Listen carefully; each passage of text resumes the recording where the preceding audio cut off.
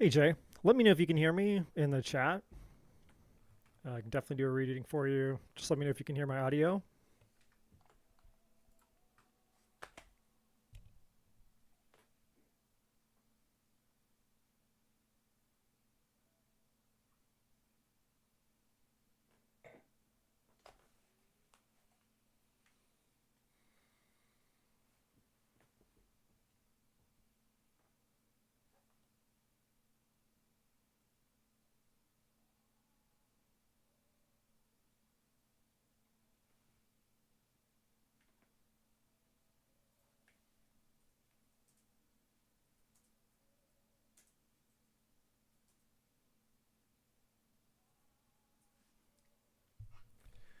Check, check, check. Can you guys hear me? Please let me know if you can hear me.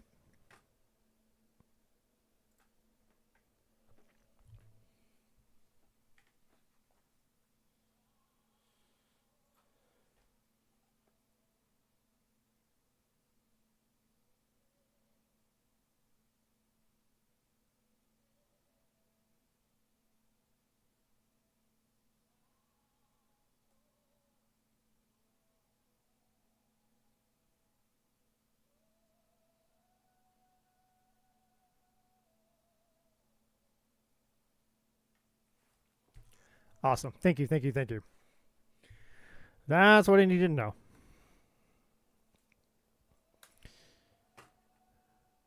Give me just a second here. Welcome, everybody.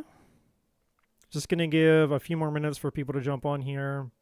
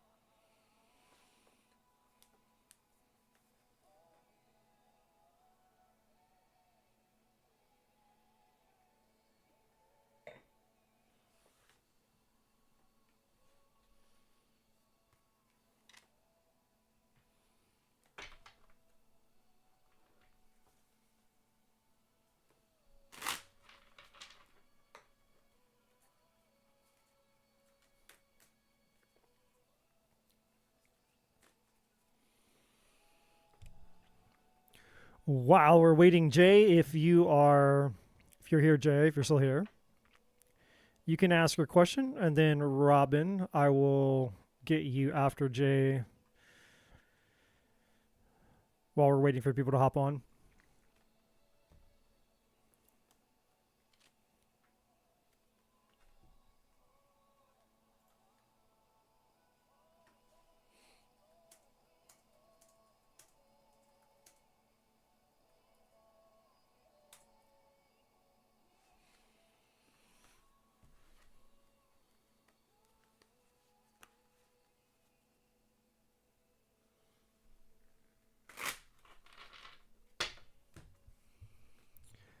Javon, how are you?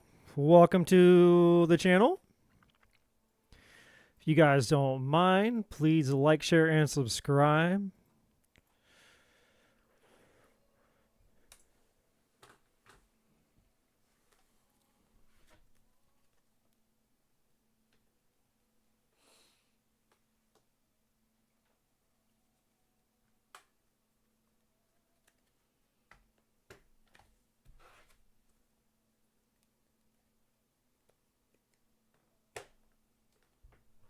Jay, are you here?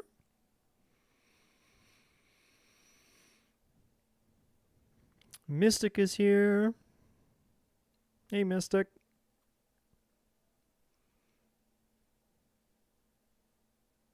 All right, Robin, you can ask your question while we wait for people to show up.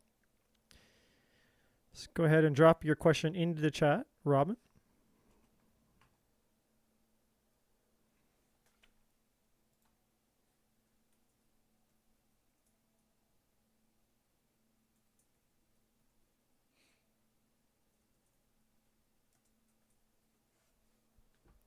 Hey, Mary. It's good to see you.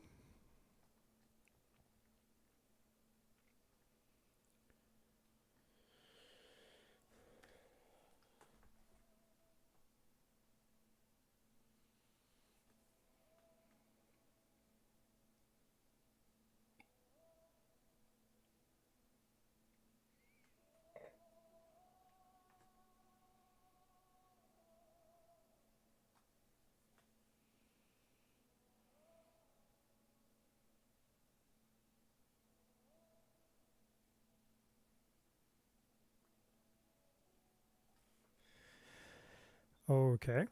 Robin, do you have a question you wanted to ask or no? If you guys don't respond when I call you, I'm going to move on to the next person.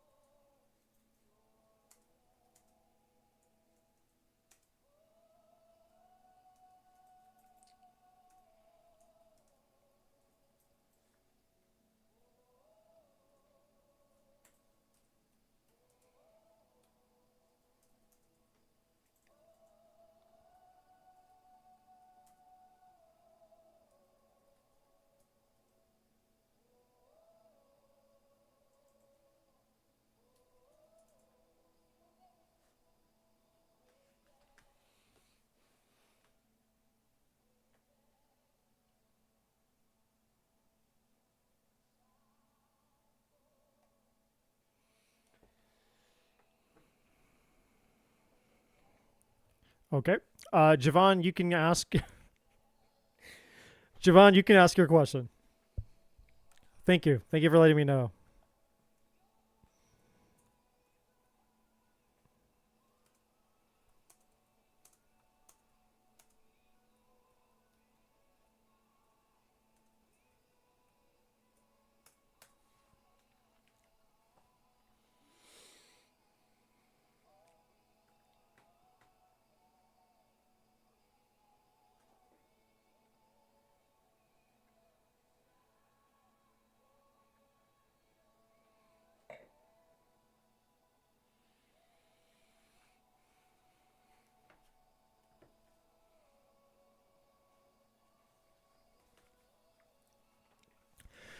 All right. Whatever comes out for Javon.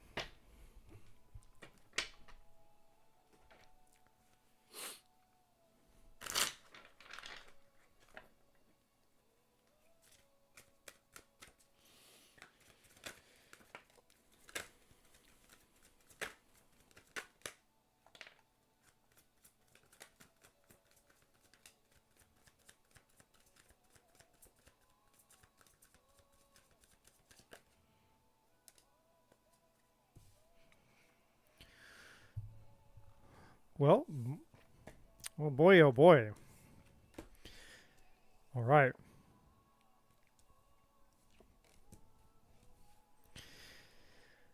All right. Lots and lots and lots and lots of things for you, my friend.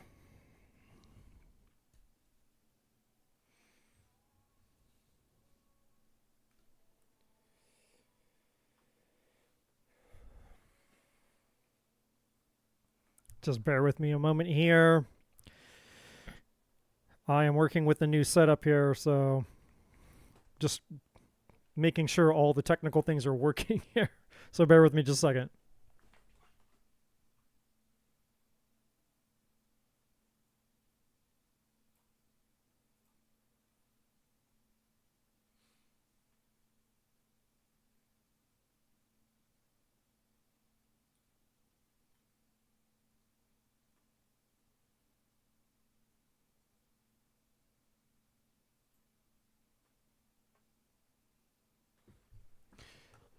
Roberto and Shen, it's good to see you guys. I don't know.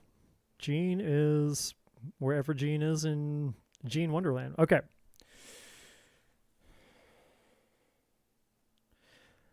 And just welcome to everybody that's jumping on just now. Forgive me if I don't see you, because all of my viewing devices are this way, but my cards are this way. So I can't see you because I have to look that way, but I can't do the cards because the cards are this way. So I've made some changes here. So I'm just getting used to doing something a little bit different. All right, so Javon. Let's refocus here on Javon. So Javon, my friend, you have something from your past here that you're not in alignment with, something that's happened to you in the past. And we're going to take a look at this in more detail here for you. But something in your past that you definitely need to let go of that brought a lot of conflict into your life with this energy here. But I don't think it's been easy for you, my friend. Whoever this person is that you're having a hard time letting go of, or they're having a hard time letting go of you, either it could go either way, one or the other. But it's in your highest good, because we have the higher power card here. Yeah, whoever this person was. We have the divine feminine that came out in reverse, and we have the past that came out in reverse. Not that it really matters for you, but for me as a reader, it gives me information about this. So the past card coming out in reverse is essentially just saying that there's something, you know, again, either you or this person that's connected to you is having a hard time letting go, basically. Whoever this person is with the divine feminine energy being in reverse is letting me know that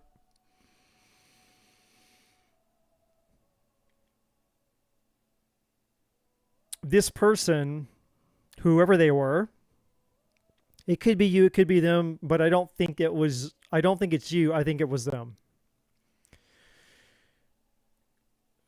They had really low self-worth, low self-esteem. They just didn't love themselves.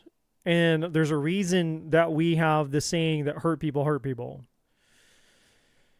And then when you believe over a long period of time that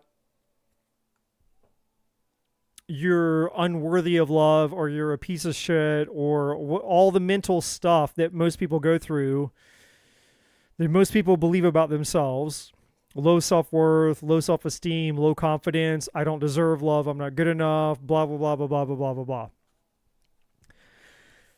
Well, the more that you believe this, the more that we believe this, the more that we become it. And so we become our own worst enemies in that regard. So whoever this person is or was for you, obviously there was conflict. We see the conflict energy here. This person is not in alignment with you, and you're not in alignment with them because they are not in alignment with themselves. We have the letting go energy here, and we have the higher power. So essentially, whatever you believe, my friend, God, source, the universe, had to intervene on behalf of you in this situation, because there's a silver lining, and there's always a silver lining. There's always a silver lining. There's always a treasure in a pile of shit, as I like to call it. And the treasure in the pile of shit for you, my friend, is you understanding and you discovering who a little bit more of... Hold on. Let me slow down here. The treasure in the pile of shit is you finding the pieces of you that you have not yet found. But this person was a reflection of one of those missing pieces. This person comes to you And you have relationships. And this is not just for Javon. This is for all of us. Every relationship you have with anybody is just a mirror.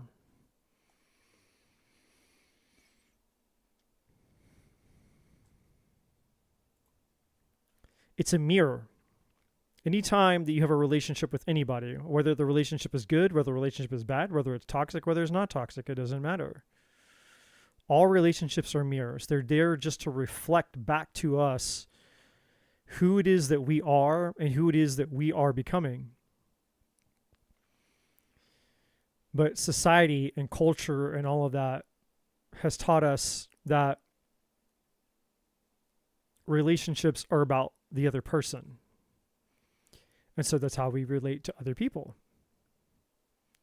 We separate ourselves from the equation and we focus on them. We make them the enemy. We make them the narcissist. We make them the whatever the fuck you want to say about them. We make it about them instead of making it about us. And that's why so many people have dysfunctional, unfulfilling, and miserable fucking relationships, is because we have that belief. We have that mindset. We've been conditioned. We've been programmed. We've been taught. We've been told that relationships are not about us learning about ourselves. It's about somebody coming into our lives to make us feel a certain way, to meet our needs a certain way. We have been hypnotized into this belief, this bullshit belief that relationships essentially are about other people meeting our needs. What can this person give to me? Not what can I give to that person? Not who am I to this person? How am I going to show up for them? It's about receiving. It's about getting, not about giving. And that's the problem with relationships. That's why, at least here in the West, our divorce statistics are still as shitty as ever. Our relationships are as shitty as ever. And relationships and dating and all of that stuff sucks. Because we're hypnotized into the bullshit lie that we're here to get, instead of understanding that we're here to give. So, for you, my friend, Javon, that was just a little side note here. What else does Javon need to know here about this? And your question was whatever comes out. So I didn't choose this. You asked whatever comes out, and this is what is coming out for you.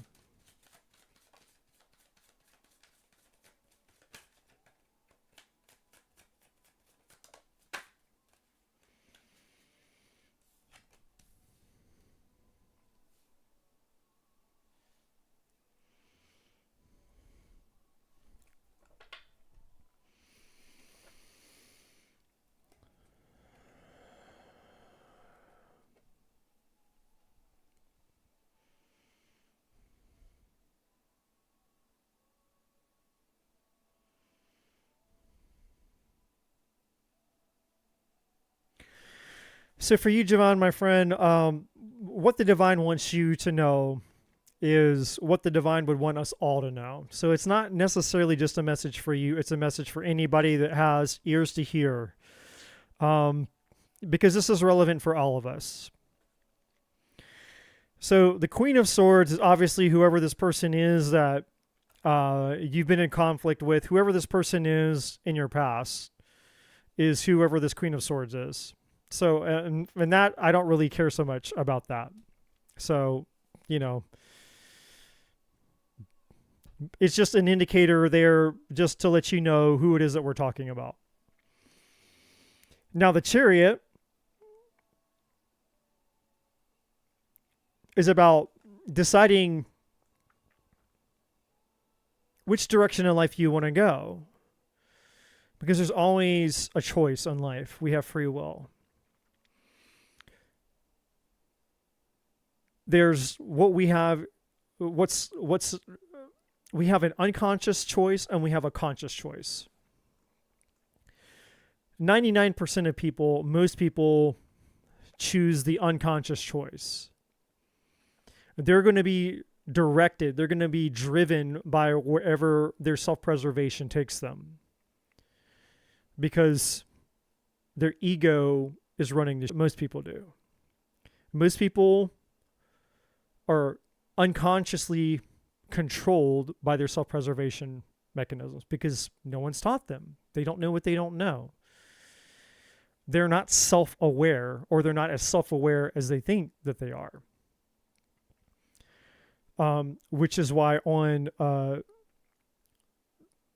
if you look at the traditional artwork of the Chariot card, you see, like, obviously the person that's in the chariot, and then you have a white sphinx and you have a black sphinx. There's a white and a black horse or a sphinx there, essentially, which represents duality, meaning that the black horse or the black sphinx wants to go one way, the white sphinx or the white horse wants to go another way.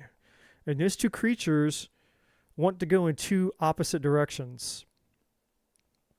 And it's up to us, being the driver of the chariot, to align those two forces, those two creatures that want to go and run free in their own direction. It's up to us to control them, to grab life by the reins and say, no, I control you, you don't control me. But unfortunately, most people don't have that level of awareness over their own lives. So the chariot is here to say that you have a decision to make. We all have a decision to make. Not just you, my friend, but we all have a decision to make. We can all make conscious choices. We can be consciously aware of the decision that we're going to make, or we can be unaware. We can allow our ego, we can allow external, people, situations, circumstances, external voices, external influences to lead us in a different direction. Meaning we're not in control of our life. Something else is in control of our life and our decisions and our choices, but it's sure the fuck not us. Right? So the chariot is here to say, what do you want to do, my friend? Who is in control of your life? Is your past in control of your life? Is it the person that hurt you? Are they in control of your life? Who is really in control of your life right now? Is it your ego? Who or what is making the decisions? A lot of you will make a rush or rash decision. You'll say, no, I'm making my decision and my choices. But are you really? If you're really honest with yourself, if you're really, really honest with yourself, who or what has been making the decisions and choices in your life? What's been influencing you? What force, what person, what situation, what circumstance, what emotion, what has been influencing you into the person that you are right here, right now, in this present moment? Not yesterday and not tomorrow, because the future doesn't exist yet. These are important questions that only we can answer. And until we're willing to take personal responsibility and self-accountability for those questions, then the dissatisfying or the unfulfilling experiences that we have in life will continue to happen. So anything less than absolute total fulfillment of life, if you're not 100% fulfilled with who you are and where you are, or the quality of life that you're experiencing, then you should be evaluating yourself and saying, why? Why am I not happy? Why am I not fulfilled? Why is life not what it is that I desire it and crave it to be? Why haven't I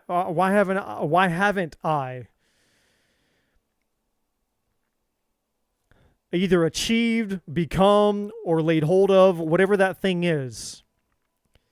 However you define fulfillment. We all define fulfillment differently. How I define fulfillment is different than how you define fulfillment.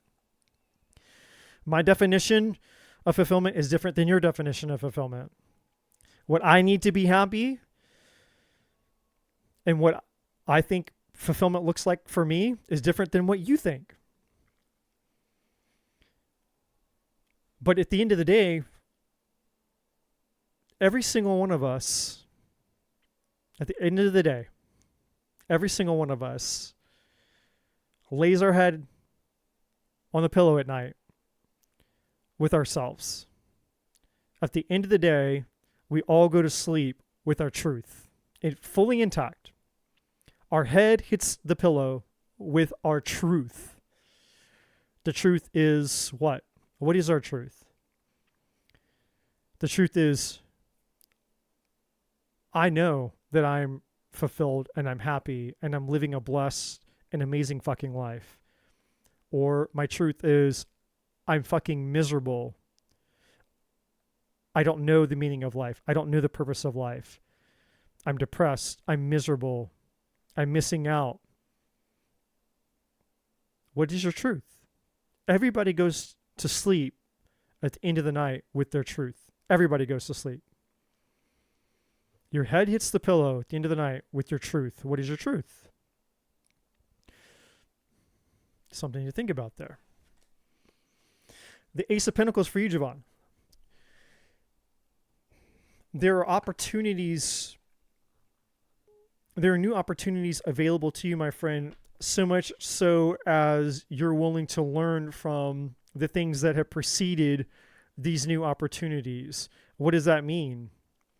Well, the judgment card rather is about us evaluating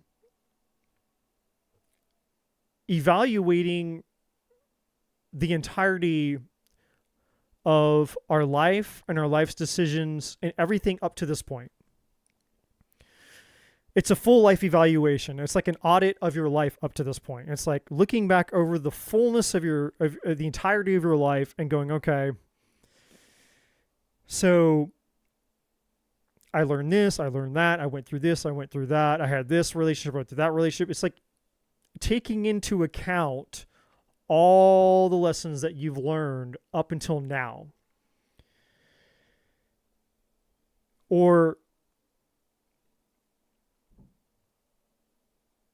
there's a saying in, I don't know where it came from, but there's a saying of your best thinking got you here. Whose quote that is. It's not my quote, but it's similar to that. Your best thinking got you here, right? It's sort of that mentality. The mentality that, okay, all my life decisions, all my life choices, everything that I've learned, the culmination of everything has brought me to this now moment, right here, right now. The moment where I'm in a chat, listening to a fucking random dude on YouTube, a tarot reading, and he's talking to me. And he's asking me to reflect on my life's decisions. And he's asking me to look for clues because a power greater than me has been wanting to send me messages about the entirety of my life leading up till now. I'm being asked to answer for the clues that I've been given. What have I learned from all the clues of all the lessons of all the things that I've gone through in life right here, right now? Because within those clues, there are opportunities. The Ace of Pentacles, opportunities. And I can grab those opportunities. I can find the treasure in the pile of shit, or I can miss out on them. I have a choice to extract the treasure in the pile of shit, to find the opportunities and lay hold of them, or I'm going to miss them. This is the difference between conscious awareness and unawareness. Going back to the Chariot. We can choose to be consciously aware, or you can be hypnotized and programmed, and we can be asleep. We can be plugged into the matrix. We all have a choice. The opportunities are here and now. And it may take a little bit of reflection. It may take a little bit of sitting with yourself and thinking through this painful situation, this past situation, whatever this was that was in alignment with you, whoever this person was, this conflict with whoever this person was. Intuitively, I feel obviously it was probably a romantic partner. And it's been hard to let this person go. And the reason that it's hard to let any romantic relationship go, and this is not just for Javon, this is for all of you. The reason it's hard to cut the cord is because we're not learning. We're not finding the treasure in the pile of shit, and in our higher power. The divine is asking us to go back. Because it's actually grace. It's actually compassion. It's actually mercy. It's actually saying, hey, you know what? I don't want you guys to have to go through this again. Because I know what's going to happen if you leave the scene of the loss without extracting the treasure. If you just move on and you haven't extracted the treasure from the pile of shit, the divine knows what's going to happen. For you, for me, for all of us. We're going to have to find somebody else. We're going to have to be hurt again. And then we're going to have to go through all that same shit all over again just to be presented with the same opportunity or the same Ace of Pentacles that we have right now. The opportunity is here now. You can learn the lesson now. You don't have to learn it later. You don't have to learn it a year from now, 2 years from now, 3 years from now. You don't have to keep learning the lesson again and again and again and again and again and again and again because you're not learning the lesson. Because you're not extracting the treasure from the pile of shit now. Now is the time to learn the lesson. Now is the time to pass it, to move on, to move forward. To not have to go through this, 6 months from now, a year from now, whoever, the next person that you meet. Because you want love. You want to find love. You want to find your person. But you're not going to find your person. You're just going to find another lesson. And the reason that you can't find love is because you're not learning your lesson. And I'm not laughing at you. I'm laughing at me. Because maybe I'm guilty of this. Maybe I'm guilty. Anybody else guilty? Am I the only one here that's guilty of this? Is there anybody else out there who has left the scene of a loss, a betrayal, a breakup without extracting the treasure from that pile of shit, and you would rather move on to the next person? Because maybe the next person is going to be more promising than that person was.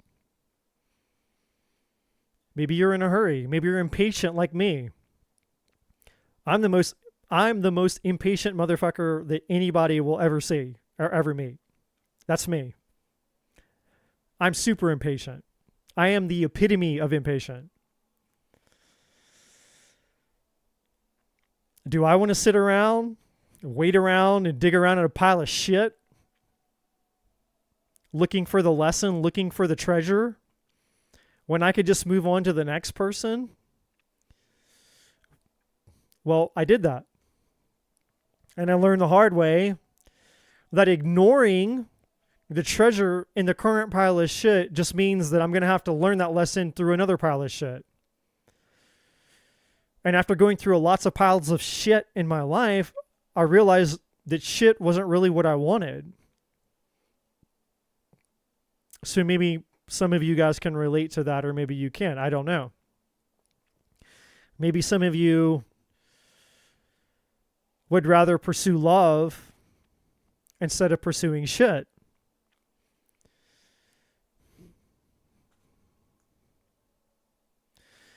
So right now would be the time to find the treasure in your current pile of shit so that you don't have to go forward,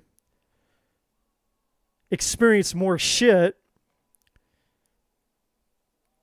so that you have an opportunity to find the treasure that you could find right here, right now. Now is the moment for all of us to find the treasures in our piles of shit. Whatever that looks like for you, whether it's work, whether it's a relationship, whether it's within yourself, it doesn't matter. Whatever your pile of shit is, and we all have it. Every single one of you in the chat has a big pile of shit that you're dealing with, because that's called life. The fact that you're breathing air means that there's a pile of shit somewhere, because that's what life does. Life takes a big shit on every single one of us in some way, shape, or form.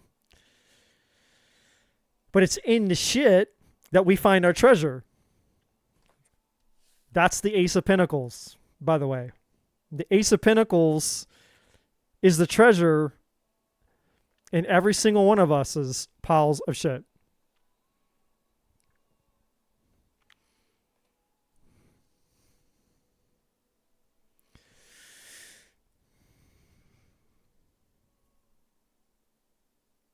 Now, what that treasure is for you, I can't say.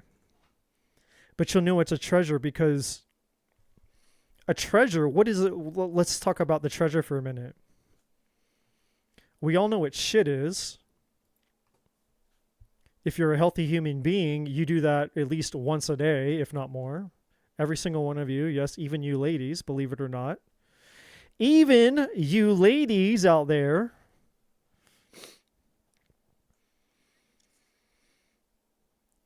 we're all familiar with shit. But not all of us are familiar with treasure. And isn't that sad? How sad is it that most people can relate to shit, but not everybody can relate to treasure? And it's because so many of you feel unworthy of treasure. You feel unworthy of value. And so many people spend so many years of their lives hating themselves, beating themselves up, treating themselves like shit. They can't fathom what it would be like or what it would feel like to experience the opposite. To experience self-love, to experience self-worth, self-value.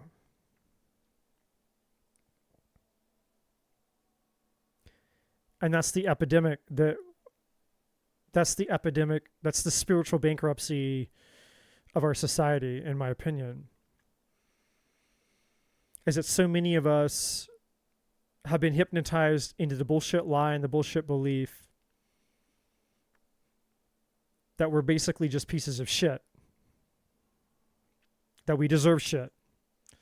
We should see ourselves as pieces of shit. We should treat ourselves like shit. We should tolerate shit. And we do. And we accept it. Our value systems are shit. Everything is shit because we believe at the innermost, deepest part of ourselves, we believe that we are pieces of shit. That we have no value. And so we tolerate shit because we believe we are shit. And I say this as somebody who grew up their entire lives believing that I was a piece of shit. So I'm no different than anybody out there who relates to this. And you can lie to me all you want and say, I don't believe that. I don't feel that way. Yeah, you do.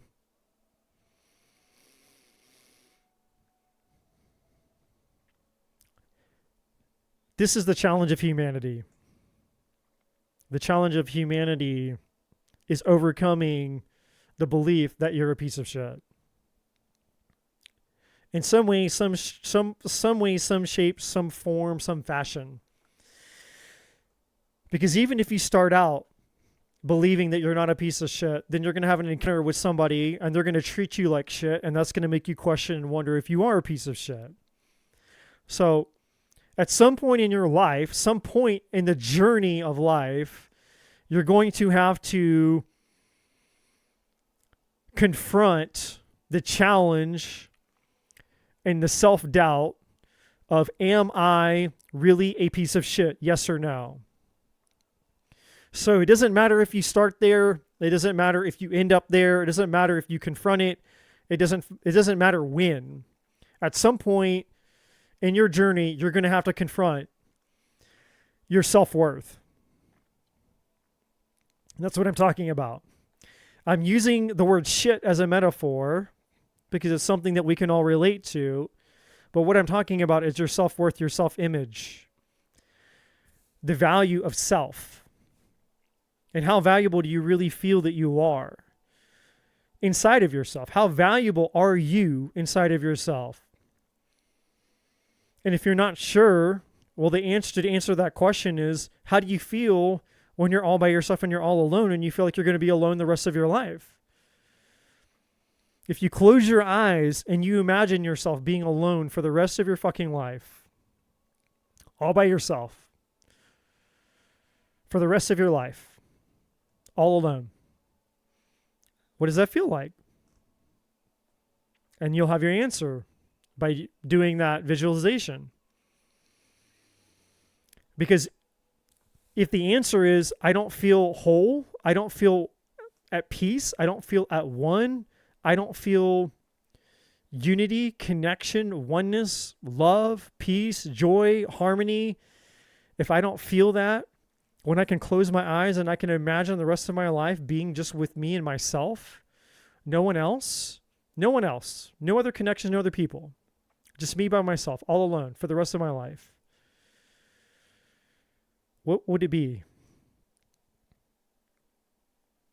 What would an eternity be like if I had to spend an eternity with myself, by myself? For some people, they would feel hell. They'd feel purgatory. And there's your answer.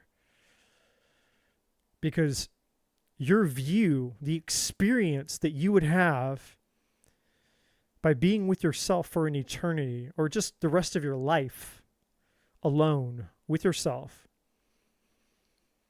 is the answer to the question, how do you perceive yourself? If you're scared, if you feel anxious, if you feel alone, if you feel depressed, what is the emotion? What is the answer to that question? Now you know the answer to your own self-worth, your own self-perception.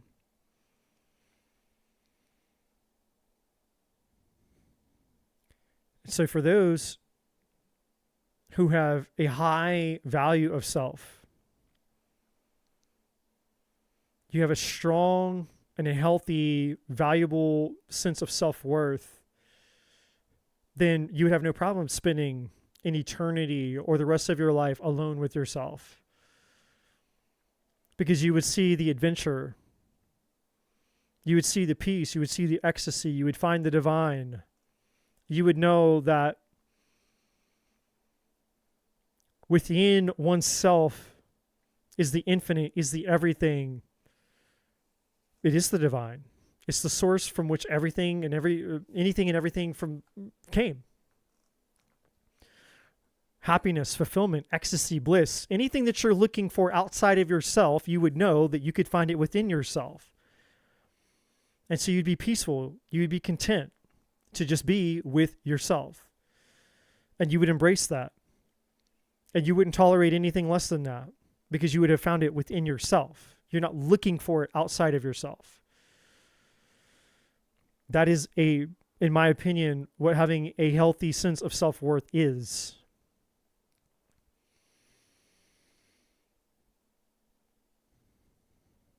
So the reason that we have to keep learning these lessons and going around the mountain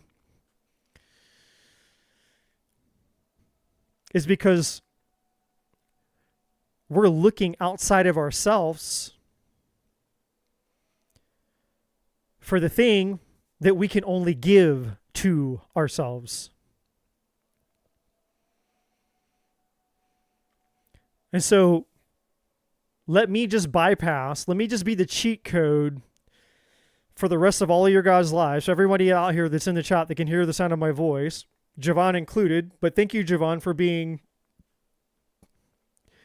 the first person out the gate, because usually the first person out the gate on all of the live chats is kind of the example that gets used by the divine here for all of us to learn from. So here's the cheat code for your life. If you want to stop going around the mountain having to learn the lessons again and again and again and again and again and again and again, and you're sick and tired of being sick and tired, you're sick and tired of going through the bullshit of life again and again and again and again and again, then this is how you end the insanity. So here it is. This is how you end the insanity that you've been putting yourself through. You stop looking outside of yourself for the things that you've been longing for and looking for your fulfillment, and you go within and you connect to the source inside of you for that thing. You find completeness and wholeness and oneness inside of you, and you can call that whatever you want to call it. You can call it personal growth, personal development. You can call it God, source, the universe. You can call it whatever fucking word that feels good for you. Whatever belief, whatever religion, whatever dogma, whatever thing you want to call that. That's the answer. The answer to all of your problems for the rest of your life is this one thing. You finding you inside of you. Let me say that again. You finding you inside of you. Not you finding you outside of you. It's not you finding you in a job, in money, in status, in career, in relationships, in the number in your bank account or whatever the fuck. All the external shit that the world comes at us with 24/7, 365 days a year, trying to say, we're going to define you. We're going to tell you who you are.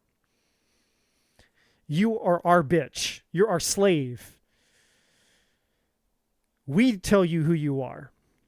And that's unfortunately what most of us are raised to do, to give our identity away to the external circumstances and stimuluses and the powers and the families and the institutions and the external bullshits, right?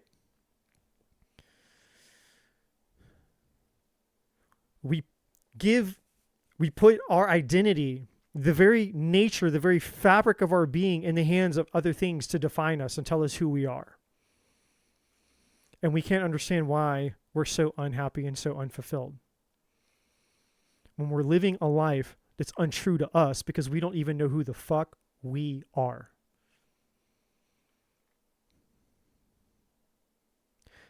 How are you going to be happy if you don't know who the fuck you are? How are you going to know who the right person for you is if you don't know who you are? How are you going to know? How are you going to know who the right man, the right woman, the right husband, the right wife?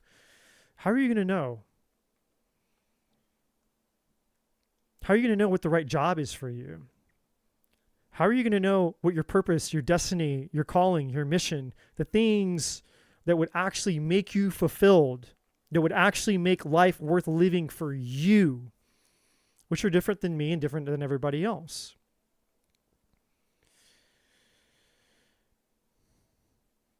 How can you know that if you don't know who you are? If you're being told who you are by all these other things that don't resonate with you, because at the end of the fucking day, you're unhappy on the inside. You're unfulfilled. You're dissatisfied. You're depressed. You're sad. You're miserable. You hate your life. It's fucking Groundhog's Day. You get up every day and you're like, my God, it's the same thing again. I got to do the same thing fucking again. Is there more? I remember many years ago when I was married to my ex-wife. This is many years ago.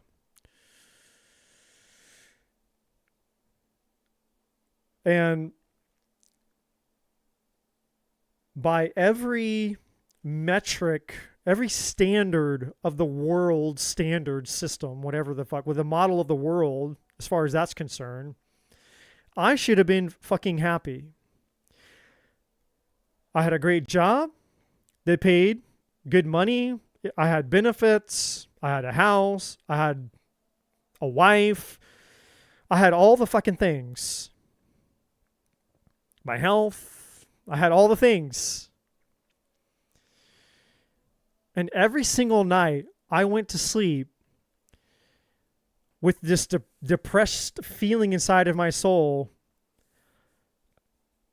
Is this all there is? That's what I went to sleep at night. Is this all there is to life? Is this it?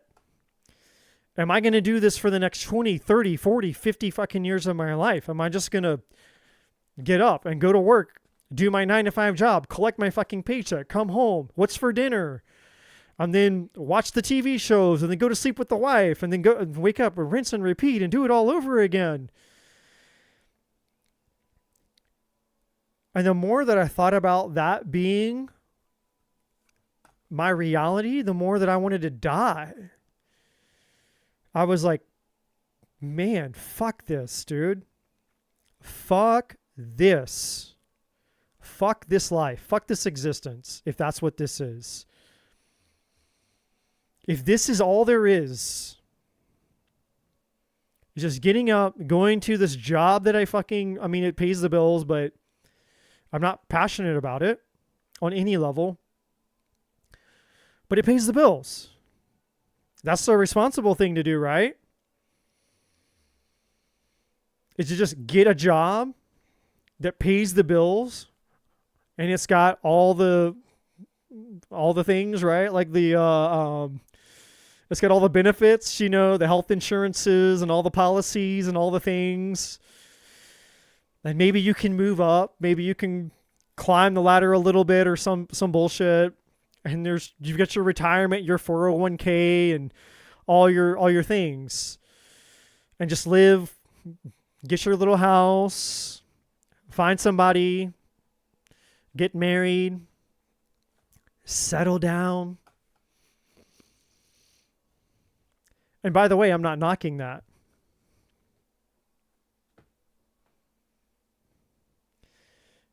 I'm not knocking that lifestyle, by the way.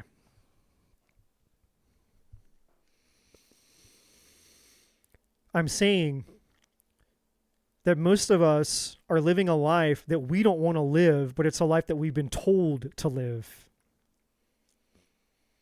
Most of us don't know who the fuck that we are.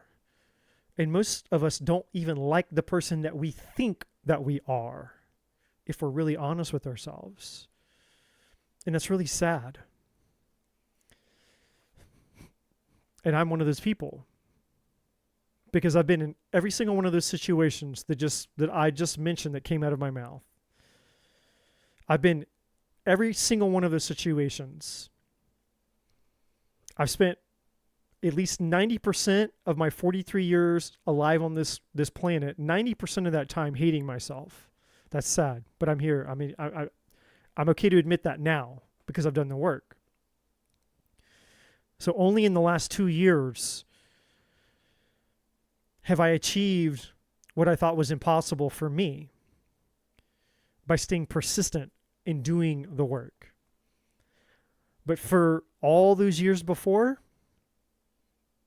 I definitely didn't fucking like who I was. Definitely fucking wasn't confident in who I was.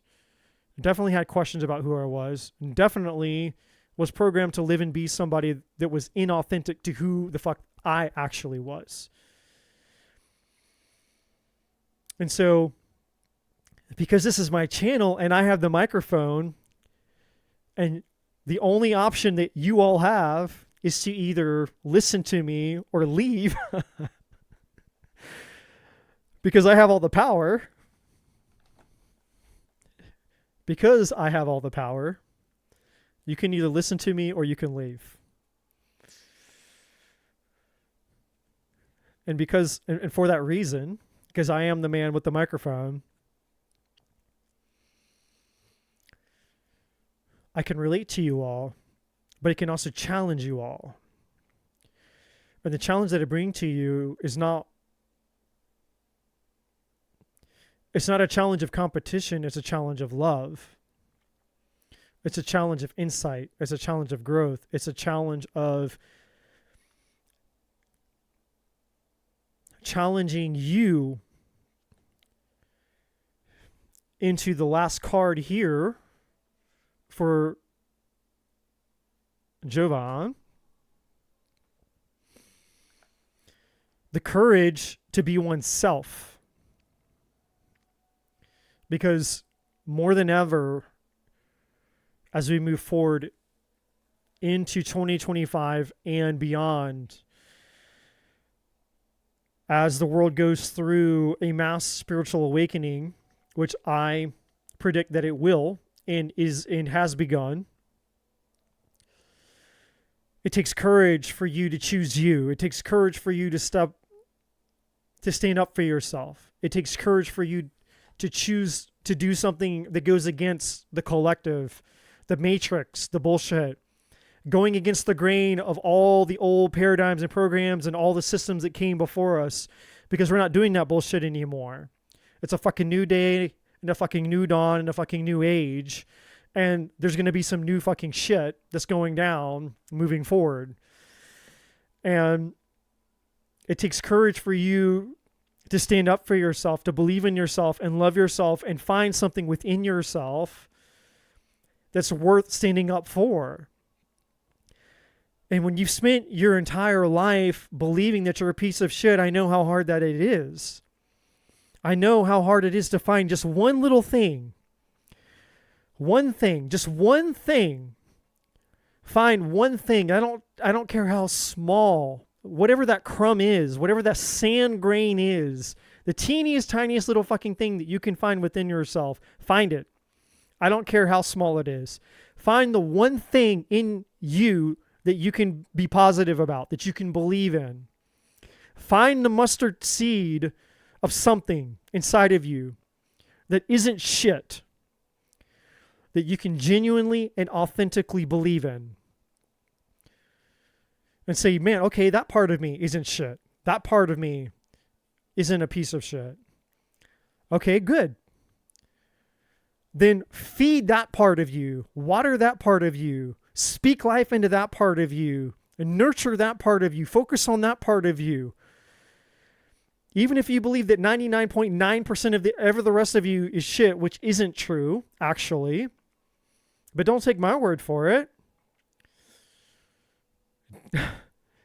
Don't take a recovering shitter's word for it, because that's what I am. We're all here in Shitters Anonymous, okay? I'm starting a new 12-step program, by the way, tonight for everybody. I just started a new 12-step program, and it's called Shitters Anonymous. So as a recovering shitter in Shitters Anonymous, I know what it's like to believe that 99.9% of me is shit until I found the 0.1% of me that wasn't shit. And I chose to believe in that 0.1% of me. And that 0.1% of me grew into something which is the person that I'm here, that I'm proud to be now, that's speaking to you through this microphone. And this is just the fucking beginning. Because the me that I am 10 years into my future, if the Eddie that exists 10 years in the future could speak to the me that I am now, he would say some profound fucking shit to me. And I know that he would. Because I can feel it. I can sense it. The man that I am 10 years into my future would say some radical, profound, mind-blowing shit to me right now. But it took the man that I am to become the man that I will be 10 years from now. It will take the you that you are right now, believing in you at the 0.1% of positivity, whatever you can believe. for you. To believe in the person, to become the person that you'll be 3 years from now. So that if the person that's 3, 5, 10, 20 years into the future could speak to the person you are right now, they would tell you profound shit. And they would thank you. And what would they be thanking you for? They'd be thanking you for this. Every single one of you. They'd be thanking you for this. You had the balls. You had the courage. Courage. Doing it scared. You did it scared. You pushed through when you didn't want to. You didn't believe in yourself. Nobody else believed in you. You felt like shit. You didn't, whatever your life is, whatever your situation is, whatever your circumstances, something greater than you rose up inside of you and said, no, we're not going to fucking quit. And you're like, but I want to quit. But that divine force inside of you said, but you're not going to quit.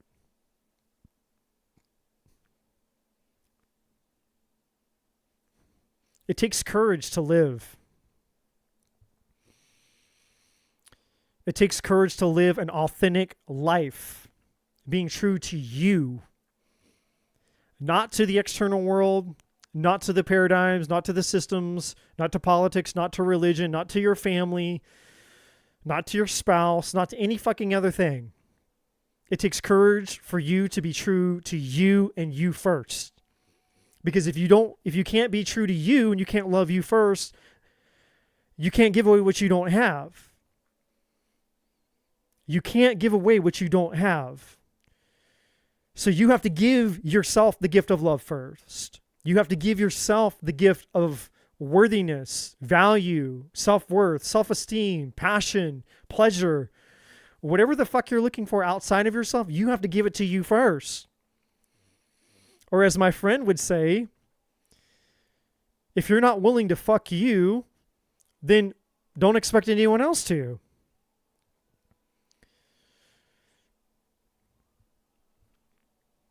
So, your reading, Jovan, this coming back out of the collective portion of Jovan's reading here and bringing full circle for Jovan here.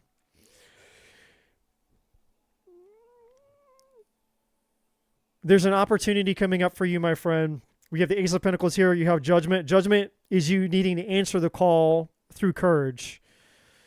Meaning, this situation that's in your past, it's in the past. It needs to stay in the past. It's no longer going to serve you. You need to let go. You need to let it go. You need to cut it loose. I know that's easier said than done. If you can let this thing go from your past, there are new opportunities awaiting for you, but you need to take control of your life with the Chariot energy. You need to answer your higher call, meaning your spiritual destiny, your spiritual calling, and then you just need to move forward courageously, meaning you're going to have to do it scared, embracing the spiritual uncertainty. And if you can do that, then you're going to become this guy, the King of Wands. The King of Wands here is the King of Fire, the King of Badassery. This is you stepping into the fullness of your power here. Like Super Saiyan mode, okay?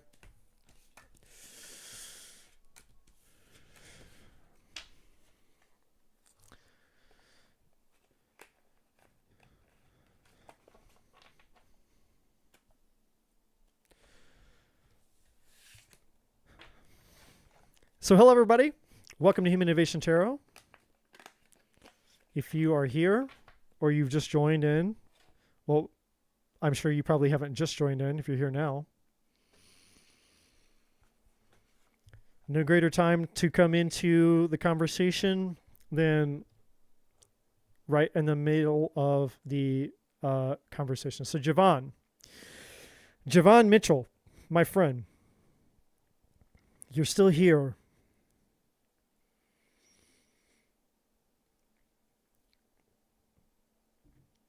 A few extra details for you specifically while I have you. Don't take whatever happened with you and this person. The divine is saying, don't take it personally. And it's hard to think, it's hard not to take things personally when they affect us deeply. But the divine is asking you to the best of your human ability, and we're humans, right? Which means we're not perfect. So the divine understands that we're not going to do things perfectly. But to the best of your human ability, to the best of your imperfections, the divine is asking you to not take it personal. Hurt people hurt other people. Healed people have an opportunity to heal other people. And so, one of the treasures in your pile of shit, one of the treasures for you is compassion and empathy.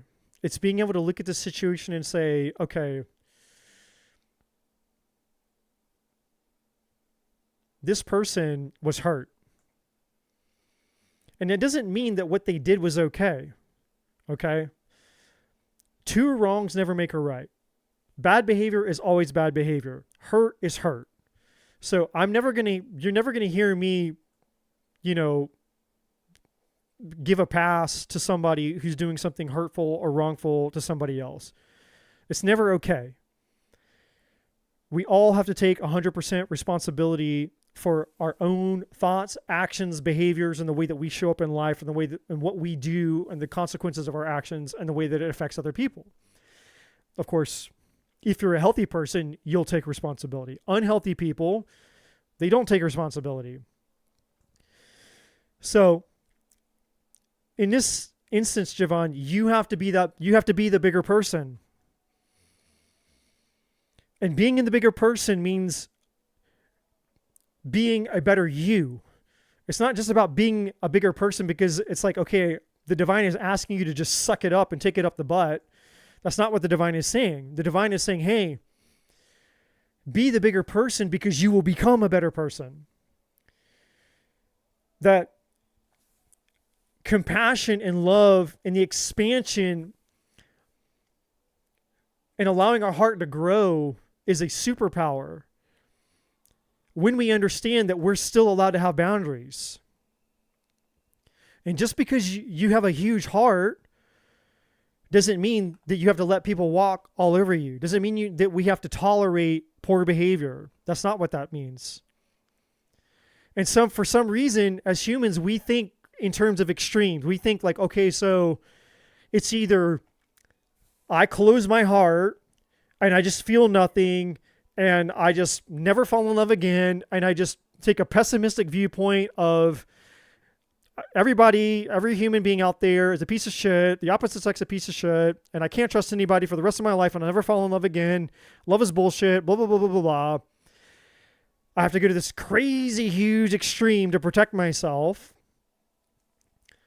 Or I have to open myself, and if I open myself, that just means that I'm going to let myself get hurt no matter what. And it's mind-blowing to me that humans never seem to find the middle ground. It's one or the other, one extreme or the other.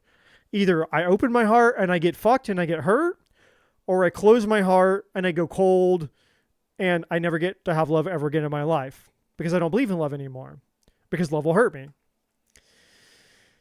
It doesn't have to be one or the other. There is a middle ground. Believe it or not, there is a middle ground. The middle ground is, yes, you can protect your heart. You do not have to tolerate bad behavior, but you can still have compassion, empathy, understanding for those who are lost and are hurting. Because I'm here to tell you guys something. I'm here to tell all of you, every single one of you that's here in my chat, the greatest gift that you have is the ability to shine your light into darkness. And there is a call, there is an honor and a privilege that we have as light bearers It's an honor to have enough light that we can cast it into darkness to attract those who are lost into our light. It's an honor that we have, and it's not one that we should take lightly. And a lot of times the people that we attract into our lives and our close relationships are those who need to see our light more than we need to focus on their darkness. Let me say that again. Let me say that again for myself, because I need to hear that. It's more important for us to focus on the responsibility that we have as a light bearer, to focus on that responsibility. Bearing my light is the priority and my focus, versus me focusing on their darkness. Because when I focus on somebody else's darkness, what happens? I lose my light. And the reason that that person was attracted to me was because of my light, not because of my darkness. And it doesn't mean that that person is meant to stay in your life. It doesn't mean that person's meant to stay in your life just because they were attracted to your light. It means that your light was meant to be cast upon their darkness to give them illumination to their problems. And for most of those people, most people, when you cast your light onto their darkness, I can tell you what they're going to do. They're going to flee, they're going to run, and they're going to hide. Because they're not ready for the light. Because if they were ready for the light, they would be a light bearer like you. So don't expect people to do something. It's just like we have expectations for people. We're expecting them to provide something they don't have the ability to provide it right now, because that's just not where they are. You're expecting somebody to be in the light with you, but they're not in the light. They're in the dark. But they were attracted to you because you had the light. And they need the light. They need the light cast into their darkness so that they can know what the fuck's going on. And once the light is cast into their darkness, they're like, oh shit, now I actually see what's going on in here. And so then and that freaks them out. And so they're going to run away. They're going to have whatever reaction that they're going to have to that. And that's fine. It's to be expected. And that's what they need to do. They need to go and they need to deal and rectify the issues within that the light shown into their darkness. That's between them and their higher self.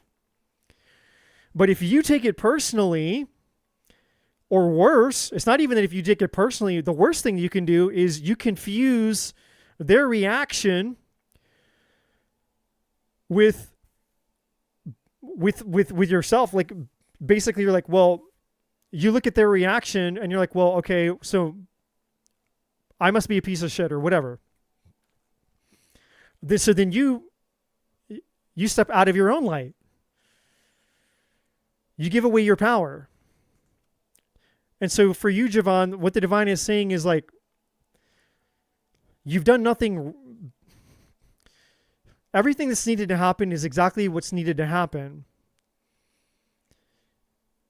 And what's right for you in this moment is for you to understand that you are the light, you are the light bearer.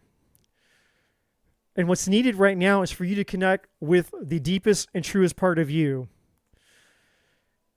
And you need to understand that whatever the situation is with that person is what it needs to be. Because there were things that occurred, whether you were consciously aware of it or not, the divine had an effect through you on that person's life, and they have to go deal with that. That's between them and the divine. And sometimes that's hard to rectify when we become emotionally attached. Because it's like, well, yes, I was a catalyst for this person's spiritual growth and their spiritual journey, but then what about the other part of it? What about the fact that I actually just genuinely love this person? And that's not to be discounted. And you get to be human. And the human part of you deserves to grieve and accept and go through the loss of something that you're emotionally attached to. But here's the 2 millimeter distinction that most people miss. Just because you're allowed to grieve something doesn't mean that you become the thing. You don't become the grief. You don't become the loss. You need to understand that those two things are separate. You're grieving something because grief is just love with nowhere to go. That's my definition of grief. And I have yet to find a better definition of grief. Grief is just love with nowhere to go. So somewhere inside of you, there was this love that you believed at the time had somewhere to go. I have all this love to give, and so I'm going to give it to this person. And you thought you were doing so. And it didn't turn out the way that you thought it was going to turn out. So now that situation is taken away, it's not there, you have all this love, but it has nowhere to go. It wants to go to where it was going before, but that option is no longer available. So you're back into this place with having love, all this love, but nowhere to send it, nowhere for your love to go. And that's what I call grief. And it's okay to be human and to acknowledge that right here, right now, in this moment, the sensation in my body, the experience that I'm having is my love that I have cannot go in the direction that it wanted to go. It wanted to go to that person, and it did go to that person, but it can't go there anymore. And so we have to honor it. That's what it means to honor something. We're being present with it. We're acknowledging it. That's what honor is. It's being present and acknowledging it. And saying, hey, we acknowledge you for what you did. So have the moment of acknowledging what your love did while it was able to go in the direction that you were sending it. And allow yourself to feel that. That's being human. But don't identify with it and don't live there.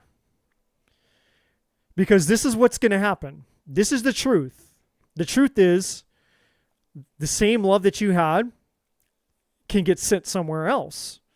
There's infinite places that your love can go. And I trust me, I get it. I know that it wanted to go there. And that's why we're acknowledging it. That's why we're honoring it. We're honoring the fact that the love wanted to go here towards this direction, at this target, at this person. This is where we wanted it to go. And it did. It served its purpose. It went there. It did what it needed to do. It lived. It had its moment. It did what it needed to do. We acknowledge it. We honor it. We feel it. We embody it. We embrace it. We accept it. We think it. And when you're ready, my friend, pull all that love back into you. When you're ready, reach out and you pull all that love back into you and you say, okay, I will fucking love again. And this love is going to serve somebody at the highest level. The love that's within me is going to serve somebody at the highest level. And you get to choose. You get to decide. And you get to call forth what your love is going to do. What is it going to serve? What is it going to create? What is it going to multiply? What is it going to bless? Call it, name it, claim it. Be aware within yourself what it is that your love is going to do as it moves forward out of you in the future. Have a vision for it. So the reason that people spend so much time in grief, loss, and depression and all that, and the darkness of grief, loss, and depression and all that shit, is because they believe that the love that they have within them has nowhere to go because they have not given it, they haven't told it. They haven't painted a future. It's selectiveness. If I choose to focus on, okay, I'll never love again. I'll never be happy again.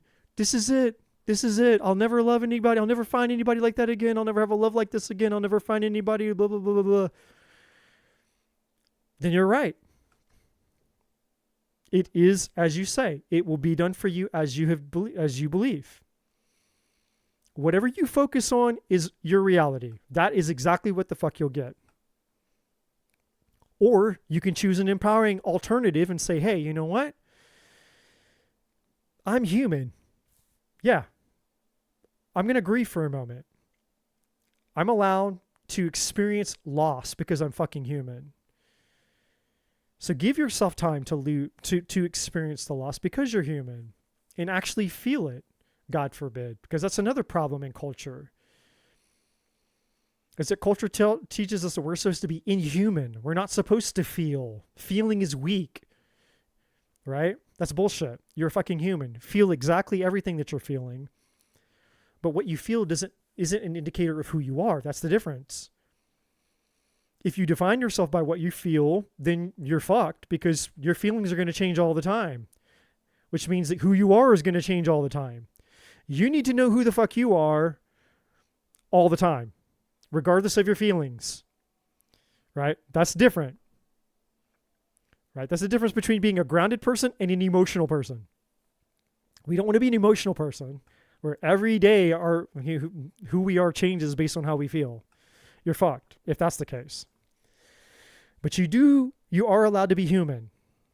Every single one of us needs to be human. Give yourself permission to be human, to feel what you need to feel. But also give yourself permission to move beyond it at some point.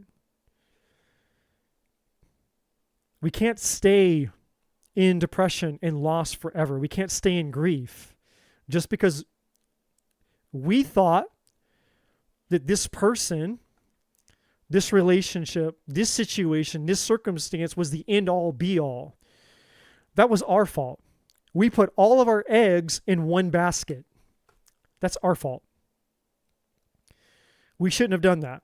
We shouldn't have been taught to do that. Right? And that's one of the unfortunate lies of traditionalism. Traditional marriages and traditional relationships and monogamy and all these things. And I am very much for monogamy and more than not traditional relationships, but there's an extremism to it. And the extremism is that you put all of your eggs in this one basket. And then what happens when the basket is taken away? Then you're fucked. Because you feel like you lose something that you can never get back. And that's a lie. There's no such thing as losing love for the rest of your life. There's no such thing as, but I'll never find somebody like them. I'm going to tell you guys, like from my own life, when my ex-wife, so I met her in 2003. She was 19 years old and I was 21. And the minute that I laid eyes upon my ex-wife, I knew that I was going to marry her. She knew she was going to marry me. We got married a year later and we were married for 10 years. And then she left me for my best friend of 17 years. No shit, no lie. 17 years. A guy who was like a fucking brother to me. He lived with me, literally. I took him in, literally, as a brother. We shared literally the same living space. Two beds in one bedroom.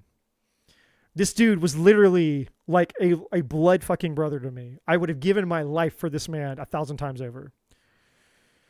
I love this. I love this guy. Like under maybe like in the scale of people that I love, like my mother and my father are at the highest. My mother and my father is like the highest level of love. And then right underneath them would have been him. So he was one notch underneath the highest level of love for me. And what did he do? He was my Judas. Everybody has a Judas in their life. Jesus had a Judas. He was my Judas. He was my brother. And he betrayed me. He convinced my wife to leave me, and she did. They got married. She had his children, and she's with him to this very fucking day. She's with him to this very fucking day. And all those years ago, when she left, I thought I would never, ever, ever, ever love anybody like I loved her. I thought I would never find anyone like her ever again. I thought I'd never experience love like I had with her ever again. And then guess what happened? I met the girl after my ex-wife. I met this widow who lived 3,000 miles away. And I fell in love with her. And she became the new love of my life. And then guess what? That relationship failed. I was heartbroken. And guess what I thought? I'll never find anyone like that. I'll never love anyone like her ever again. I'll never experience the intimacy and the sex and the this and the that and all the things. I'll never have it ever. She was the end all be all. And then guess what happened? I met somebody else. And then guess what happened? There's always the next somebody else. There's always the next somebody else. And so I can tell you, the bullshit lie that we believe, the stories that we tell ourselves in our fucking mind, you're never going to find anybody like that again. You're never going to love like that again. You're never going to have that experience like that again. Well, I'm not saying that you're going to find the exact person, because obviously that person is different than some, like they are their own person. So yes, of course, you're going to have unique experiences that were unique to that person. But in the grand scheme of things, the belief that you're never going to find anybody better, that you're never going to experience love like you experienced, it's like all of that is bullshit. It's scarcity, it's fear, it's doubt, it's the bullshit that our mind plays on us, which again goes all back to self-worth. And so in your value of self, there's a part of you that doesn't believe that you're worthy of more, that this is the best that you're ever going to have because it's the best that you deserve. And when you understand that, again, the experiences that you're having outside of yourself are just essentially a reflection of what's going on inside of you, and that the issue that needs to be addressed isn't the external situations and circumstances, it's the internal shit. Solve the internal shit, turn inward, solve the problems inside of oneself, and then all the external shit will figure itself out. But again, we're taught backwards. So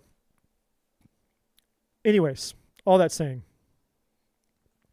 Javon, be gentle with yourself, my friend. Understand that you're in the process of growing and learning. Don't lose your light. You're a light bearer.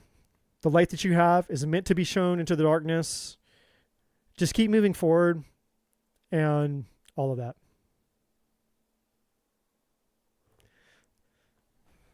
So, welcome to Innovation Tarot, everybody else. And cheers to Gene, my moderator.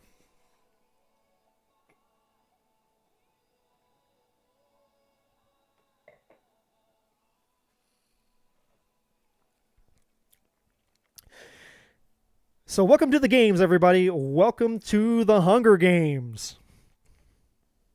AKA, you didn't know what the fuck you were getting yourself into when you came into this chat tonight.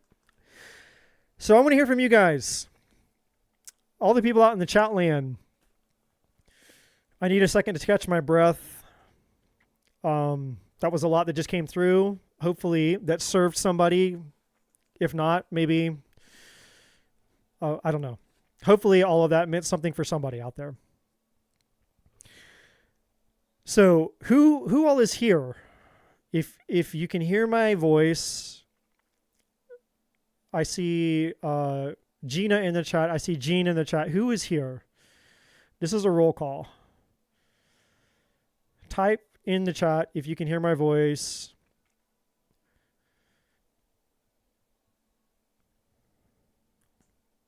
And those of you that interact in the chat with me are the ones that I'm going to pay attention to. I don't care what the list says. The list doesn't mean shit to me. Fuck the list. The list is just people, they show up and then they leave. I am here for those of you that are interacting with me.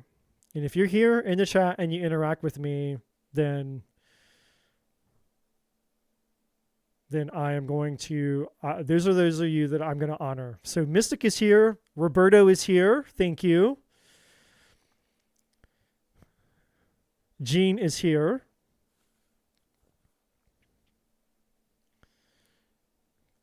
Yeah, we're going to be human beings for just a second here.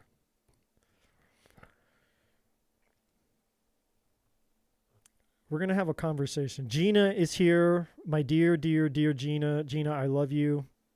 Jean, I love you. Soul Tribe for life. My Soul Tribers. Who else is here? I don't care if it's 1, 2, 3. I don't care. I don't care. It's not about the number of people. But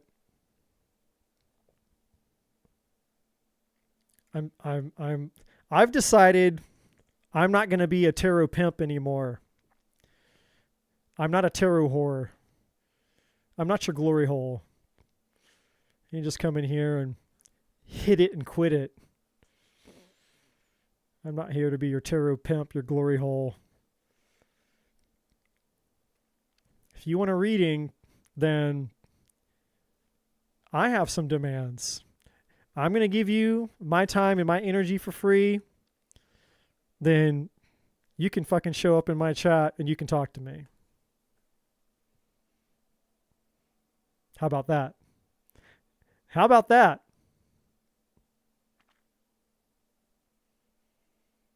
If you can show up in my chat and talk to me, then I'll honor you as somebody that wants a reading.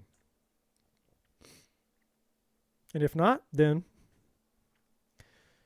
I don't give two fucks about the list.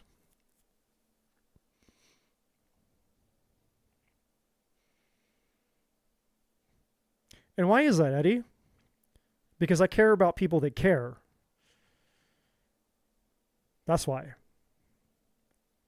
So we'll just filter out all the bullshit right off the top.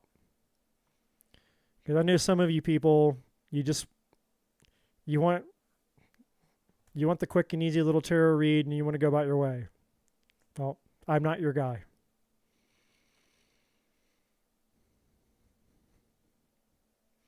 Like, damn. Hit free tarot reads with demands. Sean is here. Sean, you're a badass. You're a badass, my friend. I appreciate what you do for Trudy, by the way. All the moderation that you do on Trudy's channel helps her out a lot. She probably doesn't tell you as much as you should know, but I just want to tell you on her behalf, because I know Trudy, that you choosing to mod for her when she's doing her live readings is extremely fucking helpful. And so just because I see you doing it all the time, I just wanted to acknowledge you for that.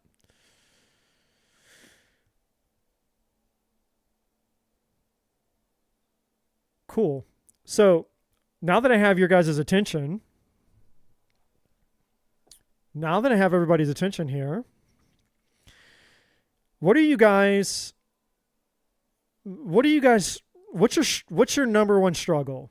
Let's just have a quick reel to reel. What's everybody struggling with right now?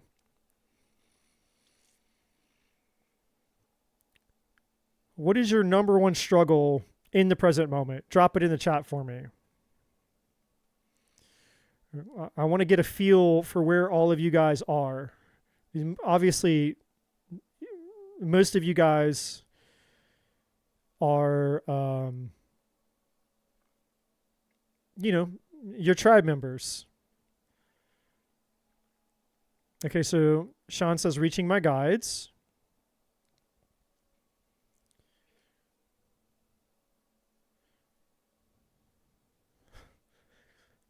Teresa came in out of nowhere and saying money. Okay.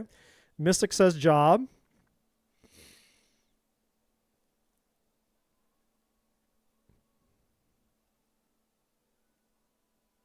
Roberta says finances. So a lot of career and finances right now.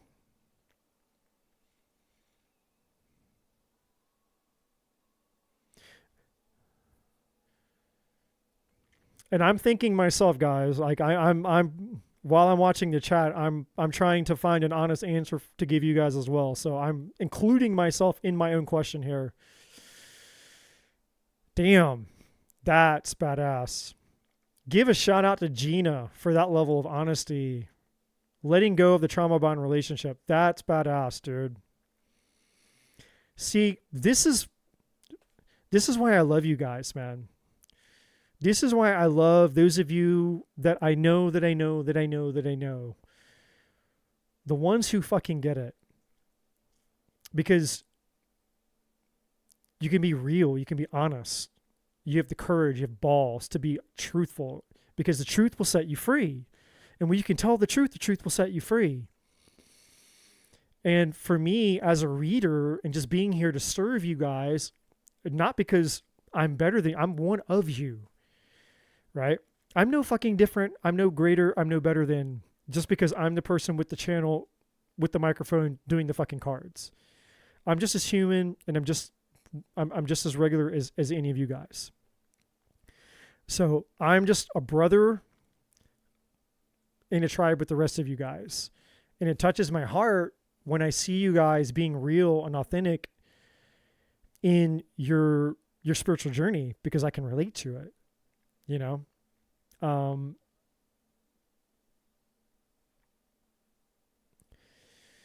trying to think of my answer to my question here.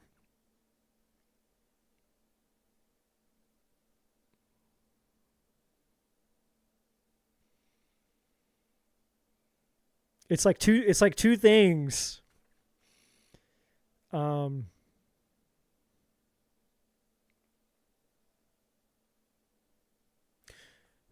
Yeah, I'm gonna put it in the chat.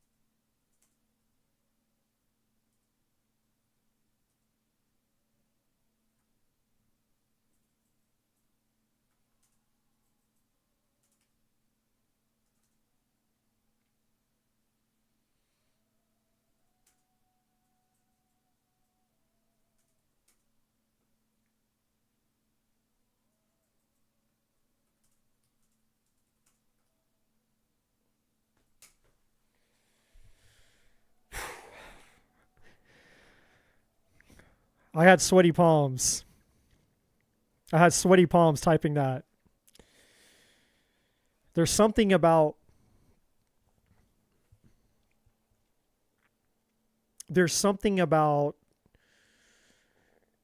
I don't know if it's because I'm an introvert or what, but there's something about sharing something that is a struggle, something vulnerable, difficult. There's something about that. It's sharing it. That's freeing. It's a weird thing. There's a resistance that you have to sharing this thing that you're struggling with. But then there's a freedom that comes with just letting it be known. Right? And so whatever that is for you guys, whatever this vulnerable thing is, and I commend all of you, by the way, for the courage to share what your struggle is in the chat. And I'm here to hold space for that. We all are where we are in our own unique journeys. But how much better is it when you find your people, when you find your tribe, when you're at home with the people, you surround yourself with those energetically. It doesn't matter if I've seen you face to face. It doesn't matter if you live next to me. It doesn't matter if I've known you for 10, 20, 30 years. It doesn't matter. Because part of understanding the spiritual journey is knowing that we are connected energetically. And you just being present with me here in the chat and being present with your energy, I can feel that. And so to be here and to share that, right? To be in a place of vulnerability is a beautiful place where the divine will honor our collective vulnerabilities. Because essentially what we've done is we've opened ourselves up to say, hey, I'm not trying to face this issue, this challenge on my own, nor do I want to. I'm here to face this challenge, this obstacle, this need, this desire, this craving. It's open, right? Just like my hand. When something is open, it means that you've neither clung onto it, you've neither grasped it, which is interesting, right? Because when I close my fist, it means that whatever is in my hand, okay, maybe I get to hold on to it, but it also means that nothing more can enter. So I have a very difficult decision to make. I can cling to what I have, but with the understanding and knowing that I will get nothing more. I can cling to what I have, cutting myself off from anything else. Nothing more will ever come in. I will get nothing more ever again. I can just cling to what I have. Or I can open my hand. And with an open hand, what's possible? What I have, sure, it can be taken away, but other things can come. And the amounts at which they can come are infinite. The sources from which they come are infinite. There's a beauty and receptivity when we open ourselves up to the infinite possibilities. And that's what we're here to do. And that's what I encourage all of you to do. Every single one of you guys.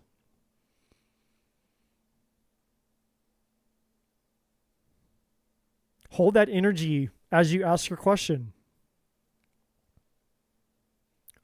Be in the energy of this tonight when you ask your question. Because it's not just a question that you ask me. Yes, I'll see your question, and yes, I'll do a reading. But that's not what's important. What's more important than the question you ask is that the energy that you're in when you're asking the question. The motive, the intention, the energy that you're in matters more, far more than the question or the words that you use. So frame the energy around your question from this place. Frame the energy of your question from this place. To the best of your ability, try to get in this place. I'm here to receive. I'm here to receive. I'm here to receive. I'm open. I'm willing to allow whatever needs to go can go. I'm allowing the divine to take anything that doesn't need to be in my hand or in my life or in my energy. I'm allowing the divine to remove what is not needed. And I'm allowing the divine to give me what's in my highest good.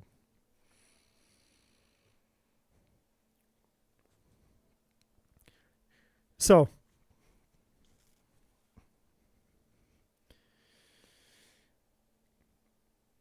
mystic, you may ask your question. And for those of you that acknowledged me in the chat, that's the list. Those are the people. Those of you that I see in the chat. You're the ones that I'm going to do readings for. I'm acknowledging you for participating with me. And everybody else, they'll know for next time. If you want a reading, then be a participator and not a spectator. And then I'll take you seriously. So, Mystic, my friend, you may ask your question.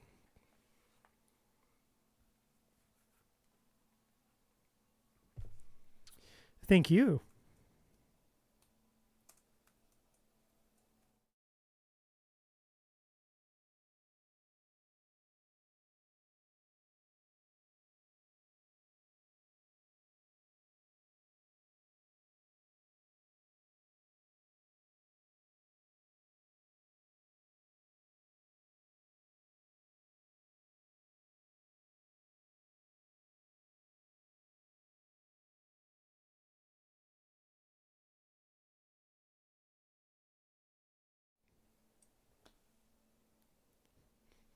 I hit my keys.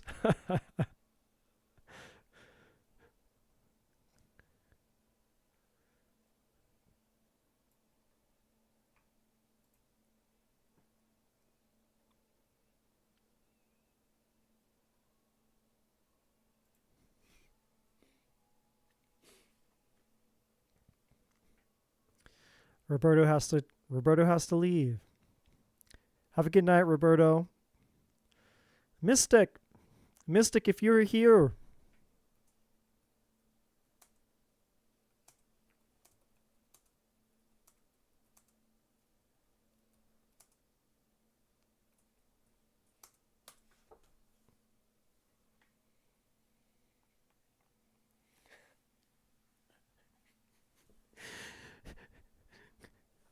Gene's like, he'll just randomly pick people.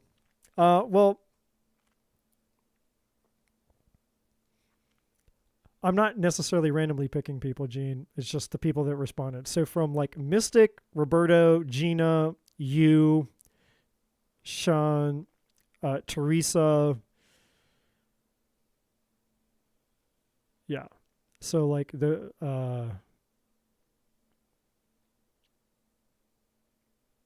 I guess I could type it out. Mystic, are you here? Or, okay, Roberto, are you here? Well, wait, Roberto, come back.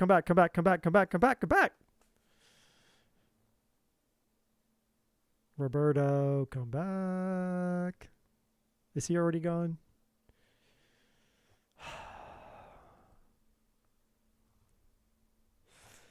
I'm sorry, guys. I'm fucking this up.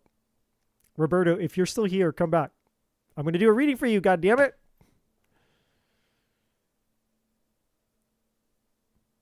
Maybe he left. Maybe he peaced out. Roberto. Maybe he did. I can't see. Hold on. Let me see if I can see the chat. No, he's still in the chat. Dude. Roberto.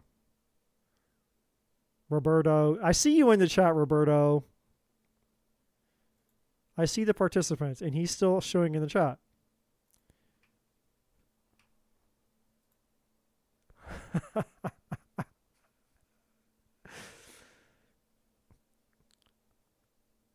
Roberto, come back. You never left.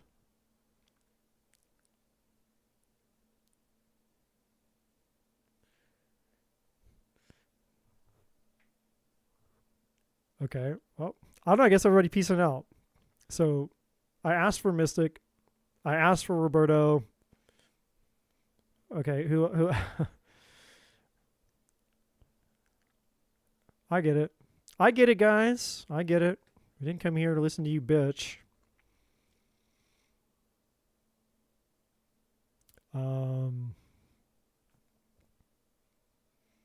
Okay. So Sean, you're next. So Sean, you're next.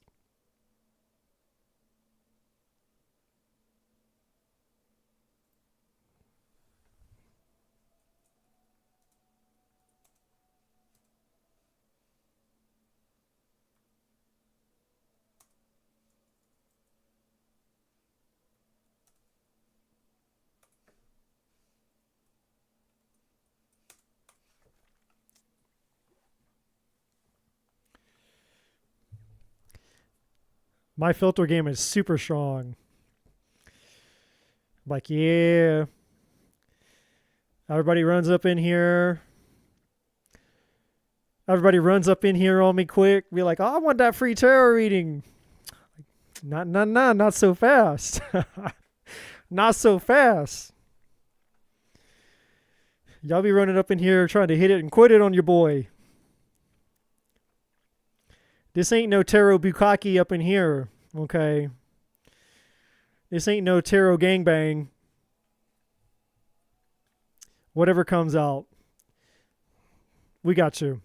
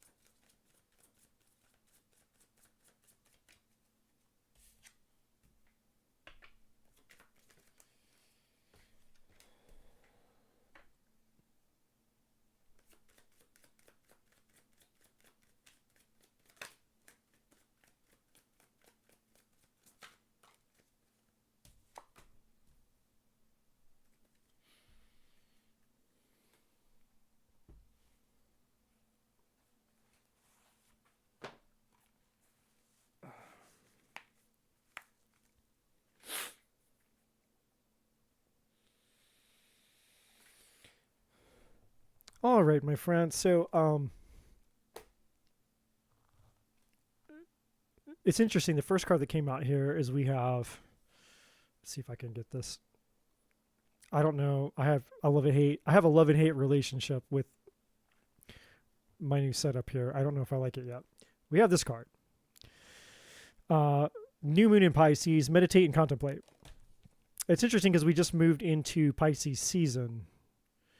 So this energy is extra significant right now. Also because we have the North Node is in Pisces, if I'm not mistaken. And this is for everybody. The North Node is in Pisces, I think, and the South Node is in Virgo. anyways, all that aside, Pisces energy might be important to you. Obviously, as we've moved into Pisces season, something important is happening during the season for you. The next card we have it says, be bold and make the first move. The next card, the end of a tough cycle approaches. Work through your fears, and then don't let pride get in your way. I think here we have stuck, we have the past, we have celebrations, and then we have something to do here with your family. And then underneath that, interestingly enough, we have the zodiac. So the first thing that I'm seeing here for you, my friend, is obviously you're going through a major transition right now, especially with the zodiac being the zodiac energy being here at the bottom of the deck, and these other cards. So basically, you're reaching kind of like a turning point, but I don't think you understand the spiritual significance of what this actually is. When we see stuck and we see the past, obviously these two things are synonymous, I believe. If there's something in your past that is still lingering in your energy here, and it's affecting you, so it's affecting your ability to actually move forward in the way that the divine is wanting you to be able to move forward. We have celebrations here, and then we have family here. So, but the family, I feel, is whatever this family energy is, I feel is attached to obviously the past, and maybe something that's obviously coinciding with the stuck energy as well. This celebrations energy is something completely different, completely separate. It's almost like a what's possible for you. So I'm curious about that. Why is the celebration energy here? What's this about?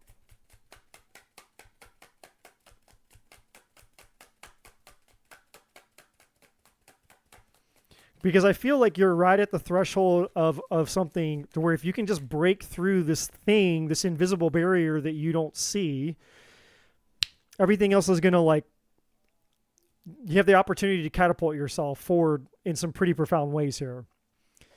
Okay, so we have the Five of Cups. They technically came out they came out sideways. Why is celebrations here?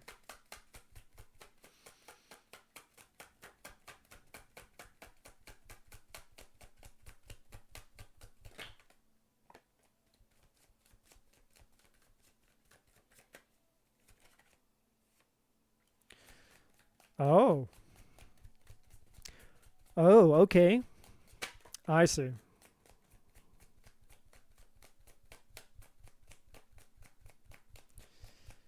Oh.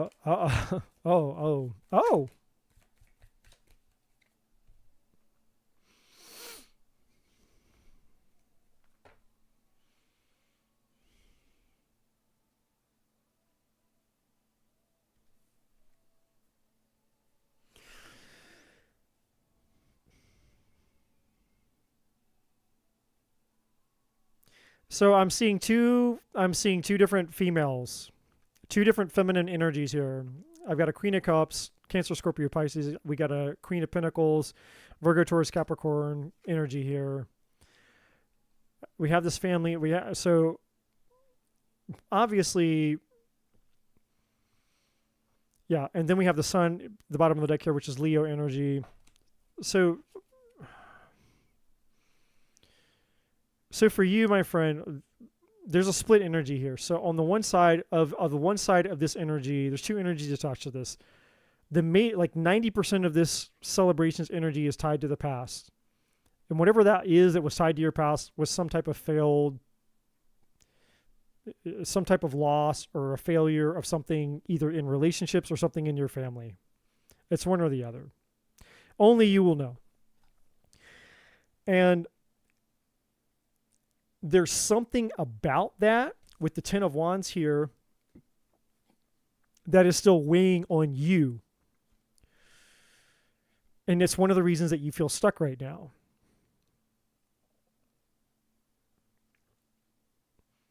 The other side of the coin with this celebrations, though, is the Sun, which is the happiest, as they say, is the happiest card in the deck. It's the happiest energy. And so it's like essentially the divine is like basically essentially telling you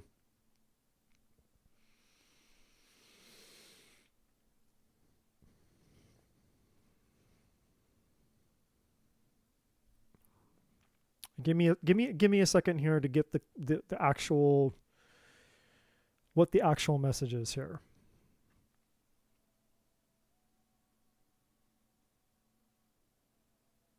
Because it's tied to this. Meditate and contemplate and the stuck card.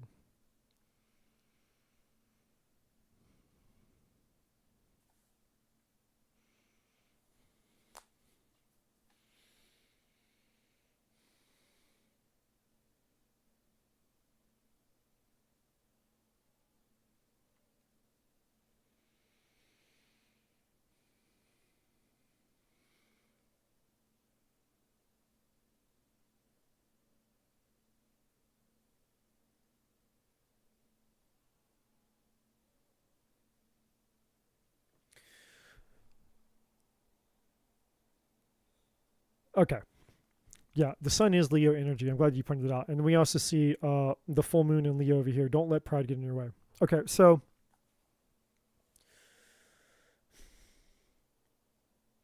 without knowing the specifics of whatever happened in your past or who these people are and how it's tied to your family, it doesn't matter.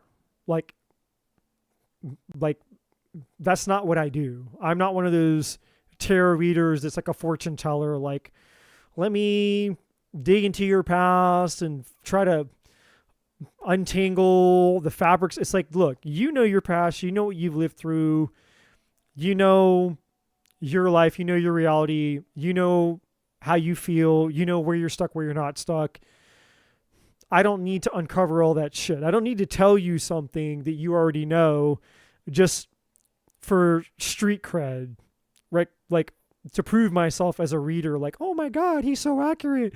He told me all about my past. Like, I don't give a shit. I could care less if I could fortune tell your past or I could fortune tell. That's not what I'm here for. That's not what I do. I'm here as a messenger to help everyone understand what's in their highest good. Because that's the only reason why I'm here. Because I've submitted myself to the will of the divine. And the divine has two non-negotiables. It's like the divine will not violate our free will, and the divine will never give us anything that's not in our highest good. So as a messenger or as an ambassador of the divine, I have to honor those two non-negotiables, obviously. So I'm here to channel messages that are on behalf of what's in your highest good in regards to whatever the question is that you guys ask, right? So when it comes to your past and all the story and all the other things that have happened, obviously we all have a past, we all have things. What the divine is highlighting right here, right now, is the thing that's keeping you stuck. And when we're stuck, we're not efficient, we're not living, we're not being, we're not expressing, we're not answering the call. We're not involved in the life that we came here to live. And that means not only for ourselves, that means for those that we could also be helping. Right? So being stuck is never good. Right? Stuck is a very, very, very, very bad place to be. For any reason at all. I mean, even if you're not stuck and things are just going to hell in a handbasket, that's better than being stuck, right? That's why in Star Wars, Yoda says, do or do not, there is no try. That's why in the Bible, it says, be hot or be cold, but don't be lukewarm. It's that middle ground of inaction, of being on the fence, of stagnation or the comfort zone, whatever, or stuck, whatever word you want to put on it. We never want to end up there. Because everything is energy, and energy is either expanding or contracting, right? Energy is never stagnating. And so when we put ourselves in this position of stagnating, we're at opposition against the very laws of creation and nature itself. So this meditation and contemplation has to do with with stuck because of something in your past. In other words, the divine is wanting you to sit with yourself and to really, really, really rethink through some of the things that you've gone through,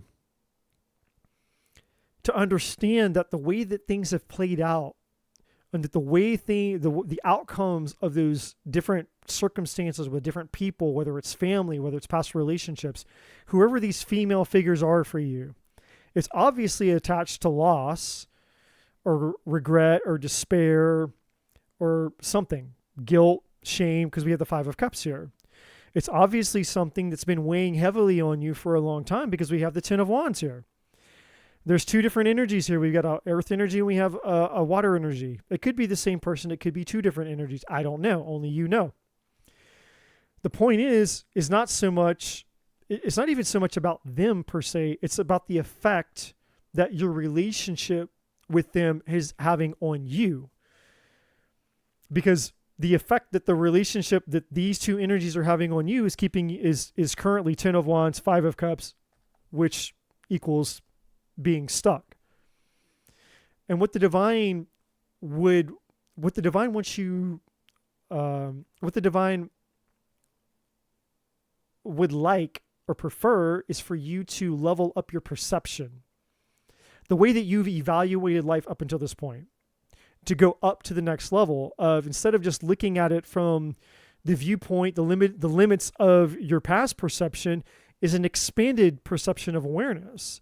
So anytime we talk about raising our vibration or raising our consciousness or going through a spiritual awakening, what that actually means is just going from wherever we were in our current perception to the next band or the next vibration, the next frequency, the next level, where it's broader, it's wider than it was before. So in other words, at this level, this is the limit of opportunities. This is the limit of what's possible.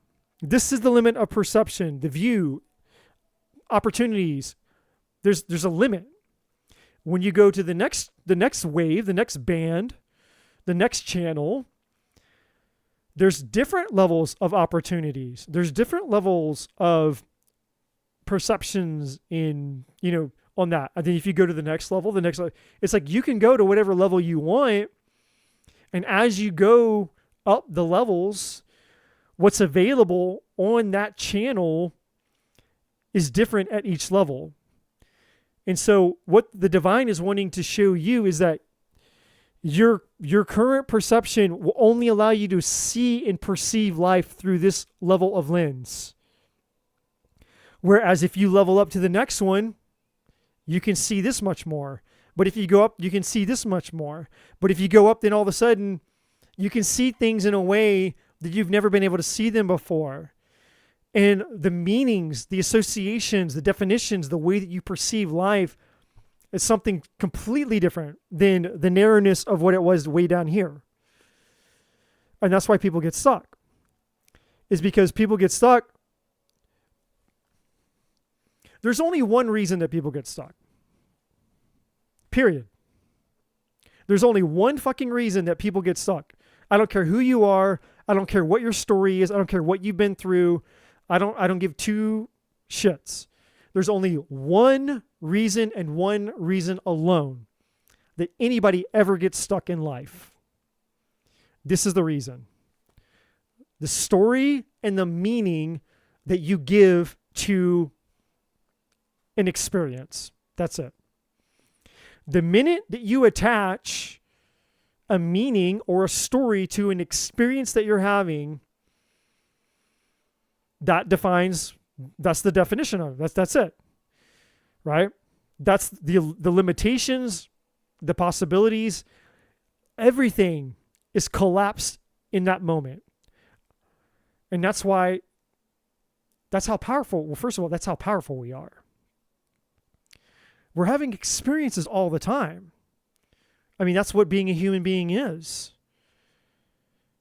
You're a form of consciousness. You're just this awareness, a soul, this thing that has an awareness of being in a body that has five senses. And as you go about the life in this body, interacting with your five senses, the interactions with anything that you have the ability to attach a story or a meaning to. What does it mean when I interacted with this thing, this person, this job, this event, this experience? And so it's the definitions, the meanings, the stories that we give to the experiences that we are having that either empower us or disempower us. It's that simple. So if at any point, any one of us is stuck in any area of our life, the way out is to reverse engineer it. All you have to do is go backwards and go, okay, well, I just need to go back and look at the story and the meaning that I gave to the experience that I'm currently having. And if it's not the current experience, then it's an experience that's similar to the experience that I'm having, right? And sometimes you have to go back multiple experiences because maybe you've had a lot of those. Maybe you've had a lot of disappointing experiences when it comes to family, love, relationships, caretakers, guardians, whatever. And you got to go way the fuck back to like the original one, the one that really fucked you up. Because it's like a house of cards. It's like when you pull, it's like when you yank that leg, it's like if you had a table, right? That's got 4 legs or something. And you yank one of those legs out and then all of a sudden the whole table, collapses in on itself. And it's like a lot of times what we realize is like we have layers of all these beliefs, and all you have to do is go back to the original one that was the original negative experience. And then when you resolve that negative experience that you were unconsciously giving a meaning to way the fuck back when, before you were spiritually awakened, before you knew any better, before you were present with what was happening in your life, and no one taught you how to do this, by the way. If the you that you are now with what you know could go back into your file system and pick out that experience and go, oh, wait, I find the error. Well, no wonder why I'm stuck. This is ludicrous. It's insanity for me, the me that I was way back when I was, a fucking toddler, when I had this original experience, that I gave a meaning to something. And the meaning that I gave to that thing all the way back when I was a toddler has been affecting me all the way up until now. That's crazy. Yeah, but it's true. And it is affecting you. Right? So that's how our ancient, outdated programs can affect us in our present reality, which a lot of people are stuck because of subconscious or unconscious programs. And so it's up to us to go into the program, go into our memory bank and find the program, which is why for you, my friend, you have meditate and contemplate. The divine is saying you're going to have to go back into your memory bank regarding this past situation with these people, and you're going to have to erase the meaning and the story that you gave to the experience that you had as a result of that experience, and you're going to have to give a new meaning to that experience. And a lot of people go, is that even possible? Absolutely, it's possible. 100% is possible. 100% is possible. And if it wasn't possible, I wouldn't be telling you to do it. Now, the thing is, I'm not you. I can't do it for you. But what I can tell you and what I can add in addition to what I'm saying is that the divine is saying this. So the divine is saying,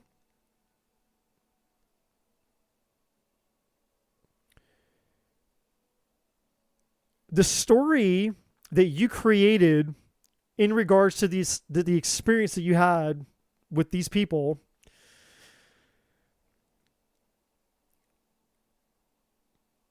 the problem with that story, it's not the right word.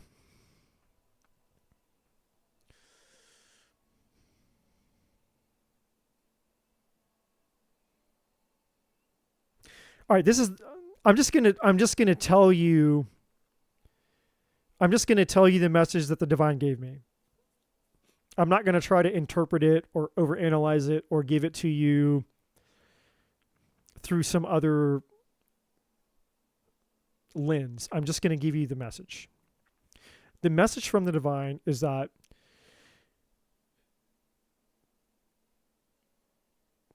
the way that you processed this situation when it occurred didn't account for the fact that these people or person, I think it's two people, they have their own spiritual journey. We all have our own spiritual journey. And we are all going to meet people in our lives. Some people, they're meant to come and go. Some people are meant to stay, right? Just like in the stories that I've shared tonight. There are people that I thought were going to be in my life forever. There are people that I loved like I thought they were going to be in my life forever. And those people are not in my life. The only two people that I have in my life that I for sure know that I will love forever are my mother and my father. Everybody else or anybody else that I thought was going to be in my life forever because I loved them with the intention that they were going to be in my life forever.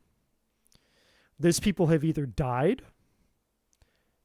they've abandoned me, or they've betrayed me. No lie. And that's not me to toot my horn. That's not me. Woe is me. Woe is Eddie. Feel bad for Eddie. Victim Eddie. There are people who've gone through way fucking worse shit than I will ever have gone through in my life. But the reason I'm sharing it is because I don't have another, or I don't have a better analogy. I don't have a better illustration to use than myself in this example for you, Sean. So not everybody that we give love to, or that we think that we love with the intention of, when I give love to you or I chose you, the intention that was in my heart was that I thought that this was a forever love type of thing, because that's what it felt like. It felt like the love that I was giving to you was a forever type of love. Whether it's friendship or whether it's romantic, whether it's family, it doesn't matter. Okay?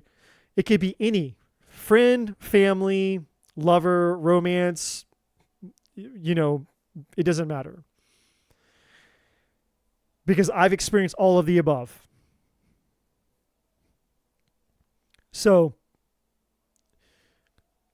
it can be difficult when our intention is the love that I'm giving you is a forever kind of love, but then it turns out that situation doesn't turn out to be a forever kind of person.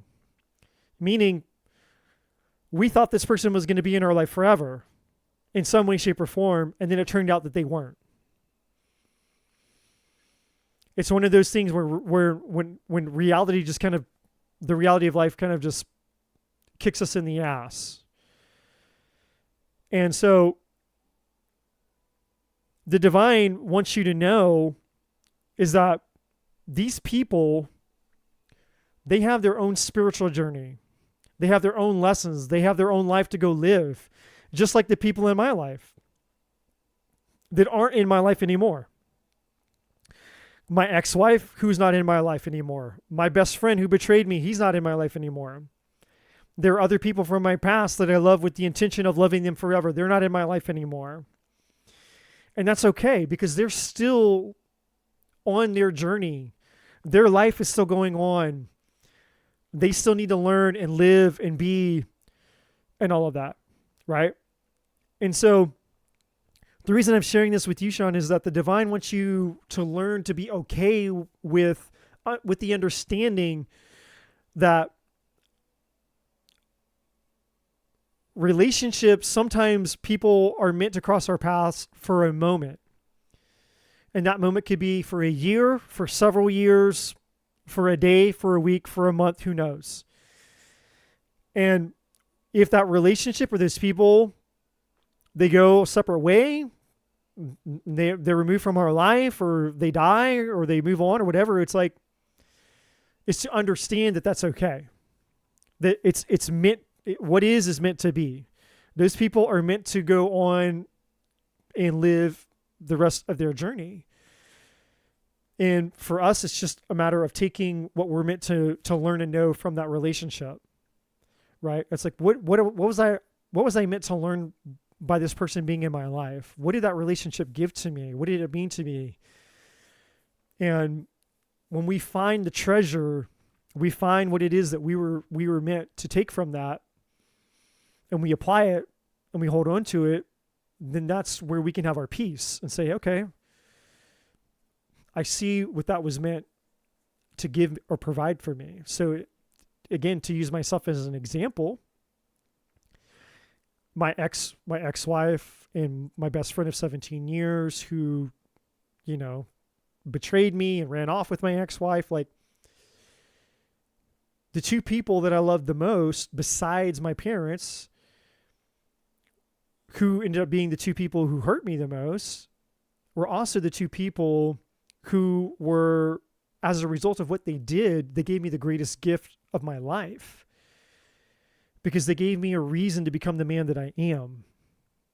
And if they had not betrayed me, if they had not done the things that they had done, I would not be who the fuck that I am right here, right now. And so there's not one thing about any part of my past that I would ever change. Not one thing, not one betrayal, not one loss, none of it. Not one painful experience that I would change about my past. There's not a painful experience in my future that I have not yet experienced that I would change, because I know the beauty. I understand the gift now. And it's not that I'm sick or that I'm twisted or I'm a masochist. It's not that I'm sitting here hoping and waiting that my life is going to get fucked over. I'm going to get betrayed and hurt and all that. I'm just as human as anybody else. I don't want to be hurt. I don't want to go through shit. I don't want to be betrayed. I don't want to go through loss. I don't want to go through more pain. But I also understand the spiritual power that the painful and trying times in life gives us, which is very much part of the Leo energy, because Leo is the strength card. It's courage, right? And so for you, it's the working through your fears. But for you, the end of a tough cycle approaches. For you, it's being bold and make the first move. And if you look at the sequence of this, the sequence of the cards from left to right, you have the answer to your question. It's as you meditate and contemplate and reflect on the fact that, hey, everybody has their spiritual journey and their spiritual lessons to learn. And if I can honor and accept that these people came into my life to teach me something, to give me something, and they were meant to move on with their life and their journey and do whatever they're going to do. And I bless them and I thank them and I say, thank you. Thank you. Thank you, ex-wife. Thank you, ex-best friend, for fucking me over. Thank you. Thank you for giving me the treasure that I did not have the ability to give myself back then. Because you've made me into the motherfucker that I am right now. You participated in that. And I love them no less for it. I love them no less for it. I still love my ex-wife. Oh, actually, I love her more now than I did back then. I love my best friend more now than I did back then. Because I can appreciate the added value of what they gave to me, even the fact that it was through betrayal. And guess what? My love for them has nothing to do with anything that they do to me or give to me or their attitudes or their thoughts or their opinions or their feelings towards me. I could give two fucks less. They could hate me for all I know or for all I care. It's not about them.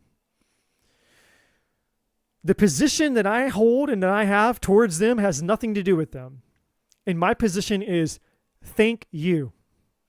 I fucking love you. And I mean it. I love her and I love him more now than I ever did back then. Thank you. Thank you for giving me the gift that I was unable to give myself because of who I get to be right here, right now.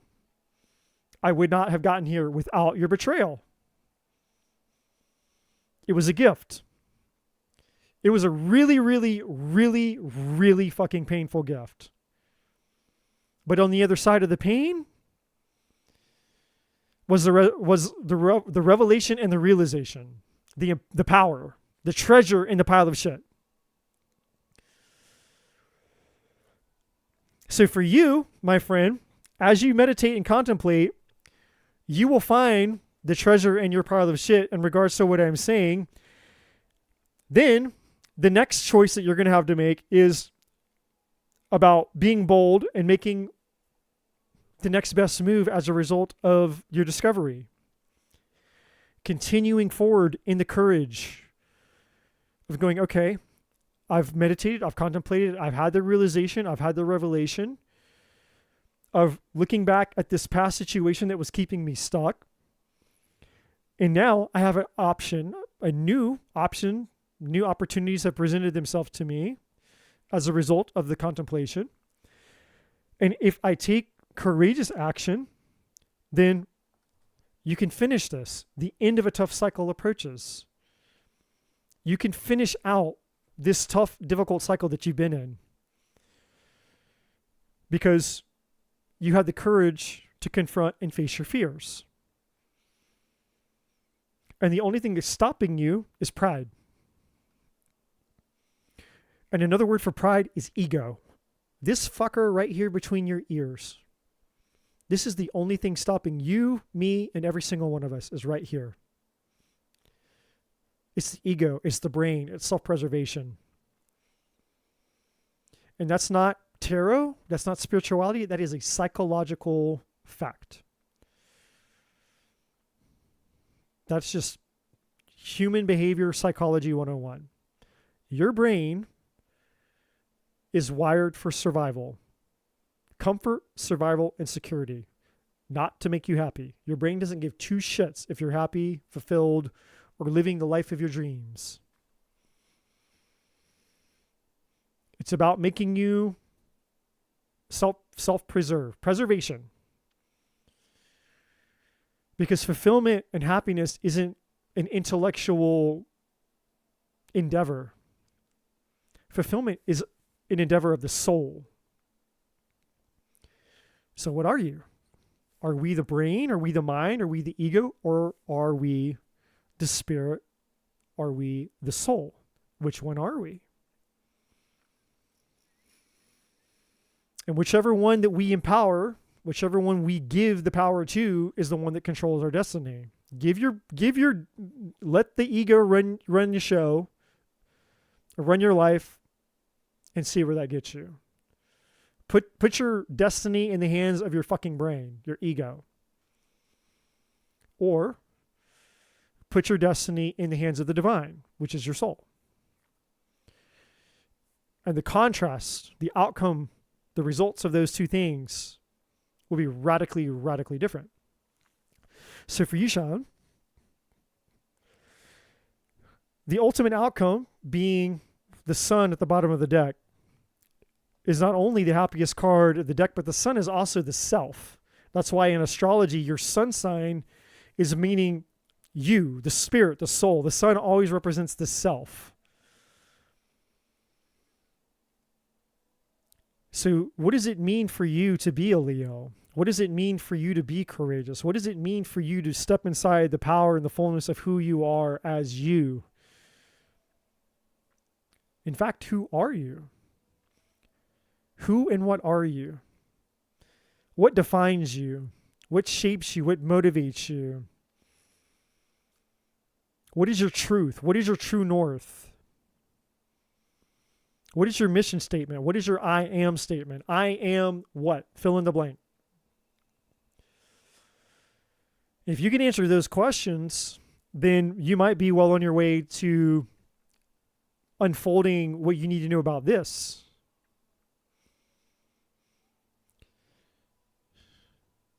But you're right on the precipice here. You're on the threshold of something that's absolutely life-changing for you.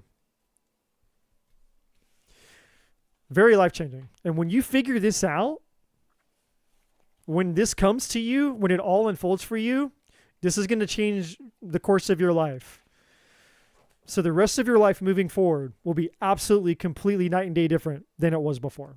That I assure you.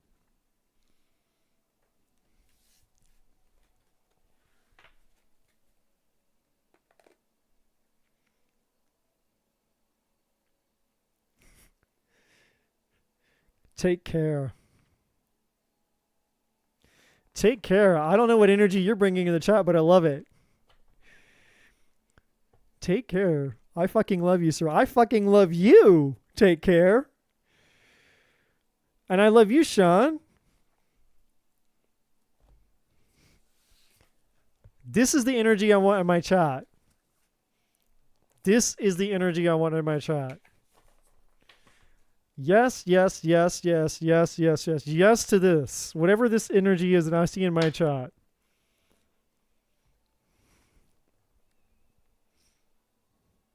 Thank you, my friend. And I mean that. Truly. The courage that it takes.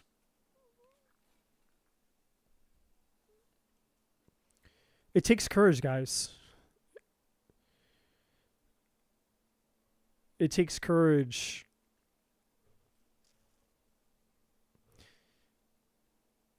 It takes courage to face things that have hurt, that have been so hard, so difficult, so painful, mountains in our lives that we've backed away from because we thought they were too high to climb or too frightening to face. And it's just not true. It's just not true. And I'm just as human as all of you. And I've had to scratch, claw,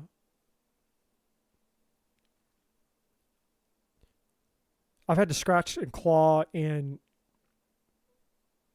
fight and dig deep inside of myself at times to find something to hold on to because I had nothing else to hold on to. I didn't have a belief. I didn't have a hope. I just had, I don't know.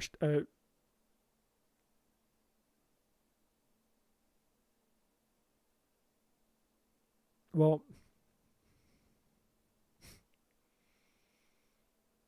I had love.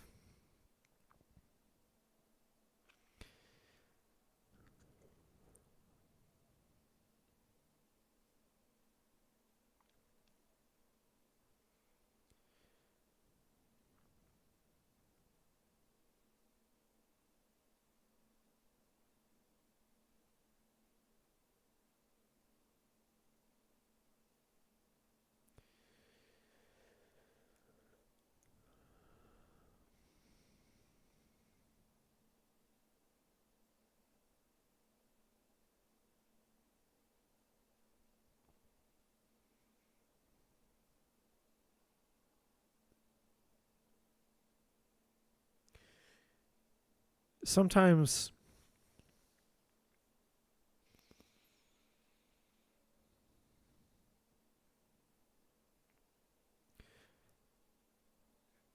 the darkness is so loud and it's so deep and it's so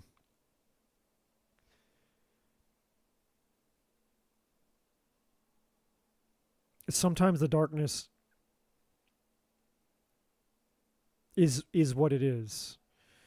Sometimes life is darkness.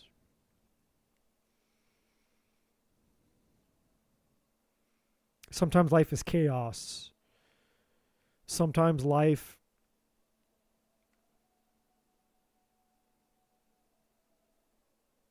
is just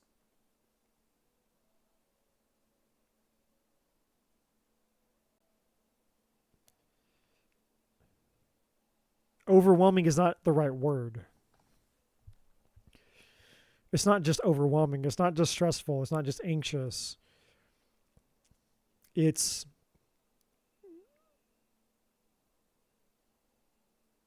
desolate. It's isolating. Like it's just when things become so dark, so disconnected, so depleted, and you've reached the bottom. You've reached the limit of yourself. You've run out of self. When every other part of you has run completely fucking dry. You have nothing left to give. You have no fucks to give. You've just reached the end of the end of the end of the end of the end of yourself. And when you've reached the end of yourself,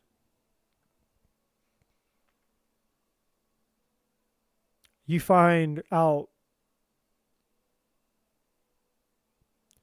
what that thing is inside of you that keeps you going. And I'm just now realizing that about myself, which is why I'm emotional.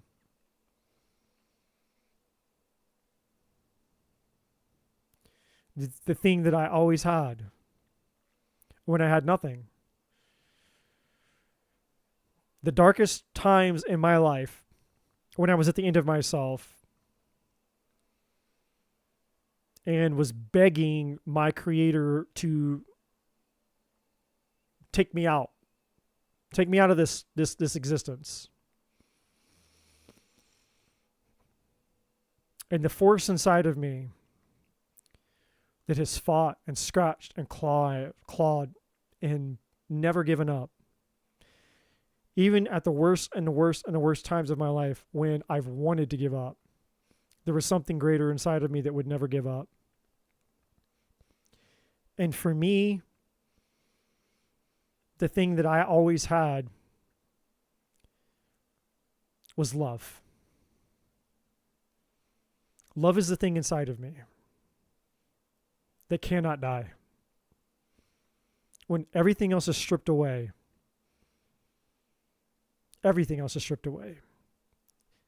when my will to live has been stripped away, the only thing left, the one thing left that I had that's always kept me going is love. Love is the center of my truth. Love is who and what I am. So my I am statement, my mission statement is I am what? I am love. What would love do? That is me. I am love. And because I am love, and because love is something infinitely bigger and larger than anything that I could ever be on my own, I've been able to overcome anything.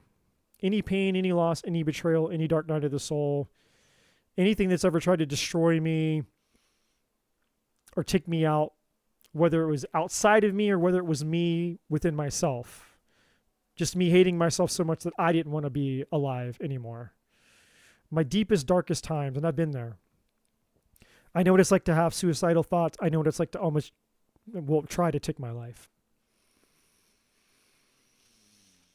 I've been in dark places more than once in my life.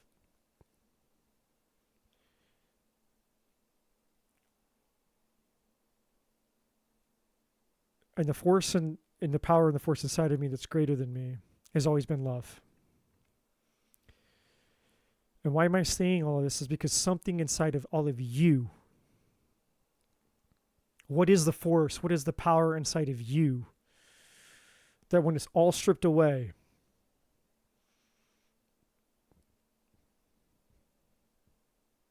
something inside of you refuses to back down. It refuses to go away. It refuses to accept defeat, destruction, desolation, depression. It refuses to accept that wherever you are and whatever you're going through that's not the best for you is all that it has to be. There's something greater inside of you that refuses to accept whatever it is you're experiencing that's not in your highest good, and it keeps pushing you and urging you and pressing you forward and saying, no, there's more. No, there's better. No, there's more. No, you're better. No, you're more. You're worth more. There's something inside of you that hasn't fucking given up on you. Even when you wanted to give up on yourself, there's something inside of you that refuses to give up on you. There's something inside of you that refuses to give up on your dreams when you want to give up on your dreams. Or maybe you felt like you've given up on your dreams. There's something inside of you that refuses to fucking give up.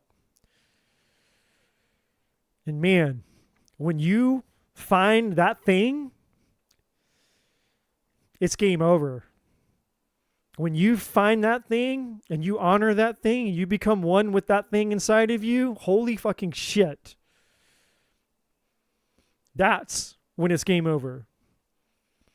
Because that's when you've come home to yourself. And that's when you know that no matter whatever happens to you going forward, there's no force, there's no person, there's nothing. There's nothing in heaven or hell that can stop you. Nothing can stop you. That everything, all things work together for the good. Because you have become the alchemist. You are the magician. Everything is now just a tool for you to be utilized. The power of the magician. All the tools and the resources are mine. Whether they're good, whether they're bad, whether they're ugly, I don't give a fuck. Give me anything. Give me shit. Put shit in my hands and I'll turn it into gold. That's the power that you have. When you find that thing inside of you, and we all have it, what is your thing? I don't know where that came from. I have no idea where that came from, but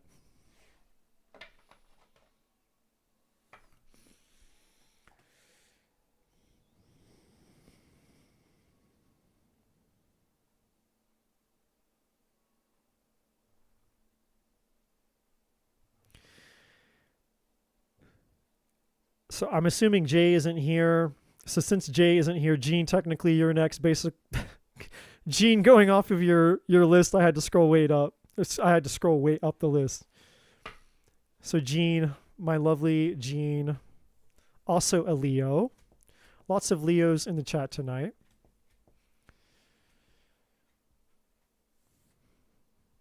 Gene, you may ask your question.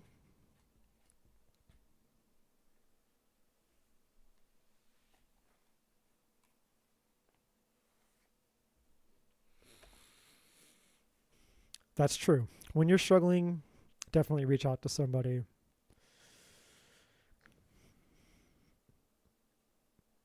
I'm happy to say that my days of struggling are over. It doesn't mean that my days of experiencing loss, pain, and disappointment are over. But struggling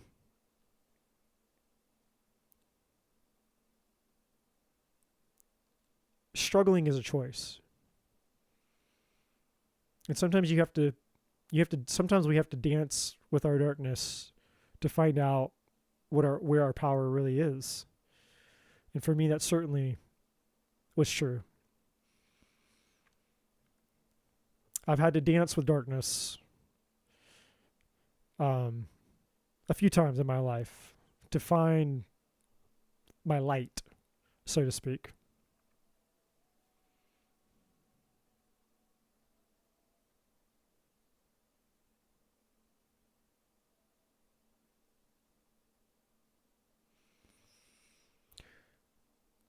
May I ask if my aunt has any messages for me? She passed away suddenly and surprisingly young. She was my favorite aunt, and her death seems suspicious. Well, first of all, if this was a recent loss, I'm super sorry, my dear friend. And 100%, let's try to see if there's any messages from your aunt.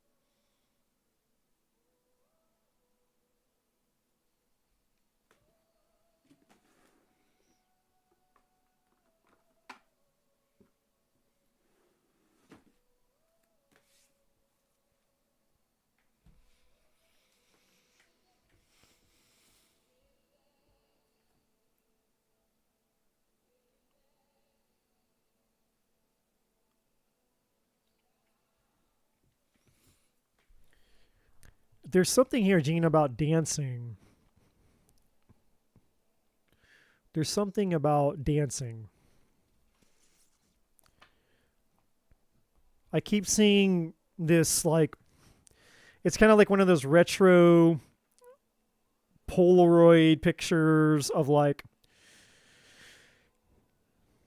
I just see, like, it's like I see a little girl dancing. It's like she's dressed in her little pajamas and she's got her little stuffed animal thing, but she's full of life and she's just dancing. There's something about that. There's something about dancing and being a kid, but it's being shown like a memory.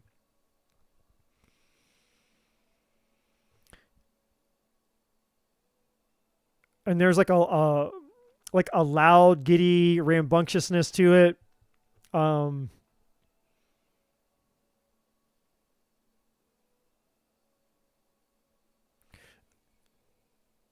I'm getting something about koala bears. I don't know what that has. I don't know. I'm just going to tell you what the things are that are coming to me.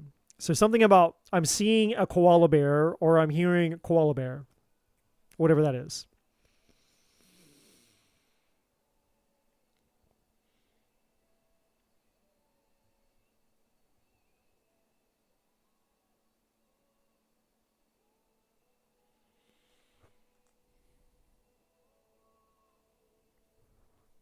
Something about a shin.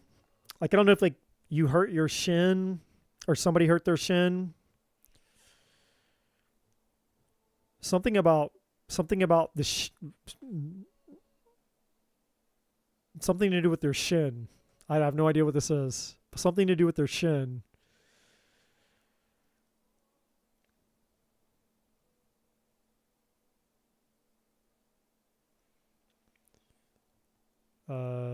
Also getting the name Tom or Tommy.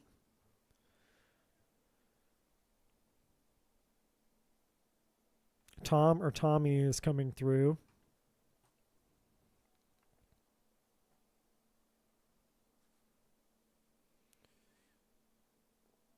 The name Anita, Anita, I think, Anita.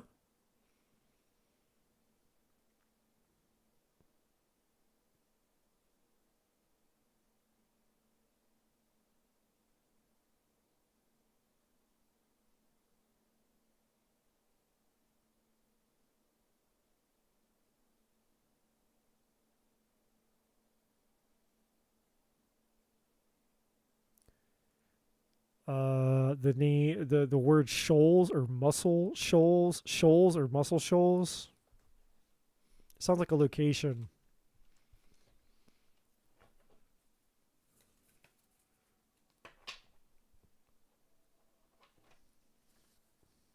It's like a picture of like a river or like a riverbank or something.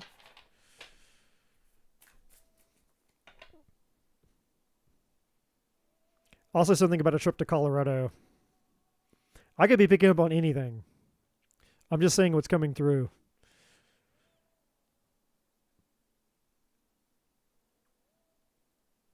I don't normally open up the channel to just anything that passes through. So this is kind of like,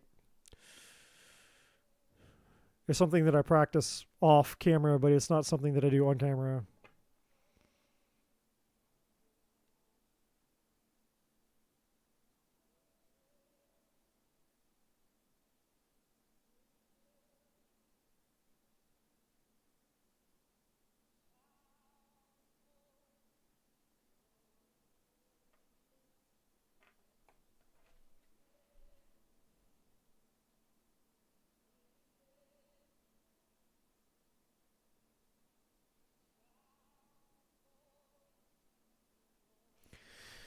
Okay, there's something about holding on to the memories. Hold on to the memories.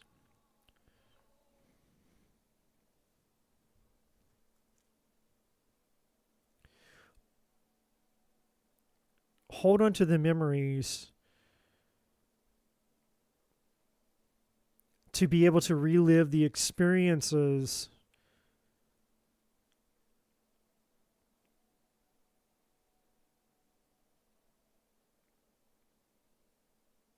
what's the second part?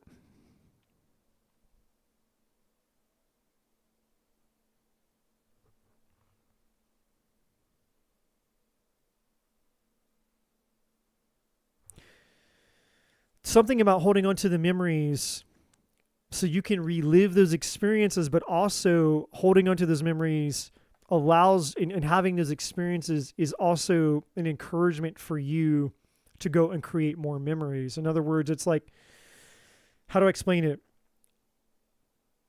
Just because the physical person isn't here for us to interact with doesn't mean that we can't take them into experiences that we're presently having as if they were here. It just takes more effort because they're not here in the physical, so it's like you can take that person into any experience that you're having, but it just takes more effort to do so, because it requires you to be present in the experience, but then also connect with their energy to pull them into that experience with you. Right. And I know that sounds really weird, but that's kind of how, like, what it would basically be.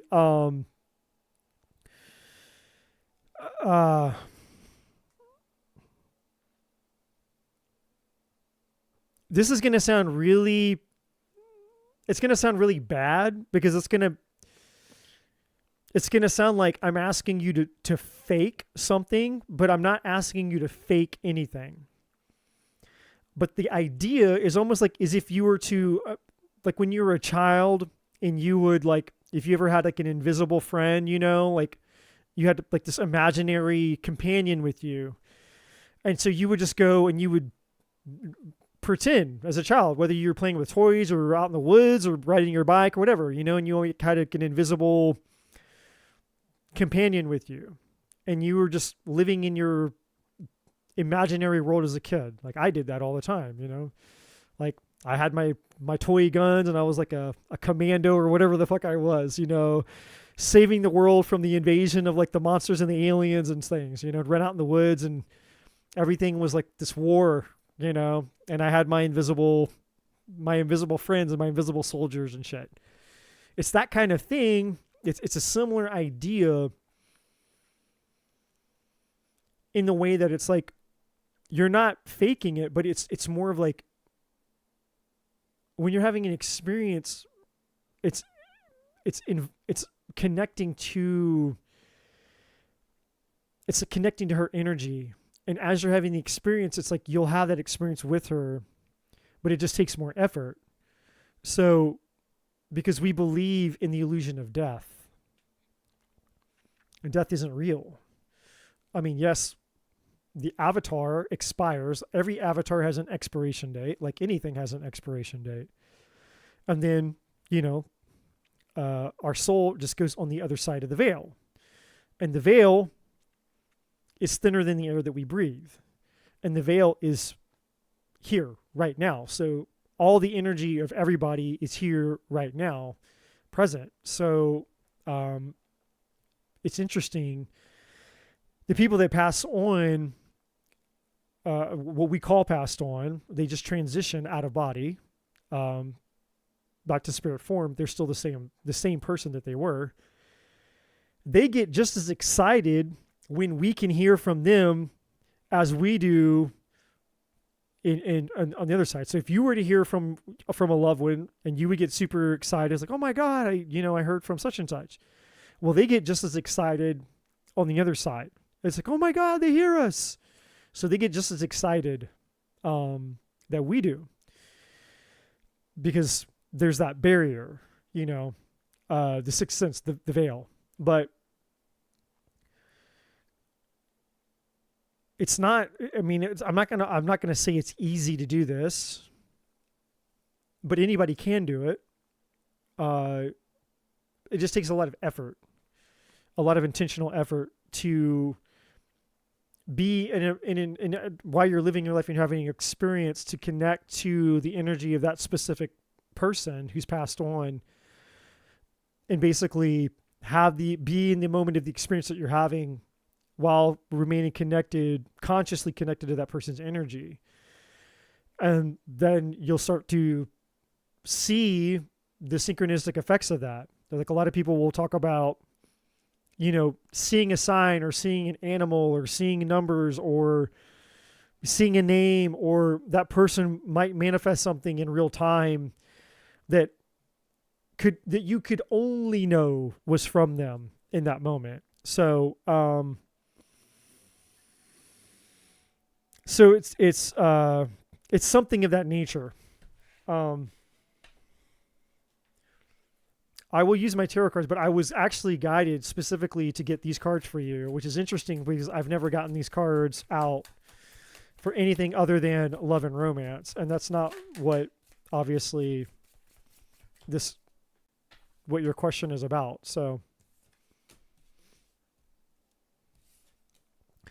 it should be very interesting to see what the messages are that your aunt wants to send you through this deck of cards, which is very challenging very unique and challenging for me, because I'm like, okay, I'm just here to do what I'm told, but are you sure you want to use this deck? And I'm getting like, yeah, we're going to use this deck. I'm like, okay, we're going to use this deck.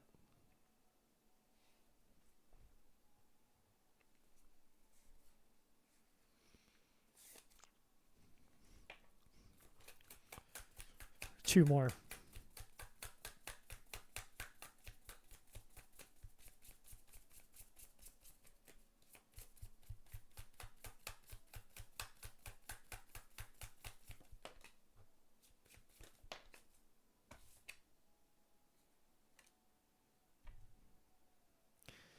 Well, you can't make this shit up, Gene. That right there is the family card. So there's your confirmation.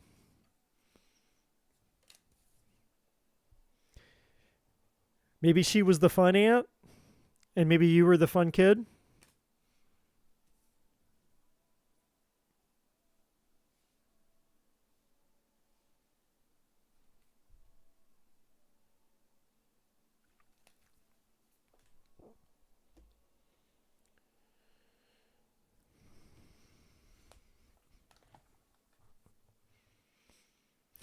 So the first thing that your aunt wants you to know, Gene, is obviously she's not gone. She hasn't gone anywhere. She's with you right here, right now. And you're just as connected to her as you ever will be. And you can interact with her even more so now than you ever could before, because you no longer have the limitations of the earth world. You don't have the limitations of time and energy and the human body and distance and space and communicate, all the things, all the limitations that come with being a human interacting with another human being. She's in the timelessness. She's in the infinite now. And but yet she's here because she chooses to be here with you, because she's made the decision and choice to continue to follow alongside you as you continue to progress forward on your journey. And some of our ancestors decide to do that.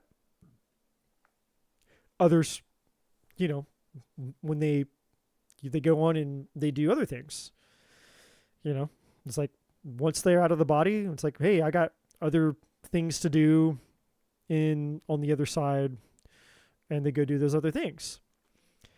But some of our ancestors, they're here. Basically, they remain as like a soul tribe. They follow us as they stay on the journey with us, and to be guides, to be there for us. They're basically on call for as much as we need them. And so your aunt wants you to know that she's here all the time. And so you have that twice here with the spark card, and then you have the soul connection. It's like, look, I'm not going anywhere. I'm here. I got you. I got your back. I got your front. I got the rear. I got your sides. Like, your aunt's got you. Your aunt also wants you to know about, she understands and sees the things that are hurting you, the things that you don't let other people see, because you don't wear your heart on your shoulder. And when it comes to the things that affect you, you present, kind of like maybe a little bit more of a tougher exterior. Or if that's not the case, or if that's not the right description for it, you're just not one to expose your vulnerabilities very easily here. Most of it, in the times that you do expose it, it's still not really the full extent of what's going on underneath the surface. So you're more of a person who's kind of like, I deal with my own shit. It's, and what goes on inside of you, it's like most people have no idea the amount of shit that goes on inside of you, but she does. And she's acknowledging it, and she wants you to know that she's there for you in that regard, because there's a lot of pain that you have that, again, most people don't even know about. And because you don't go around acting like you're this super ultra hurt person, most people wouldn't assume that you have any pain. There isn't any hurt, right? But when in fact, when you're alone and all by yourself and you allow yourself to feel it, you're just as human as anybody, and you've been very hurt, and you've been very wounded, and your heart has been broken, and you've been very disappointed by a lot of things. And your aunt wants to acknowledge that, because there's a part of you that isn't acknowledging it.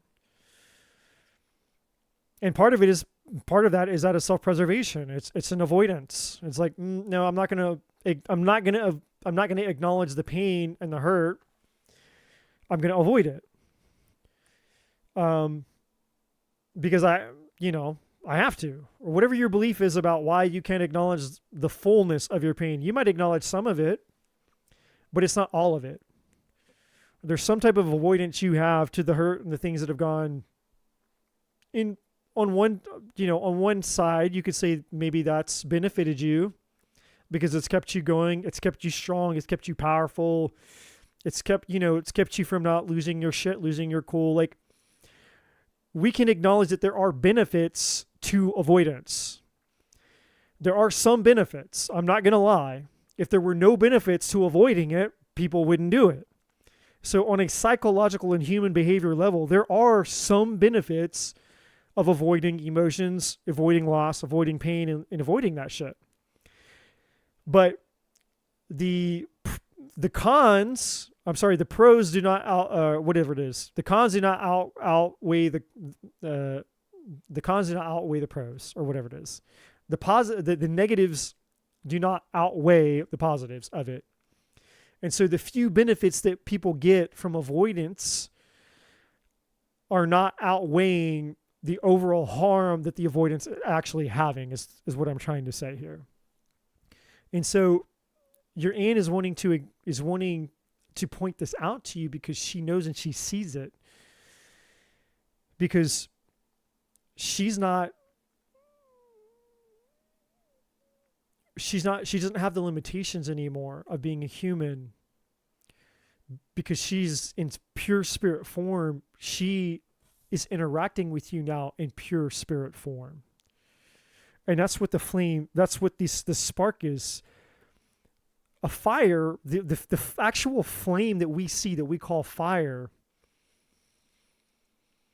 is almost an illusion. It's like, yeah, we see it visually, but in reality, is it really there? Like, if you take a lit match, and you hold it up against the wall, does it cast a shadow? No. You can see it with your eye, but if you hold the match up against the wall, all you're going to see is the shadow of the stick. You're not going to see a flame there. And that's always been the mystery of the fire, the flame. And that's why, way back in primal, tribal, whatever, the cave people, they worship fire. Because, like, what is this thing? What is this ethereal force, this fire, this thing that we see that's magical in its viewing, the observation, the viewing of it is mystical, it's alluring. And I think anybody who's ever just sat and stared, whether you've ever been at a outside at a bonfire or just alone by yourself in a dark room with a single candle lit, and you've just stared at a flame, just completely just stared at it for any length of time and just got lost and focused in on just fire, just watching flames. It's a very spiritual thing. And there's just that alone, like, what is this thing that we call fire, that we see, the flames itself?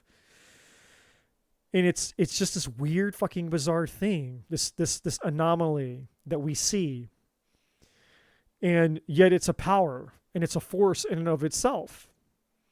It can create and it can destroy, depending on its containment, depending on its application, depending on its environment. And so when you look at that and you think of that from a spiritual perspective, there's just this thing that we can see intangibly, but yet, is it really there? Are we just seeing the effects of something that's invisible, right? And so now, because your aunt is on the invisible plane, she has access to every part of you. Her relationship isn't confined to human on human relationship, just through the five senses. She has a relationship with you now on the spiritual plane, which means that she can see and know everything. And she's seeing something inside of you that she wants to have a conversation with you about, at least in terms of acknowledgement here. Because there's a lot of heartbreak. There's a lot of pain inside of you. And this is what she really wants. She's wanting you to find your freedom again. Maybe even for the first time. But there's something about the pain that you've experienced, and it's also attached to your self-worth, because we have the self-worth card here, that's been holding you back. So your aunt is wanting you to know, yes, I'm here. Yes, I care. Yes, I love you. Yes, I haven't left you. And her concern for you has to do with this pain inside of you that's keeping you stuck and in not able to be free. The level of freedom that you really, really, really desire. And a lot of it has to do with, again, the way that you relate to yourself and your own self-worth. And so obviously the family card is here. Just, that was the confirmation that yes, obviously she knows we're talking about her right now. And then fun. And fun is like the energy of like what she knows is actually what you're supposed to be. Because that's really what Leo was all about. Like Leo, true Leo energy is like, you know, the life of the party of the zodiac. Like they're the ones who are carefree and just, you know, that's why the sun is the happiest card in the deck. It's because it's that childlike energy, right? It's the freedom of just like, hey, what if I had the joy of just being like a kid at Christmas, and just everything in life was just, you know, now of course that's a little bit unicorns, fairies, and rainbows, because it's not how fucking real life is. Real life has darkness. It has tragedy. It has loss. It has pain. It's not just unicorns, fairies, and rainbows, but with a level of spiritual growth and a spiritual, I guess just spiritual growth, it doesn't mean that it can't become that. And so your aunt is wanting you to know that there's like, she's wanting you to have fun again in life. She's wanting life to be fun for you again, and not so serious as it has been maybe in the last couple of years, where everything has felt so serious and so like intense, or there's a lightheartedness, there's a freedom, there's a Like it's almost like if she could come down and just say, hey, Gene, babe, go live your life. Have fun. Be free. Humans take this life so seriously. We think it's so serious, right? The being of humans, going to work, having jobs, paying bills, and growing up and having kids and this and that. And it's like, it's only as serious as we believe it has to be in terms of the way, again, the stories and meanings that we tell ourselves about it, when the truth is we're all going to fucking die. We literally come out of our mother's womb with a fucking death sentence. How cool is that? We are born to die. The only two absolutes in life, death and taxes. So why is life so serious then? If the worst thing that can happen to you and the worst thing that can happen to me is inevitable, death. The worst thing that can happen to me is death. This body is going to fucking die one day. That's the worst thing that can happen to me. That's the worst thing that can happen to you. It's the worst thing that can happen to all of us. Why is it so serious? Why do we take this life so serious? What if it wasn't so serious? What if we could all take this like 10 steps way back, like let off the throttle, let off the gas pedal of seriousness about like 10 levels, and look at life as a game? Because that's really what it is. It's a video game. It's a virtual reality. We all came into this fucking world with nothing, and we're all going to leave with nothing. And the only thing that you have or that you can hold on to are the experiences that you choose to have in life, because that's all that there is. If you say you want money, it's not really money that you want. It's the experience that you think money can give you. When you say you want a relationship, it's not a relationship that you want. It's the experience that you think a relationship will give you. It's not material possessions. It's not a house. It's not a child. It's not a better looking body. It's not whatever you fill in the blank of whatever the thing is that you think that it is that you want. You tell me what you want, and I'm going to tell you, no, that's not what you want. It's the experience that you have by having the thing that you're telling me that you want. That's for all of us. All life is an experience that we're here to have. That's it. That's all you can take with you, is the experiences of the life that you live. There's not one other thing that you can take with you. We come in with nothing, we leave with nothing. But our experiences. So what if instead of focusing on the bullshit, we just focused on the experiences? And what if the experiences didn't have to be so difficult to acquire because we're taking life so fucking serious all the time? I don't know. I'm having to, this is just as much new information for me, and it's not coming from me. It's coming from somebody or something else. But it's definitely something that I'm going to have to think about for myself, because I'm just here to be the messenger. And this message isn't for me. It's a message really meant for Gene, but I don't know. I think it could apply to all of us. So your aunt wants you to have more fun, but you can't have more fun until you experience more freedom, Gene. And the reason that you're not experiencing more freedom is because you have a lot of hurt. And because you've identified with the hurt, it's affecting your self-worth. And as you believe, so you are. And so you are, so you believe. So the mirror is the gateway to freedom. And what your aunt wants you to know is that you're not the things that have hurt you, and that freedom is available to you, but you have to separate yourself from the things that have happened to you. Who you are is completely separate than any experiences that you've had. Who you are is separate from what you've wanted and the having of it or the not having of it.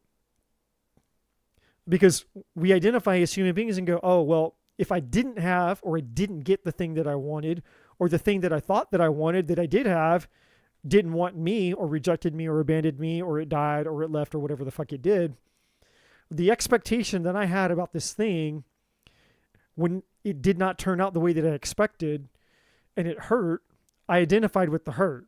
I internalized it. I became the hurt. I personalized it. I made it personal instead of staying independent from it. And that's the problem that we all make. We all take our pain personally. We identify with our trauma.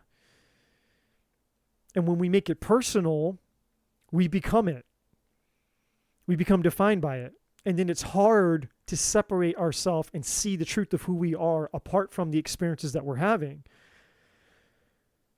But how powerful and how beautiful is it and can it be when we can separate ourselves from those experiences and say, oh, wait a minute. Just because this happened to me doesn't mean that I am that experience. It just means that I am still who I am and I went through that experience. And yes, those experiences still can shape me, but they don't have to shape me necessarily just in the negative. Because that's like autopilot. That's like the default. That's just putting it on cruise control. The cruise control and the default setting for humans when it comes to pain and experiences is, okay, I'm going to become a piece of shit. It's negative. It's pessimistic. It's always for the worst case scenario. Nobody's default setting is I go through a bad experience and it turns me into a better human being.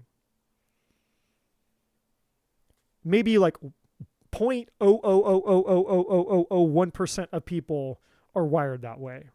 Some really, really, really, really, really, really rare ass motherfuckers. Default setting is, hey, I go through a negative experience in life and it empowered me. Most of us, the rest of us, we had to learn. We had to go through tons of shit, self-development, spirituality, personal development, and getting our asses kicked down the stairs a million fucking times in life to learn that we are not the things that hurt us. They're just experiences that we're having. It doesn't mean that we are those experiences or that those experiences define us or our value or our self-worth. And so all of that for you, Gene, is your aunt's wanting you to know the truth. Because if anybody knows the truth about you, and if anybody who's qualified to speak the truth to you, and anybody who has any amount of love to give you, who you would actually honor, somebody that you could actually trust, it for sure would be her. And so she's here to tell you who it is that you actually are, not who you think you are because of the things that have happened to you. Because she's telling you it's time for you to be free. Because you've settled for a lot of shit. You've been settling for a lot of shit. And the reason that you've been settling for shit, the reason you've been settling for crumbs, the reason that you've been interested in shitty relationship, shitty men, the reason that you've tolerated all the bullshit in your life up to this point is because of this. There's a part of you that feels like that's what I deserve. And she's saying, no, that's not true. You don't deserve that. And she's wanting you to know that it's time for you to set yourself free and to fly. Look, birds out of a cage fly. Balloons fly. There's something here about you. You're meant to fly. And flying is freedom. It's more free than being in water. Birds have more freedom than fish. Fish have a lot of freedom in the ocean. They can swim, they can do a lot of shit. But they're not as free as birds. That is the ultimate freedom, the freedom of flight. If you can fly, then you have access to the universe. You can go anywhere. If you had a ship, if you were Superman, you could fly. You could go anywhere. You could leave this planet, you go to another planet. You could leave this solar system, go to another solar system. You can go anywhere. This is the freedom that your aunt wants you to have. She wants you to set yourself free because you've been holding yourself back because of your unconscious self-worth. Don't shoot me, I'm just the messenger.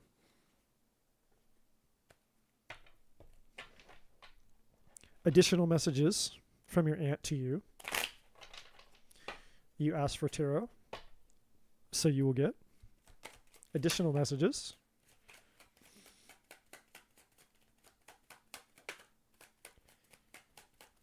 She wants you to get out of your comfort zone, and she wants you to stop, like, she wants you to, like, start living, like living more. Like, the Knight of Pentacles here is the Groundhog's Day. It's doing the same thing day in, day out. It's your daily, it's your rituals. Your aunt wants you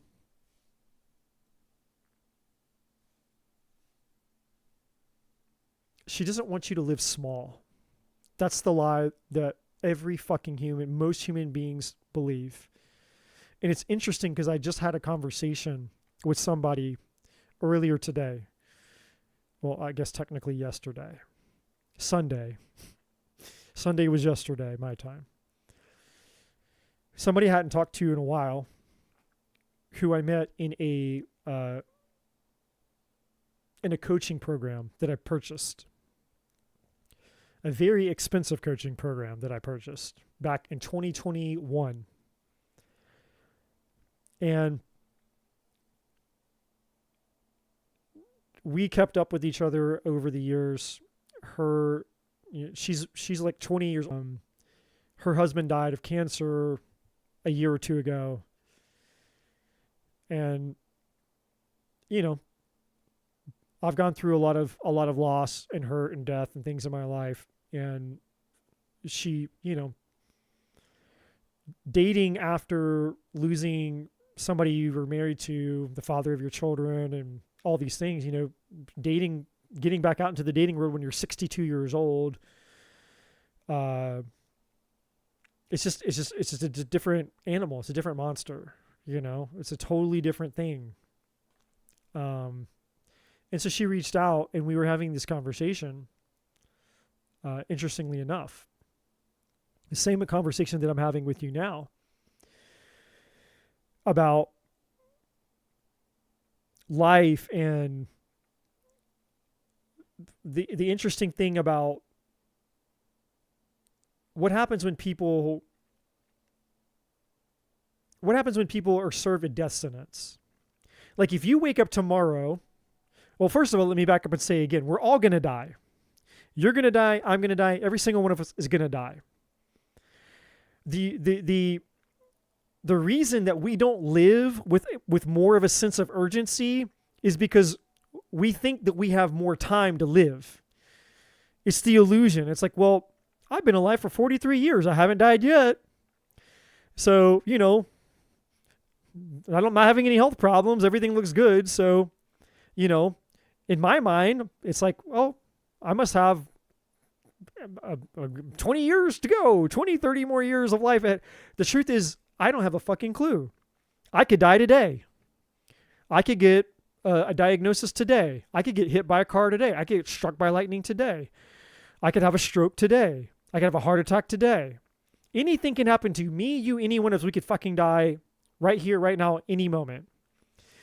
But what's interesting is when people are given the slow death, like you're handed your death sentence. You got cancer. You're going to die. You probably have a month to live. It's fascinating that people, when death is inevitable, and you know that it's inevitable, you are going to fucking die. There's no way out. Those people, all of a sudden, they start living their life. Isn't that ironic? That when somebody knows that they're going to die, like you give them 30 days to live, it's like, now I'm going to live my life. Now I'm going to go do all the things that I wish I would have done. Now I'm going to go spend the money, go on the trip, jump out of the plane, do the crazy thing. And it's so ironic because every single one of us is going to die.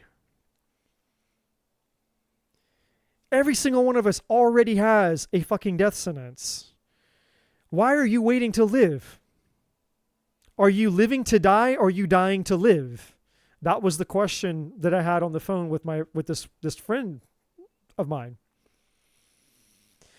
And I had this book brought into my mind, The 5 Regrets of the Dying. It's a very short book. And The 5 Regrets of the Dying, a very short book by a woman who was a hospice nurse for 25 years. So she basically, for 25 years, she spent her time and her job with people in their last moments. So these people that are dying, and she got to hear their dying regrets. And so she wrote this book, The Top 5 Regrets of the Dying, over a 25-year period of listening to people tell their regrets as they're passing away. And I will read for you all what the top 5 regrets of the dying are, because I know that you guys will want to know, well, what are the top 5 regrets of the dying then? Here are the top 5 regrets of the dying. In order. Regret number 1. I wish I'd had the courage to live a life true to myself, not the life others expected of me. Regret number 2.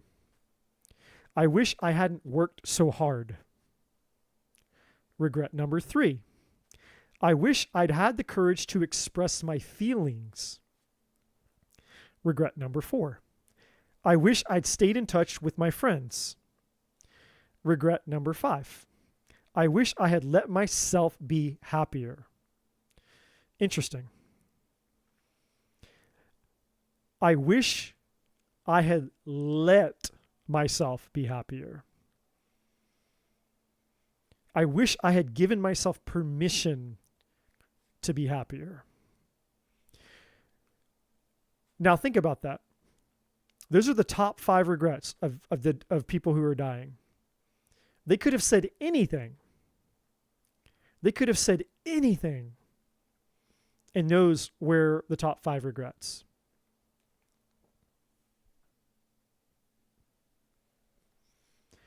So does life have to be this serious? I don't think so. So for you, Gene, the Knight of Pentacles here is your aunt challenging you from the other side, saying, hey, there's so much more to life. There's so much more to life than the Knight of Pentacles Groundhog's Day. There's so much more to life. Set yourself free. Fly. Experience. Go live. Go do. Go experience. Stop living small. Stop settling for small. Stop settling for breadcrumbs. Stop living at the smallness of what you think life is based on the experiences that you've had. She's basically blaring and screaming and saying, no, there's so much fucking more. More than she even knew. But on the other side, that's the beauty of it, is she can scream at you and say, hey, you don't have to live in the smallness that I lived in, and you don't have to continue the generational curse of living in smallness. You can go do the thing. And I'm here with you to champion you, to say, go for it, do it. You know, she's on the journey with you. And look at the bottom of the deck, you have the Chariot, which is essentially going for it and the doing of the things. What else? I feel at least two or three more cards in here for you.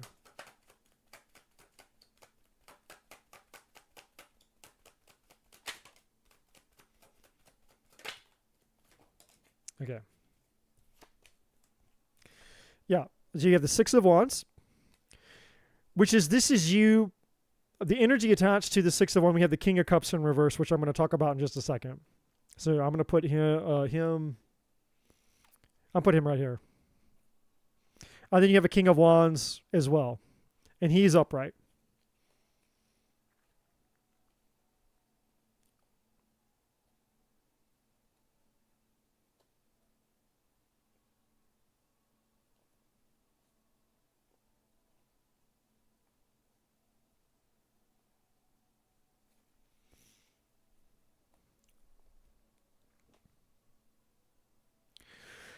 Okay, so the Six of Wands is your aunt telling you that you need to champion you. It's time for you to be your own best friend. It's time for you to be your biggest fan. It's time for you to be the biggest believer in you. And I know that sounds really cheesy and corny, but it's the reversal of this self-worth shit. It's like, it's time for you to love you and believe in you and separate yourself from the external need of anyone or anything. It's time for you to step into your power, to step into the love, and you finding the fulfillment and the freedom and all the things that are already here inside of you. It's time for you to come home to you.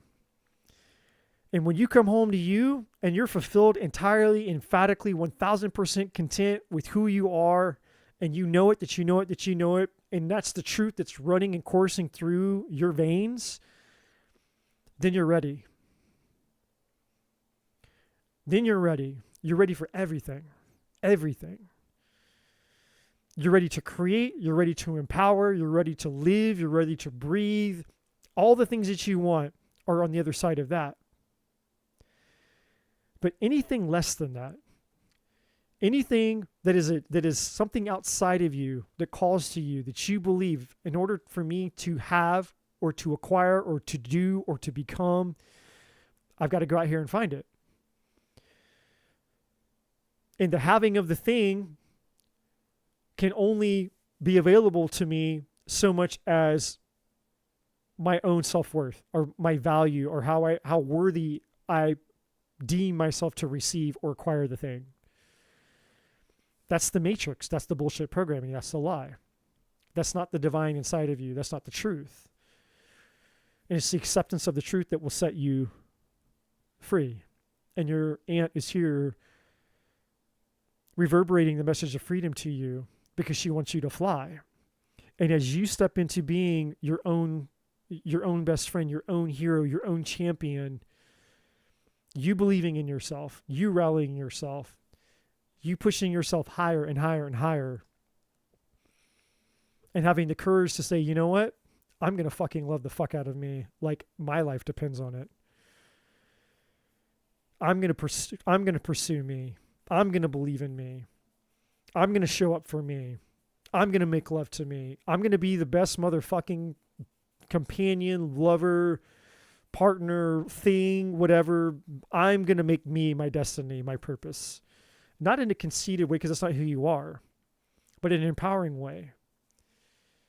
You're going to take your power back. You're going to take your self-worth back. You're going to take your self-image back. And you're going to stop settling for low vibrational breadcrumbs and bullshit, because you have been. Let's just admit it. Let's just call it for what it is. You've been settling for shit. You've definitely been settling for far fucking less than what you actually deserve. And we all do. So I'm no different. I've settled for far less myself.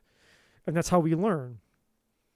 But your aunt is here saying you don't have to do that anymore. And this life that you're living is not the life that you were meant for. And so now you have these other figures. You have this. You have this King of Cups in reverse energy. Basically, pretty shiny objects that catch your attention, but they're emotionally unfulfilling. They're emotionally void or emotionally voidant.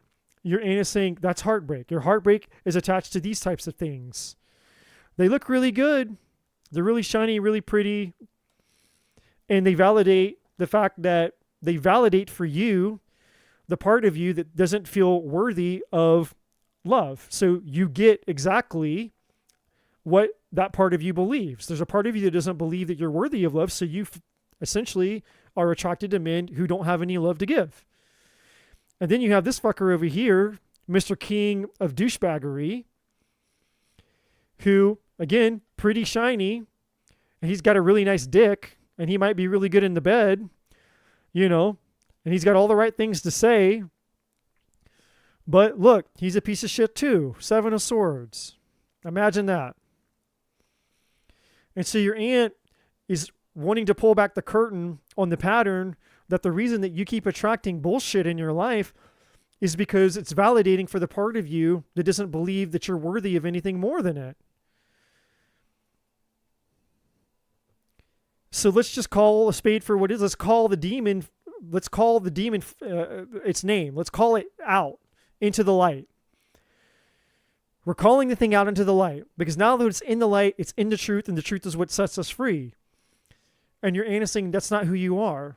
So let's look at it. Let's observe it, and let's see it for what it is. These are the things that hurt you. These are the things that have hurt you in the past. These are the things that have hurt you in the present. And these are the things that are going to hurt you in the future. As long as we stay in the pattern. And you're answering it stops. It can stop here. It can stop now. The heartbreak and the shit can stop now. But your freedom is attached to you. You are the source of your own freedom, which is the Six of Wands, that everything that I was talking about there. No one's going to rescue you. No one's going to save you. No one's going to come in and be, the magical answer. We are our savior. We have to come to our own rescue. We have to go turn inward and discover the lies. We have to discover the untruths, the illusions, the bullshit. Actually, no, I am worth love. And we can think it all day long, by the way. You can tell yourself all day long, I'm worthy, I love myself. No, I know, I'm better than that. No, I don't want toxic people. I don't want narcissists. I don't blah, blah, blah, blah, blah. We can say that shit intellectually all day long. Just because you think it and you can see it logically has nothing to do with what's actually going on inside of our heart and our souls, in the subconscious, the unknown. That's, anybody can have an awareness of, logically look at something and go, yeah, I know that. Well, knowing it and living it, knowing it and being it, knowing it and changing it are always two different things. And this isn't me speaking necessarily directly to Eugene. This is just in general. Like, nothing changes until it's actually changed. And so there's a seriousness here, but it's a compassionate seriousness. It's not coming through me because I'm the wrong. They chose the wrong messenger for a poetic delivery.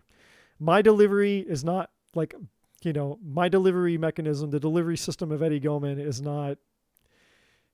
I'm not like. Fucking what's his name? I'm not like Eckhart Tolle. I'm not like Deep Throat Chakra. I'm not like Mr. Rogers, like, wow, that is so great. It's just so nice. The divine over here is just so proud of you. And just look at that. You've just been through so much hurt and pain, but don't you go giving up now. Look, all you have to do is just believe in yourself there. And look, isn't this so nice? Your aunt, she really loves you and supports you. And she just wants you to know all you have to do is love and believe in yourself, and you'll do just all right. That's not me. That's not the delivery mechanism. I'm like a fucking, I'm like a chaotic fucking nuclear disaster shit show of a messenger. It's real, it's raw, it's all over the place, and it's ugly. But the energy, my point in saying that is the energy of this is very compassionate, it's very loving. My ability to convey it in the energy that it exists in is not very well. I'm not doing that very well. So the message is to Eugene from your aunt. You got to live. These are the two biggest messages. Your self-worth and you demanding more from your life. Demanding more from your life. Demanding more from your life. There's so much more available to you in life than the current life that you're experiencing. And when this gets addressed, then I have a feeling that this will get addressed. Then I have a feeling that you will experience this. A lot more of this and a hell of a lot more of this.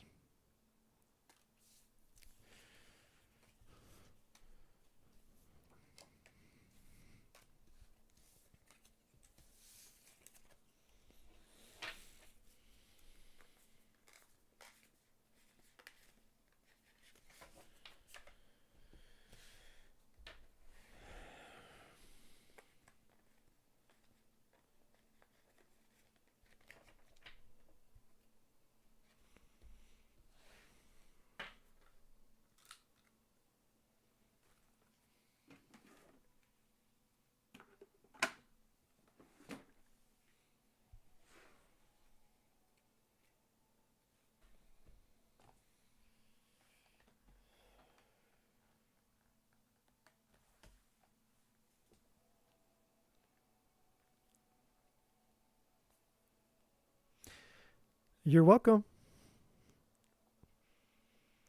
It was for you. It was for you, Gene. It was your reading. I don't know. Don't shoot the messenger.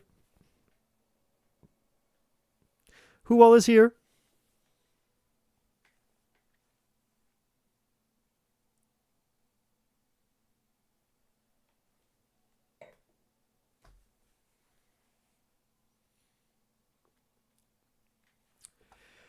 All right, if you're here and you would like a free generic tarot reading, please let me know.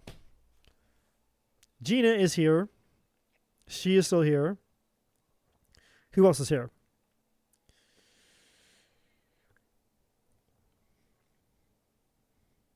Well, Gina just ensured that she was going to get a reading because she responded. Anybody else? Maybe I'm just wasting my time. That's what it is. I'm just wasting my time. I'm coming out here on Tarot Land, and obviously I am just wasting my time. I get it. We all just want our cheap, generic answers to little questions. We don't want anything else. I get it. Please tell me why my sister and brothers mistreat me. She is a Taurus and I'm a Leo, and I'm a good person.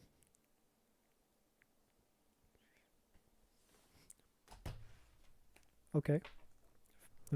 Fuck it. Why not? Why does Teresa's brothers and sisters mistreat her? Well, we have the Taurus out here. We got a Queen of Pentacles. So something about her. There she is, the Taurus. What else? Why do they mistreat her? Why do they mistreat her?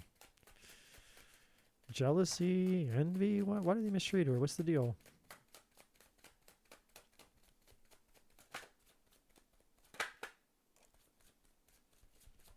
Oh, they think you're the they think you're the devil. Wait a minute.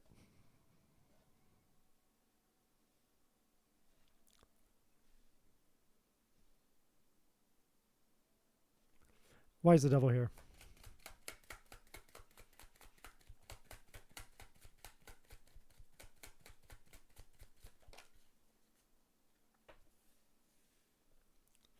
Oh. You're the favorite.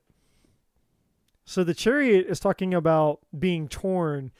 They think that you're the favorite. Are you the golden child, Teresa? You're the golden child. That's what it is. You're the golden child.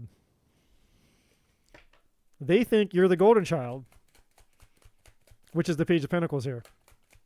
The page, you might be the youngest. Are you the youngest in your family?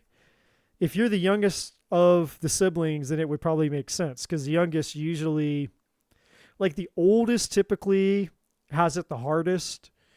They're the first child. So they're like the experiment. The first child is like, you know, we don't know what to do as parents. So like they're experimenting their parenting on the first child. So the first child gets all of, you know, the experiment. They've never done it before. And so then the middle child gets it a little bit less, but then the youngest child gets it the easiest because by the time they get to the youngest child, it's like, well, whatever, you know, we don't care anymore. So, you know, but as a kid, as a sibling, you know, in the hierarchy of siblings, you know, everyone's very aware of who gets treated what type of way by the parents.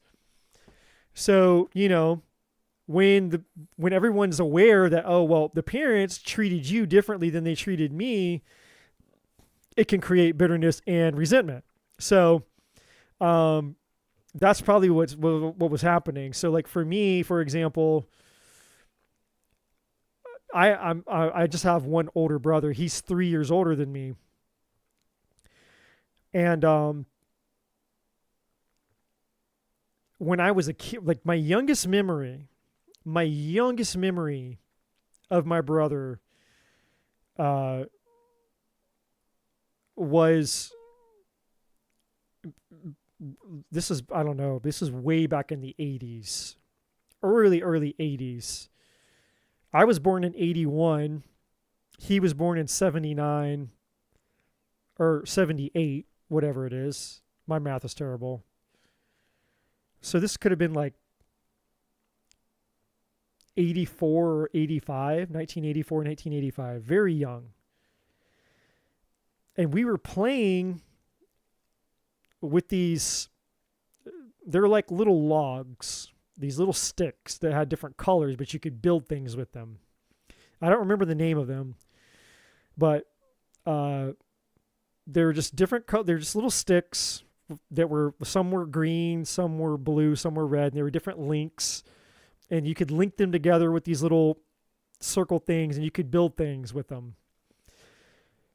And we were building this thing together. And I just remember just feeling so excited and so happy. I was like, this is the best thing in the entire life. And I was so excited. And I'm talking, I'm like 4, maybe 5 years old. I am very, very young. And I remember blurting out to my brother that I loved him. And so if I'm 4 or 5, then he's only 7 or 8. I mean, he's like a kid too. And I remember my brother, he got this look of anger and disgust on his face as a 7 or 8-year-old. And this thing that we had been building together, and it was like, I forget what it was, that we were building a tower or a big Ferris wheel. It was some big thing that he and I were building. And I was completely elated. It was like I was having the time of my life. And I could feel that emotion, and I can see it in my mind like it's yesterday. It actually makes me feel emotional because it was like, it's that present in my memory bank. And he got so angry when I said that I loved him. And it just came out of my mouth. Like I was just having such a good time. It's like I just blurted it out. And he looked at me with a disgust. And I can see it in his face. Even now, I can see his 7, 8-year-old face in my mind's eye. And this scowl and this disgust on his face. And he pushed me. And he just pushed me. He pushed me. I fell back. And he just immediately just destroyed the thing that we were building. He tore it apart and he ripped it apart, and then he left. And from that day moving forward, for all the way up until I was 16 years old, my brother and he was like my mortal fucking enemy. He hated my guts. For what? I never did anything to him. Like, he hated me just because I was fucking alive. My brother hated my guts for no reason. And the only thing that changed our relationship was when I was 16, I was on my way to church and I got hit by a drunk driver. And my girlfriend at the time, which was my first girlfriend, she died, and her older sister, who was driving the car that we were in, she died. And my girlfriend's older sister had started to take a liking to my brother. And so she started spending time with him, and, my brother he never got female attention. I mean, he's just, I don't know. He's just a different type of person. And so I think he was just changed by the fact that, here's this attractive young girl who was giving him attention. And I think that he secretly had started to get feelings for her. And so obviously when she died, my girlfriend died, and then I was on life support, it changed him. I don't know. I don't know why, but it changed him. And, and so he and I are like, we're about as close, I guess, as we'll ever be. Like we don't have that. He's a completely different person, obviously, now than he was when he was 7 or 8 years old. But those earlier years of my life, he just fucking hated my guts. And I did nothing. I literally did nothing. But as I got older and I started to learn and understand human behavior, I realized that probably what had happened was he was the firstborn.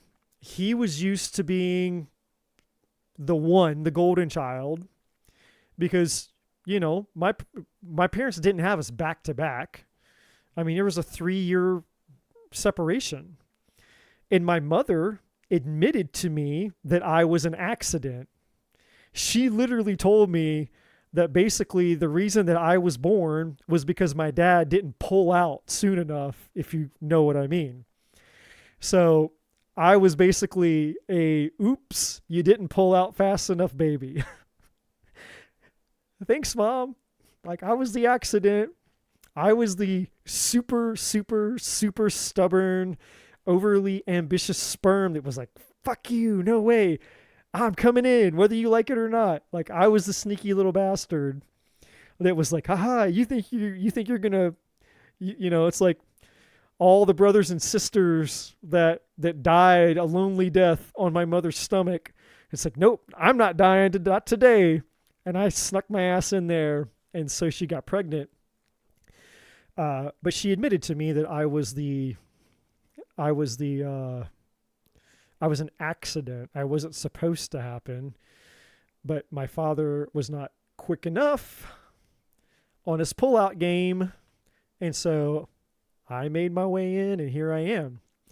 But I think my brother, when I was born, obviously the new kid is always the one that gets all the attention, and the newer kid always gets it easier than the one before them. So to answer your question, Teresa, it's just sibling rivalry stuff. Your brothers and your sisters, they feel like you were treated differently than they were, and there's a part of them that thinks it's unfair or whatever they believe. But it has nothing to do with you, because it's not your fault. Like, I'm sorry. I'm sorry that I was born. I'm sorry that, I came after you all. I'm sorry that it was 18 years, however many years, after the fact. Like, you had any, like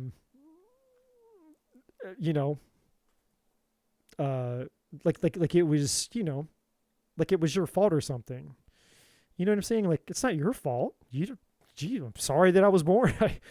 I'm sorry that I was born. That's not your problem. That's not your issue. So, their opinions of you in that regard are, it's just immature. It's sibling rivalry, and it's just unhealed shit. A lot of times too, what you'll see, Teresa, is when there's unresolved conflict between parents and children, then children will they'll project that unresolved conflict onto their other siblings. And so that's another normal dynamic within family units, basically. It's like a whole psychology thing, that I had to learn about when I got certified for coaching, which I won't bore you with all the psychology behind it, but essentially, you know, it's like, your brother and your sister, they can't resolve the conflict that they're having with your parents. So they project that onto you because they have this energy within them that they don't know what to do with. That energy, they feel like that energy has to go somewhere. And so instead of taking personal responsibility for it, they project it onto other people, which is what most people do in all of their relationships, right? Doesn't matter if it's with a family member or whether it's a friend or whether it's a lover or a spouse. You have a negative feeling and a negative experience, negative emotions inside of you. And that emotion, because emotion is just energy in motion. That's all an emotion is energy in motion. It's energy that wants to move in a direction. Well, we're having these emotions that want to go somewhere. And instead of taking accountability and responsibility for the emotions, we project them or we send them in a certain direction, right? And so your siblings are probably projecting those unresolved emotions that have nothing to do with you due to issues that have nothing to do with you because of, conflicts and unresolved shit that they have with your parents. And they're like, well, I'm having all these emotions about unresolved conflicts, so I know what I'm going to do. I'm just going to project it onto Teresa. That's the easiest thing to do, right? And that's what most people do. Most people will always send their emotions and they will to the path of least resistance. The path of least resistance is where they always go, which is why when you talk about the empath-narcissist dynamic, the reason that empaths always get targeted by narcissists is because empaths are usually the path of least resistance. They're the happy people. They're the sensitive ones. They're the people pleasers. We're just here. We're just existing. We love everybody. We want everybody to be happy. And because there's no resistance, we become the easy targets, right? Narcissists don't send emotions to other narcissists because they know better. It's like, that's not the path of least resistance. That's the path of most resistance. It's like, hey, you bring your energy over to me, I'm going to fucking punch you in the face. I'm going to beat your ass. We're going to fight. We're going to throw down. And so people intuitively, they know who's going to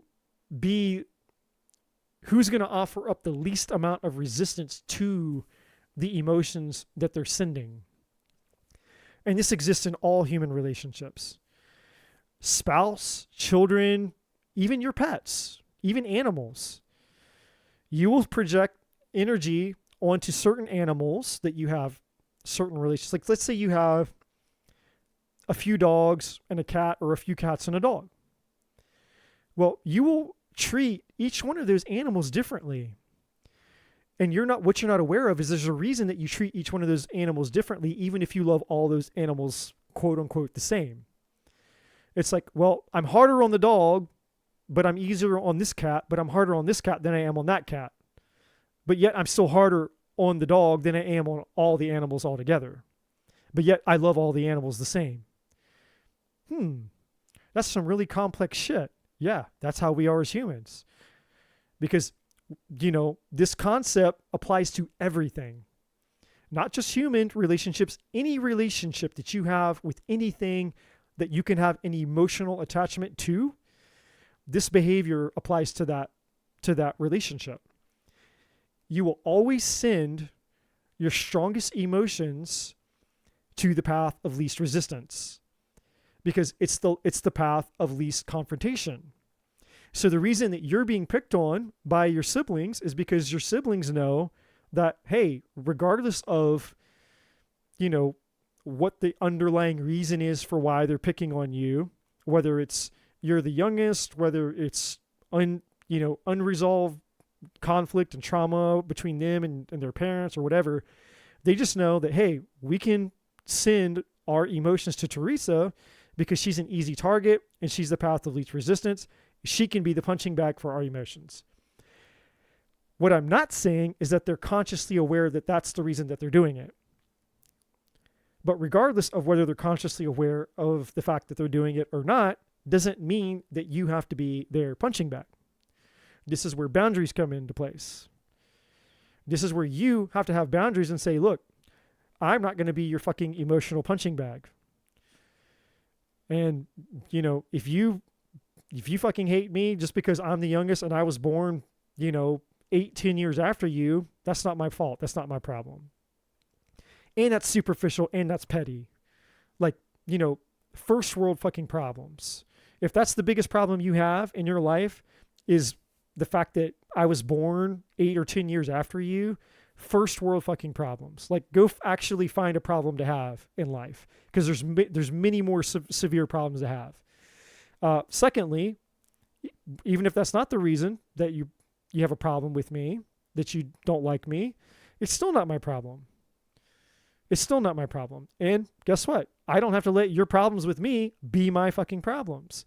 That's called a boundary. And it's up to you, Teresa, to have a boundary. Because every single one of us, we all get what we tolerate. And it's up to you to set a boundary and say, hey, I'm not going to tolerate being treated this way. It doesn't mean that you have to treat them the same way back. It's just like, look, you're not going to treat me this way, and I'm not going to be an emotional punching bag for you.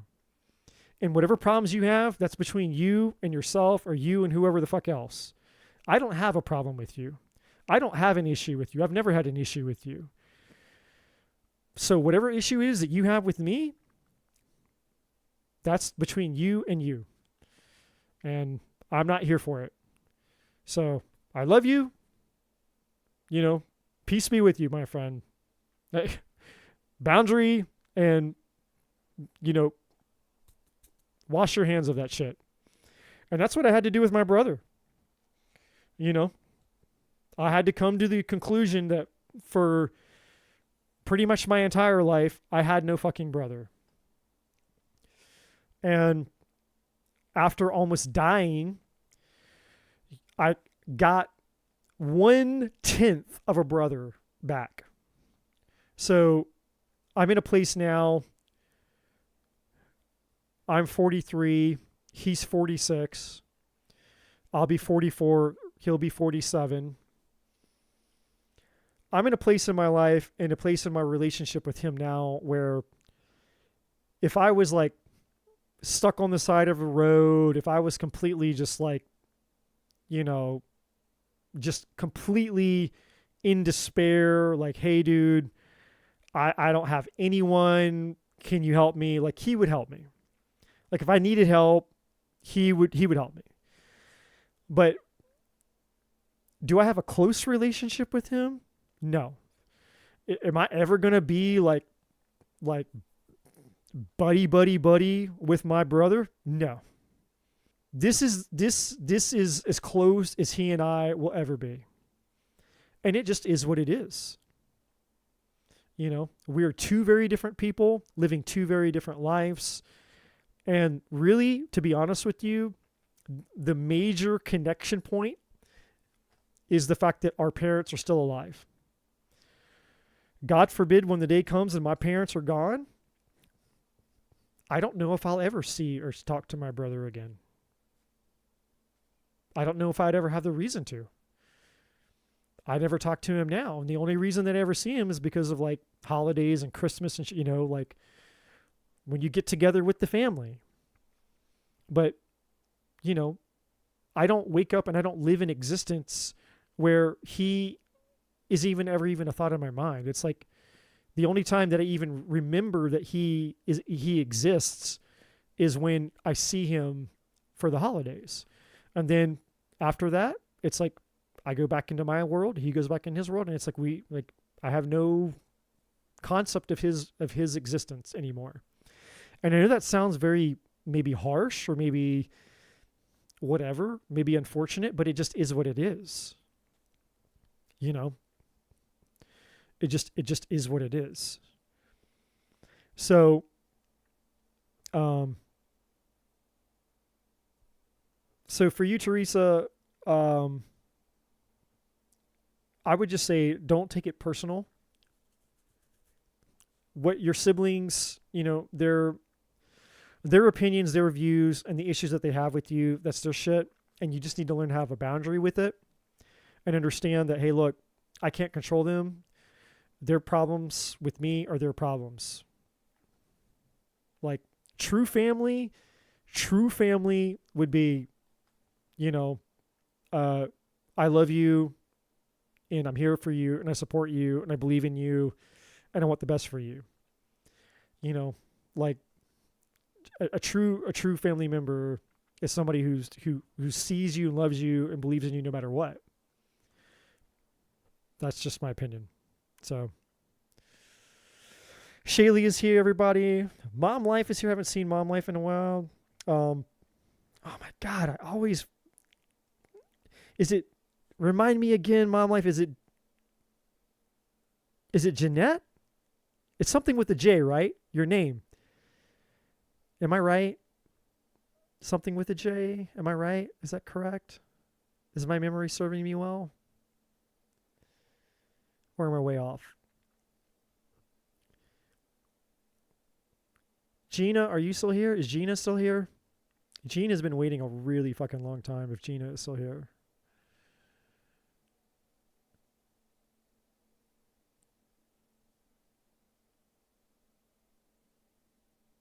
Jeanette. All right. Jeanette. I knew it. I knew it. I knew it. I knew it. I knew it. I knew it. Jeanette. Such a pretty name. Gina is here. Gina is here.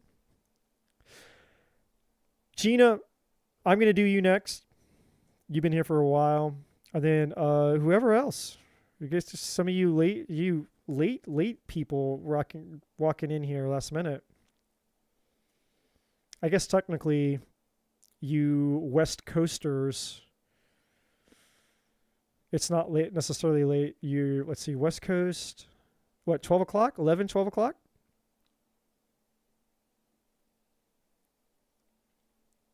Yeah. Yeah, kids, of course. Of course, kids are going to take your time. Shaylee. Okay. I'm going to go take a potty break for a minute here. And then when I get back, Gina, I got you. Oh, you're Jeanette. You're in Miami. And Shaylee, okay, so it's one.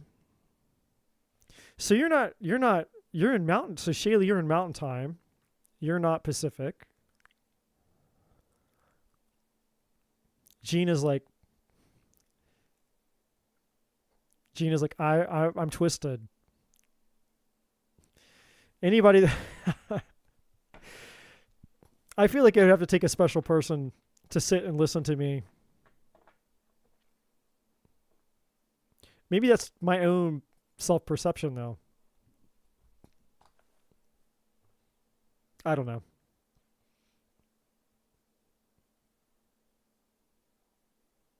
I certainly am not here to talk because I've got nothing better to do and because I like to listen to myself talk. That's for fucking sure.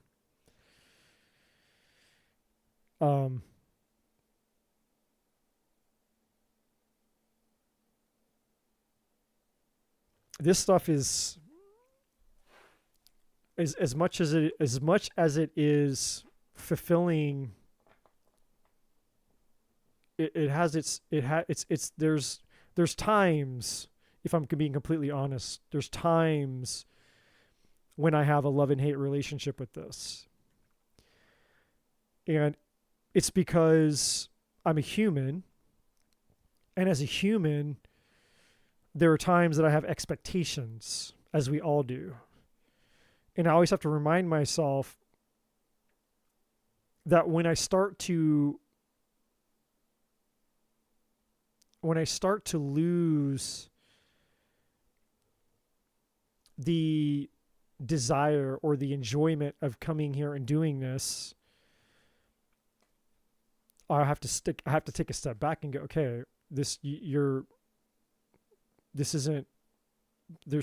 disconnect here. What's the disconnect? And it's because I have expectations, and it's this weird thing of like, when your calling is to help people, but you have to understand the difference of helping people and also like just being of service, because those are two different things, right? Like being of service and wanting to help people. And that sounds like the same thing, but it's not. Because being of service is being of service, right? It's like I'm here. It's up to people to get what they, I'm here to provide a service. It's up to people to decide what they get from it, what they take away from it. But when I want to help people, there's an expectation there, and I have to catch myself.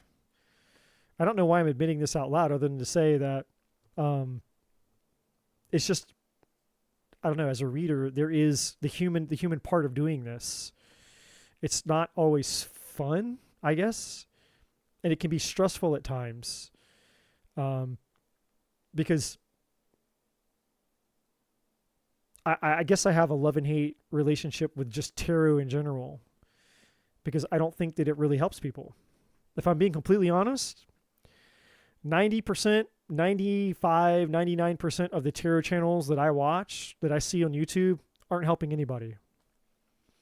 There may be one or two channels out there that I think potentially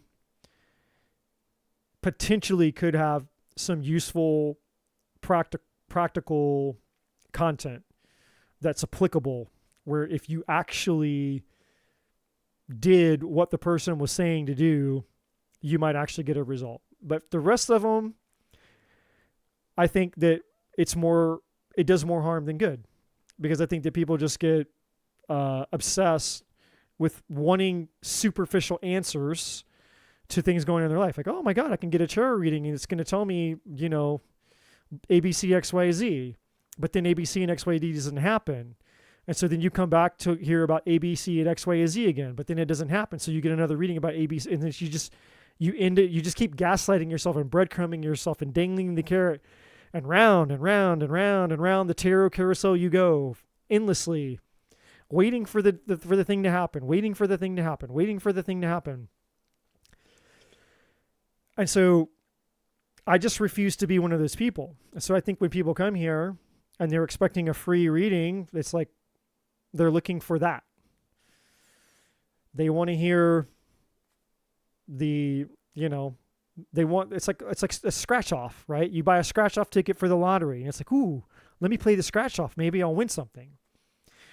And it's like, you didn't win. Oh crap. So what are you going to do?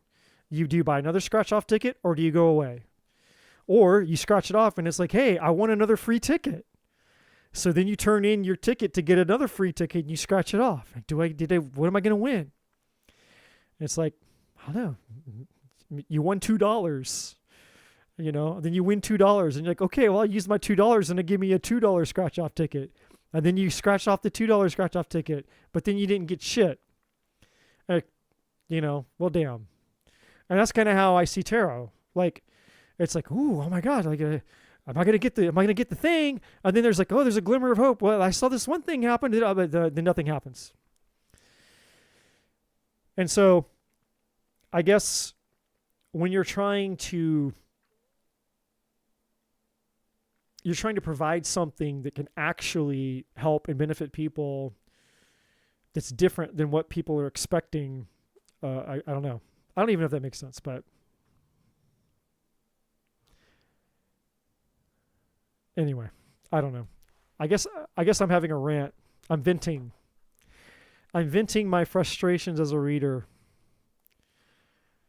that I have a love and hate relationship with these things, which is why I don't come on more often, honestly. I could come on more frequently, but the reason that I don't is because I have to be in a good mood. Like, I'm not going to come on here in a bad mood. And most of the time, I'm like, I'm just not. I can feel the expectation. And the expectation is like, ooh, yeah, give me my free tarot reading. And I know what that means. It's like, feed my addiction. Tell me what I want to hear. Tell me what I want to hear. Tell me what I want to hear. It's like, well, I'm not going to tell you what you want to hear. I'm going to tell you what the fuck you need to hear. But then when I tell people what they need to hear, they peace out. They're like, fuck you, man. I don't want to hear that shit. Don't shoot the messenger. Okay, yeah, I definitely got to go pee.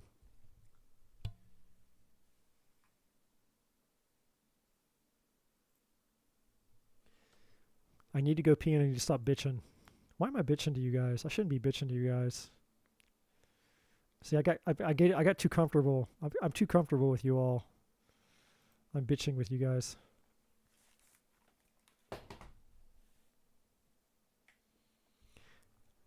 And it's 3 o'clock in the morning.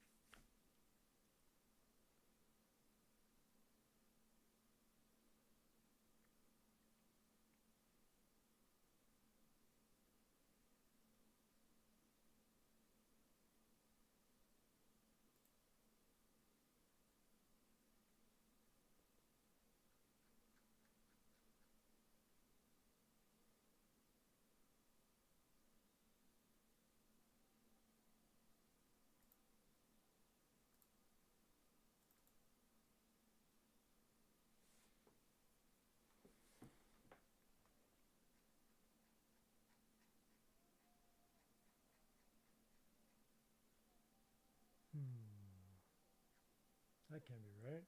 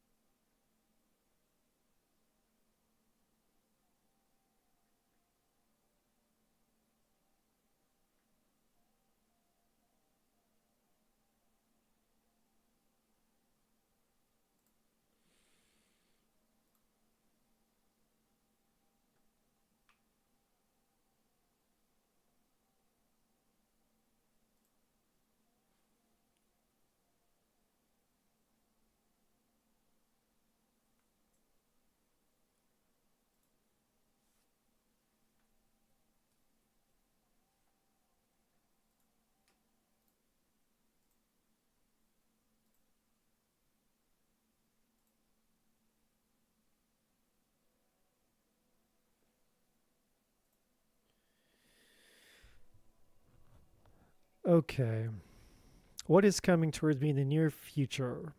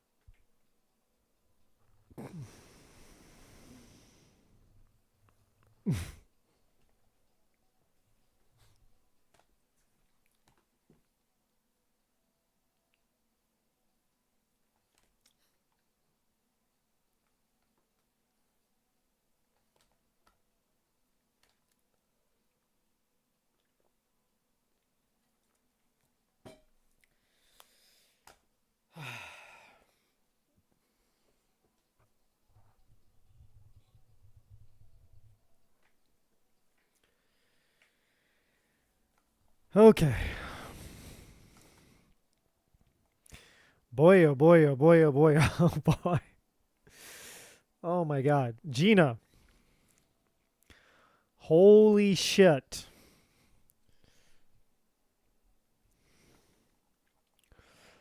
Where do we start? Where do we start? Where do we start?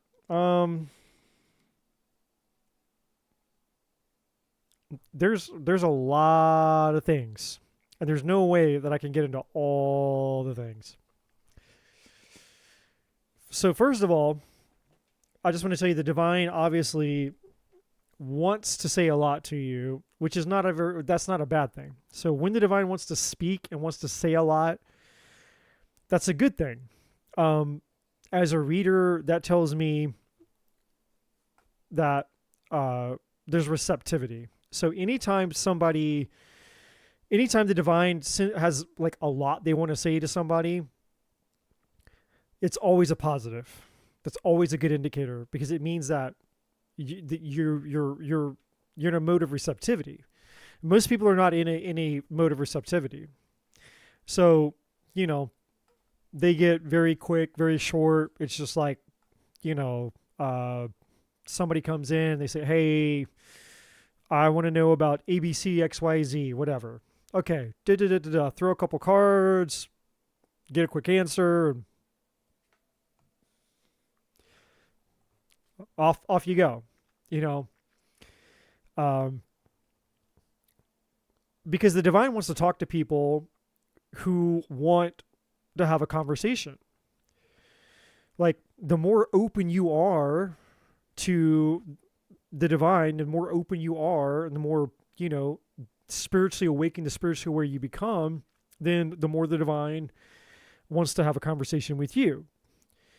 And, so in much like our human relationships, the divine isn't going to waste its time trying to communicate with people who can't be bothered to be communicated with. So that's just a, hey, FYI for all the quick, hit it and quit it, pimps out there. That's kind of the terror horse. That's kind of how I view those people. I'm just saying for what it is. It's like, you're just kind of like a terror whore. You just come in, you want to get you want to hit it and you want to quit it. You come in, you get your quick thing, and then you bounce. That's a hit it and quit it. And so the divine knows that. And so the divine's like, okay, cool. For those who want it to come in for the hit it and quit it, you'll get your answer, and off with life you go. But for those who actually demand more, they want more, and they actually, they actually value the information that the divine, wants to speak to them, because they understand, like, wow, like, this shit is pretty fucking important. Like, and if I actually care about this in a non-superficial way, meaning I'm not just here to get a superficial answer to a superficial question, because I think that whatever this thing is that's going on in my life is the most important thing in the entire universe right now. Like, oh my God, how does Billy feel about me? Oh, it's the most important thing. And if I don't know how Billy feels about me right here, right now, I'm going to die. And this is going to be the apocalypse. What am I going to do if I don't know how Billy feels about me right now? It's like, and again, I'm not trying to make light or, of people's problems, because, for where they're at in their spiritual journey and their spiritual growth, maybe that feels like the end of the world for them, but, in the grand scheme of things, it's not. However, what I can tell you as somebody who's been in this for a long time, motive always matters. So you can't lie to the divine. You can't lie to the fucking universe. So if your intention and your motive is superficial, don't really expect the divine to show up for you because that's just not how it works.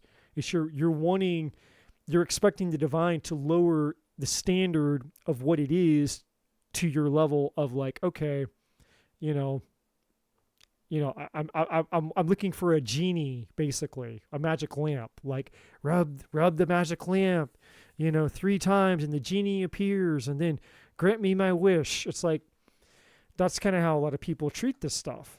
Is they just think it's like a rubbing, rub your magic lamp, make your fucking wish, and your wish is my command. But that's not what this is. And the divine honors those who honor and respect the sacredness of, that information. And so for those who don't, then you can continue on your journey until you go through enough life and you have enough experience to where, unfortunately for most people, they have to hit fucking rock bottom. They have to go through hell, and they have to basically, get to the very, very end of themselves to where it's like, then all of a sudden people that were never spiritual, never believed in anything or whatever, they didn't take it serious enough, all of a sudden they become very spiritual, which is interesting, right? Like all the people are like, I'm an atheist. Okay, I bet you weren't an atheist on 9/11 when you were standing outside the World Trade Center and you were crying out to God because you thought your life was about to fucking, or you're on a plane and all of a sudden the plane starts having problems and you think the plane is going to crash, and you're like, all of a sudden your atheist ass becomes spiritual really quick when you're crying out to God to save your fucking life. Like, it's just interesting to me, that whole concept. It's like people who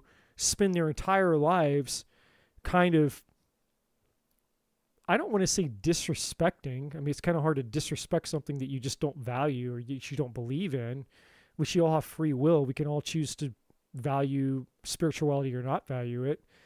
But either way, I think it's just interesting how, like, you put a person in the right situation, under the right type of pressure, under the right circumstances, and all of a sudden, all that non-belief or unbelief or atheism goes right out the fucking window, and they become real spiritual real fast. The two places that people who are not spiritual become very spiritual is either when they think that, they're about to be the end of their life, and ironically, the other side, when they're in the bedroom having crazy mind-blowing sex. They're crying out to God and this, that, and the other when you're fucking someone's brains out, or, hey, I'm about to die. The plane's about to crash. Oh my God. The two different extreme places that we cry out to God. Completely unrelated to your reading, Gina, but I'm just here just saying. The divine wants to speak to those of you who treat this seriously. That message is for all of you. So just a little FYI, if you really, really, really, really, really want real answers to the problems of your life, and this isn't just about me or my channel, this is about any reader, any tarot reader that you get a reading from. It's your energy, it's your intent, it's the reverence and the respect that you give when you go into it is what you'll get out of it. Because, I'm just the reader. Like, I'm just the messenger. It doesn't matter to me. I choose to be here. But it's different. Your connection to the divine is different, because the divine, in a sense, it just doesn't tolerate, like the divine isn't a magic genie. It's not like, hey, okay, I'm going to play this game where, you want answers, and you think the mystical tarot reader, the psychic hotline is going to give you this thing. And that's where a lot of people get, they get cheated as well. There's a lot of fraud. A lot of people out there claiming to be psychic and claiming to do all this shit, and they're just taking people's money and basically telling people what they fucking want to hear. There's a lot of that out there, And if anybody who can learn to read these cards could very easily, just like this reading, all these cards that are on the table for Gina right here, I could read these cards and interpret these cards and I could come up with the most fascinating, amazing, miraculous, oh my God, you're not going to believe this. This is the best thing that's ever happened to you. And I could say any fucking thing that I wanted to say. I could make these cards mean anything I want them to mean. And make it fit the thing that you want it to mean. And as long as it's resonating with what you're hoping that it will, what it will say, the expectation you have in the back of your mind, you'll accept that reading because you're like, oh my God, yeah, this is so great. This is amazing. This is what I want. And so, you have to understand that you're only deceiving yourself with the energy from which you bring into this, right? And so what you bring to the table is what you're going to get back, because God will not be mocked, as the good book says. And that's not like a religious thing. It's just saying, hey, the divine knows the intention and motive behind what it is that you seek. And I say this a million times, but I'm going to say it again, that the divine has two non-negotiables. It will not violate your free will, and it will not give you anything that's not in your highest good. And a lot of people come in here, and just tarot in general, not necessarily here, but just in general, a lot of people show up with questions and they're seeking things that are not in their highest good. It's really, in the grand scheme of things, it's not transformative. It's not empowering. It's not going to help you. It's not going to make your life any better. It's just essentially, instant gratification for something that you think is important. It's not really important, right? Like how your toxic fucking boyfriend feels about you, who treats you like shit. You already know how he feels about you. He treats you like shit, and he's toxic. You don't need the divine to tell you, yeah, Billy, who treats you like shit, who's toxic. You don't need the divine to tell you that he's toxic. You already know that he's toxic because he treats you like shit, right? And so when, he treats you like shit, and then you fight, and then you break up, and you're like, oh my God, what does he feel like? What are his feelings? I need to go and find the tarot to tell me, how does Billy feel about me? What do you mean, how does he feel about you? He's toxic. He treats you like shit. Like that question is completely inconsequential to the development, the growth, and the longevity and the importance of your existence, right? And I understand that right here, right now, you think that is the end all be all of your existence. Like, oh my God, if I don't know this, I'm going to die. I'm going to suffer 1,000 deaths. This is going to be misery if I don't know how toxic Billy feels about me, even though he's treated me like shit the whole time. It's like, really? Come on, wake up. I want to grab you and shake you. Like, the divine doesn't play that game. Now, if you actually cared and you're like, hey, I realize that Billy treats me like shit. I realize I have a toxic trauma bond with this dude. I realize that I choose to be in this toxic trauma bond, and I realize for whatever reason, it's really fucking hard to get out of it. What I would like to know is, hey, how can I break the trauma bond with toxic ass Billy so that I can get my life together, I can get on my path, and I can find somebody who's actually healthy and good for me? That would be a question, an empowering question that the divine is like, now that is the type of person that I want to talk to. That is somebody who's, who wants actual help, someone who's willing to help themselves. So let me help them help themselves. But for those people who are out looking for, some other bullshit, that's just, it's like you're stressed, you're whatever. I'm anxious, I'm stressed, and I'm worried, I'm this, and I'm that. And it's like, you really don't want help. You really don't want change. You just want comfort. You want some form of relief to a situation or a problem that you're not giving yourself relief from. Meaning you have the power within yourself to give yourself comfort and relief in this situation, but you choose not to. It's a choice. It's a choice for you to remain in a situation that makes you feel like shit, or it robs you of your peace, or you can't sleep at night, or you're anxious, or you're stressed, or you're this, or you're that. Like, that's a choice, right? Now, of course, some people have other situations that are more complex. I'm not talking about those people. I get it. Some people are sort of kind of stuck in certain situations. If you have kids and you have to co-parent with somebody, and the person you co-parent with is a complete asshole, and they make your life miserable because they hate you, but yet you can't get, it's like, well, they're the parent of my children, and I'm legally bound to them until my children are 18 years old. I have to deal with them being an asshole. Like, I get it. There's all types of different situations and circumstances in life. But what I'm referring to are most of the things that I see that come through, not even just in my channel, but if I was like, even if I just go, like my friend's channel, she goes live all the time. And the questions that I see that roll through there, I'm just like, I'm just like, and I mean, she's going to answer the questions because she's there to do the free reading. But it's like,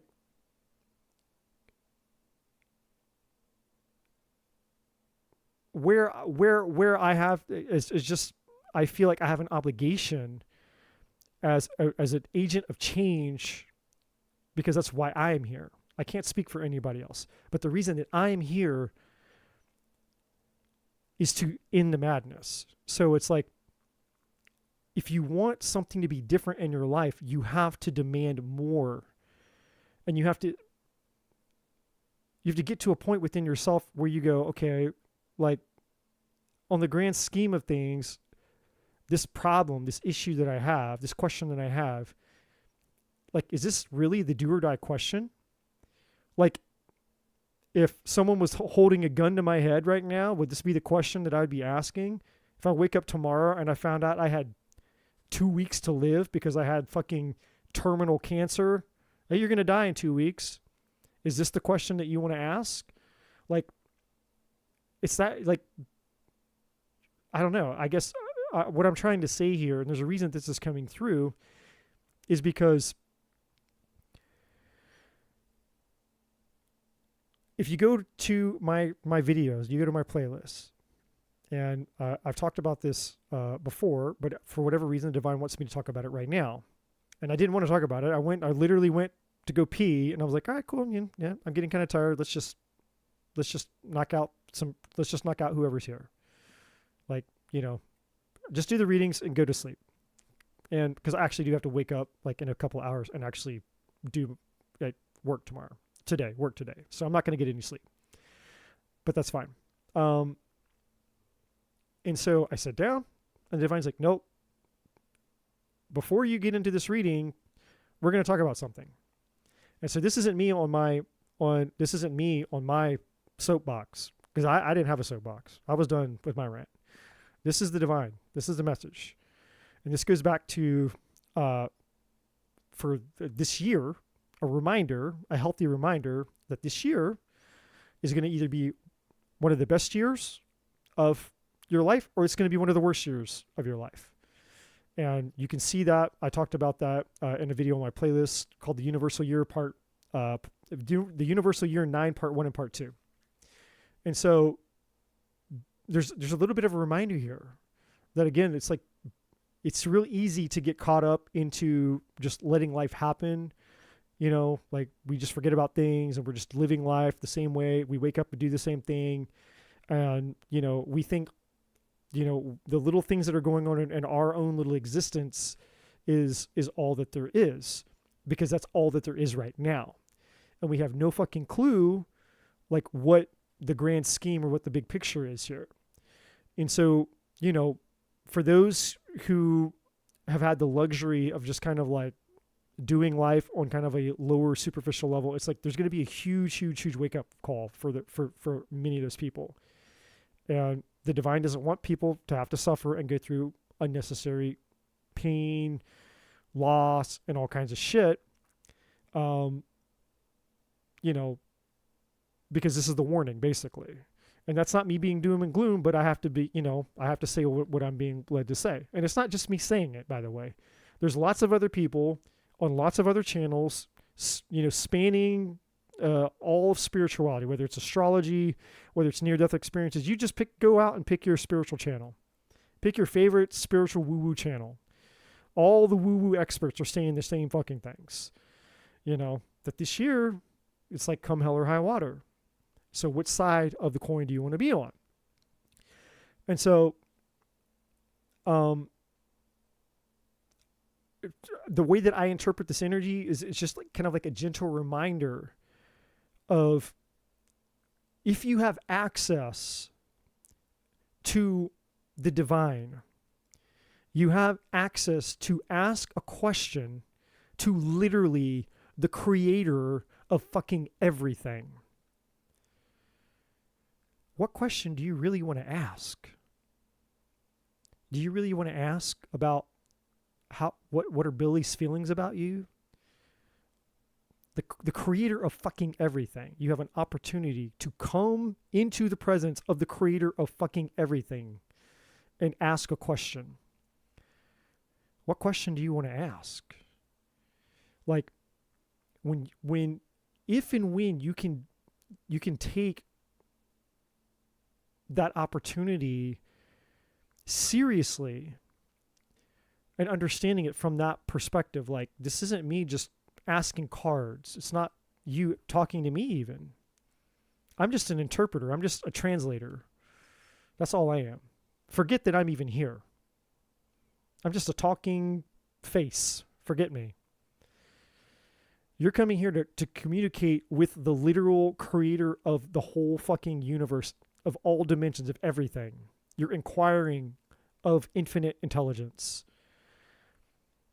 What question do you have? What question do you really have? So I'll just leave it there. All right, Gina. Okay, so Gina, we got a lot here. Gina's like, Jesus H fucking Christ. I might finally get my reading. Gina is a master of patience. She is a master of patience. And good things come to those who wait. I wasn't really sure where I wanted to start with you, Gina, in all of this. So let's just start here. Because this is kind of, for me, this is the big thing. I was trying to, first of all, when I was using these cards, I was trying to get a time frame for you about relationships and love. When I was pulling these cards down here specifically, I was like, okay, I get what you want to say up here. I get what you want to say to her here. And I was like, okay, well, let me just ask a question on her behalf. What about relationships? And then I got these. And I was like, okay, I understand what you're saying about these when it comes to relationships, but when? It shows me this card, and it says unlikely. And I'm like, okay, that's weird. But then I was like, okay, I understand what this card is for. This card, I understood what this was attached to. I get it. It's attached to this Two of Swords here, which I'll explain. Okay. That's why I set it aside over here. I'm like, okay, I know what that's for. And then I saw this a year from now, and I was like, oh. I was like, don't, come on, man. Tonight's been tough. I feel like a complete asshole tonight. It's like, no one's ever going to fucking come back to this channel again. I might just fucking shut down my YouTube channel. It's like, no one's ever going to come back after tonight. I was in there taking a piss, and I was talking to the divine. God is my witness. I'm like, no one's coming back after tonight. No one's coming back after tonight. I was like, it's, I could feel it. It's like, there's, the divine's just got this, like, it's one of those nights where it's like, okay, like, we got the paddle out, divine's not fucking around tonight. And so, And and so I'm like, I got to be that guy because I am the translator. So it's like I embody it. It's like, so when the divine is in a mood, then it reflects on me, like, because I'm the person that's the messenger for the divine. So I'm like, well, great. Now people can think I'm the asshole. I'm not trying to be the asshole. I'm just the messenger. Don't hate the messenger.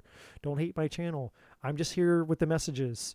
I wish I could be here and be all, unicorns, fairies, and fucking rainbows. But sometimes the divine says what it wants to say. Like, oh, see? Even the fucking thing over the computer over here just made a noise and a little orb just flew by. That's the proof. The divine's going to say what it wants to say. And that computer over there that you can't see off screen is shut down, by the way. So the fact that it literally just made a sound, I don't know how that's possible because it's literally shut down. That computer right fucking there is not turned on. It's turned off. So I do not know how a sound just came out of that computer.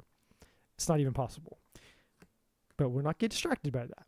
So a year from now, I understand what the divine is saying there. So, but I was afraid. I was like, man, don't make me have to be the messenger for that. Nobody wants to hear that. But then the divine's like, no, it's not what you think.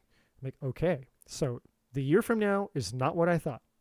So then we moved on, and I looked at the bottom of the deck, and literally the cards were sitting in my hand just like this. No and forgiveness, just like that. And that's why I made sure that they did not move in my hand once I had them like that. I was like, okay, I got it. And so the reason we're starting here for you, Gina, is because this is the most important thing. When this here is addressed, this issue here is addressed, most of this other stuff will be addressed. So it's kind of like we can approach this one of two ways. All roads, all messages lead to the same place.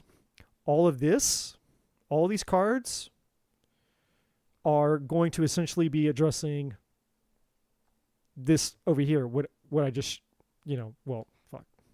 I don't know what you guys can see. This.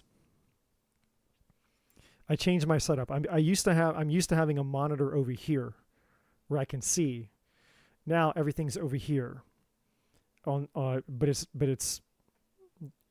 I have to figure it out. I'm not going to get into it. It's technical bullshit. Doesn't matter. But, I thought I was doing something to help myself, and then I limited myself. So I can't see, and it annoys me because I don't know what I'm seeing here.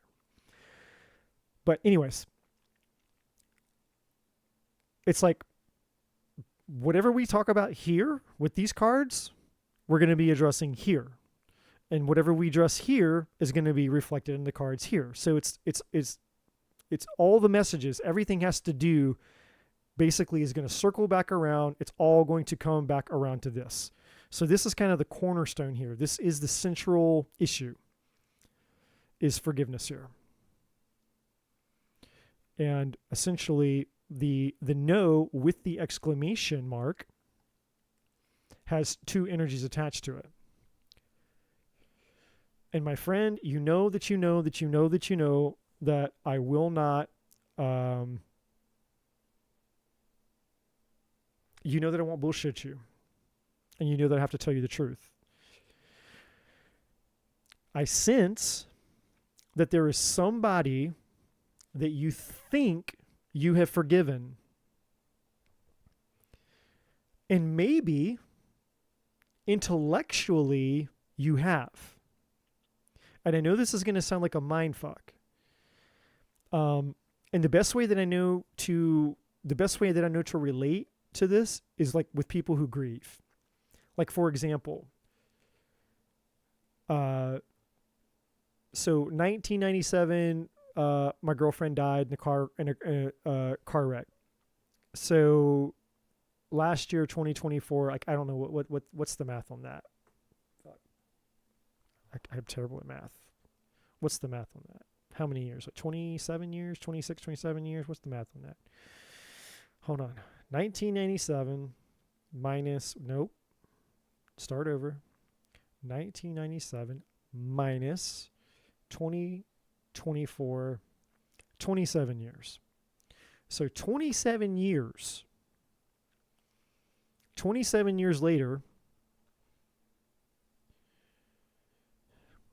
which is over half as long as I've been alive. So for over half as long as I've been alive is how far back in my past that was. And despite that it's been 27 years and all these other things have happened in my life and things that have actually hurt me worse than even the loss of that girlfriend, last year, out of nowhere, I got hit with it came out of nowhere. And I just was crying my eyes out. Like it just came out of nowhere. And I was grieving her. I was grieving her loss. And for like 15 minutes, this wave of emotion came out of me where I was grieving her loss. And I was like, wow, 27 years later, and there was still shit inside of me that wanted to come out. And so I'm using this as an example to say, sometimes we think we've moved on. We think we've forgiven. We think we've taken a certain action, or we think that we've done something. And maybe intellectually we have, and maybe we even have done the first level or the first phase of it, right? And I don't remember who I heard talk about this. But there's like levels of forgiveness. Like the 7 levels of forgiveness. Oh shit, what was that guy's name? Hold on.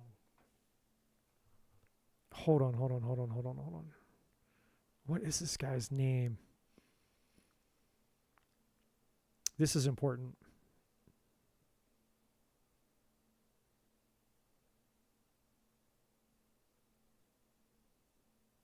Just give me 1 second here. This is important.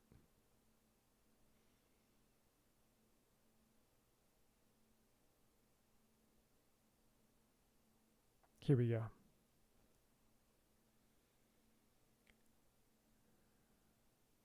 Seven levels of forgiveness. Yeah, okay. What was the guy's name, though?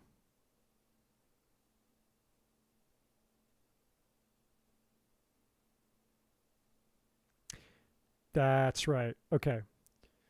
Pranic Healing Ontario. 7 levels forgiveness. So if we just go into... This is fucking wild, man. I can't make this shit up. I cannot make this shit up.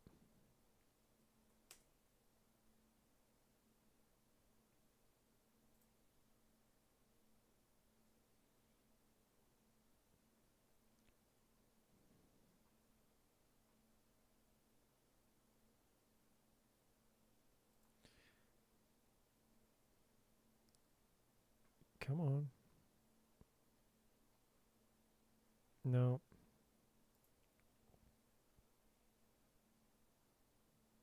What was the website? The Pranic Healing Ontario.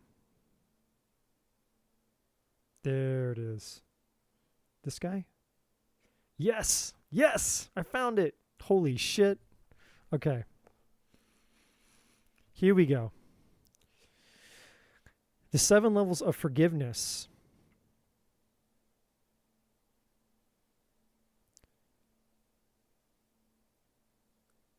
So this guy talks about some profound fucking shit. I'm going to drop the link into the chat. This is definitely for you, Gina. 100%. I cannot make this shit up. There's the link in the chat. Okay. So listen to this. This is profound shit for anybody. Anybody out there, all of you guys, this is some profound fucking shit. So at the base level, level 0, the person is unable to forgive the offender and keeps on thinking about him and the unpleasant event over and over again. The effect is not only so much pain and suffering in the current lifetime, but also extended emotional attachments and problems in the future incarnations. By loving a person deeply, there are higher chances of meeting and being with the beloved soul in future incarnations. These are the people that we love and feel comfortable and connected with even from the first few moments of being together. The sad news is that the hatred also binds souls together, as there is a lesson in the relationship to be learnt, and the lesson is love. Therefore, the relationship between the two souls who hate each other often get closer and closer to teach them to love one another. Where's the irony in that? Most of the couples that have difficult relationships, parents and children who cannot get along, brothers and sisters that have a hard time being together, fall under these categories. They need to learn to love each other, break the wicked cycle, and let go. Anger and hatred bind people together. When you hate someone, it creates an energy link with that person. You become chained to the person, and your soul becomes entangled with that person. And if you want to be free, you must forgive people. The good news, on the other hand, is that to break this cycle of forgiveness of one person, only one person is enough. So one side will break the cycle. So to avoid being with the people that seem to be a pain in the neck to us, pain in the neck, we need to forgive them, forget the unpleasant event, blah, blah, blah. So level 1, normally this person gathers everyone at the moment of death and forgives all and asks all of them to forgive him back. In this level, although the current lifetime seems ruined by keeping so much anger, resentment, Level 2, here the soul, after several years, realizes that keeping anger and resentment only affects him.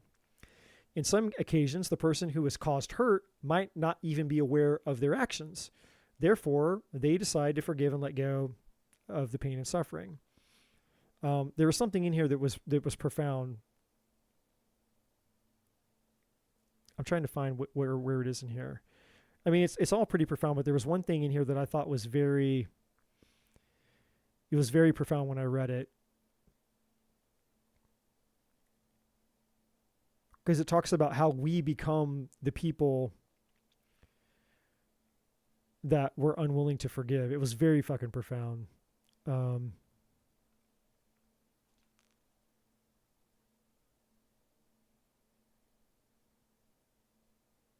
Somewhere in that. But essentially, somewhere in that, on that link, it talks about how basically we energetically start to become the people that,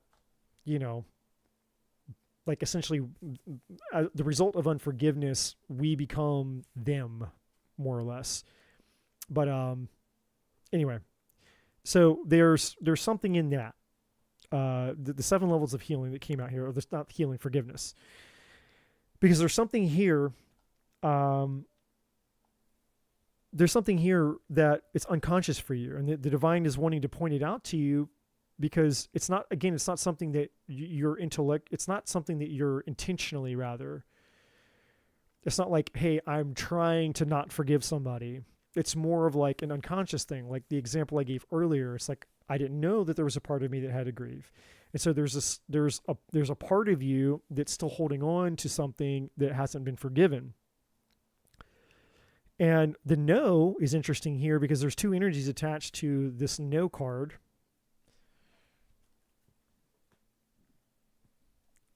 Well, if I can hold it still. So there's 2 energies attached to this. And the one of them is there's a part of you that actually doesn't want to forgive right now. And that's why you're unaware of it.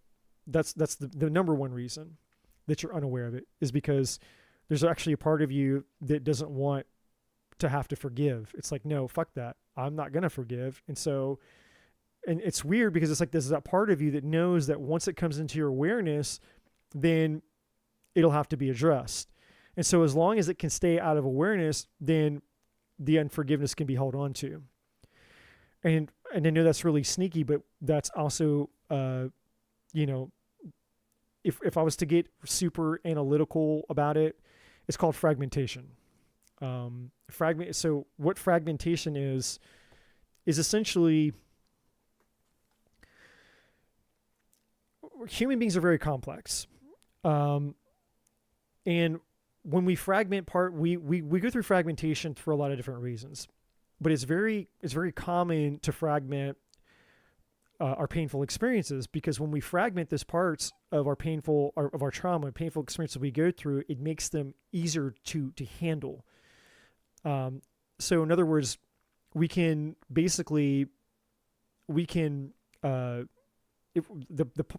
the trauma is, that part becomes fragmented. So it's like when you think of like a jigsaw puzzle, you have all these pieces and you put them all together, you get a picture, right?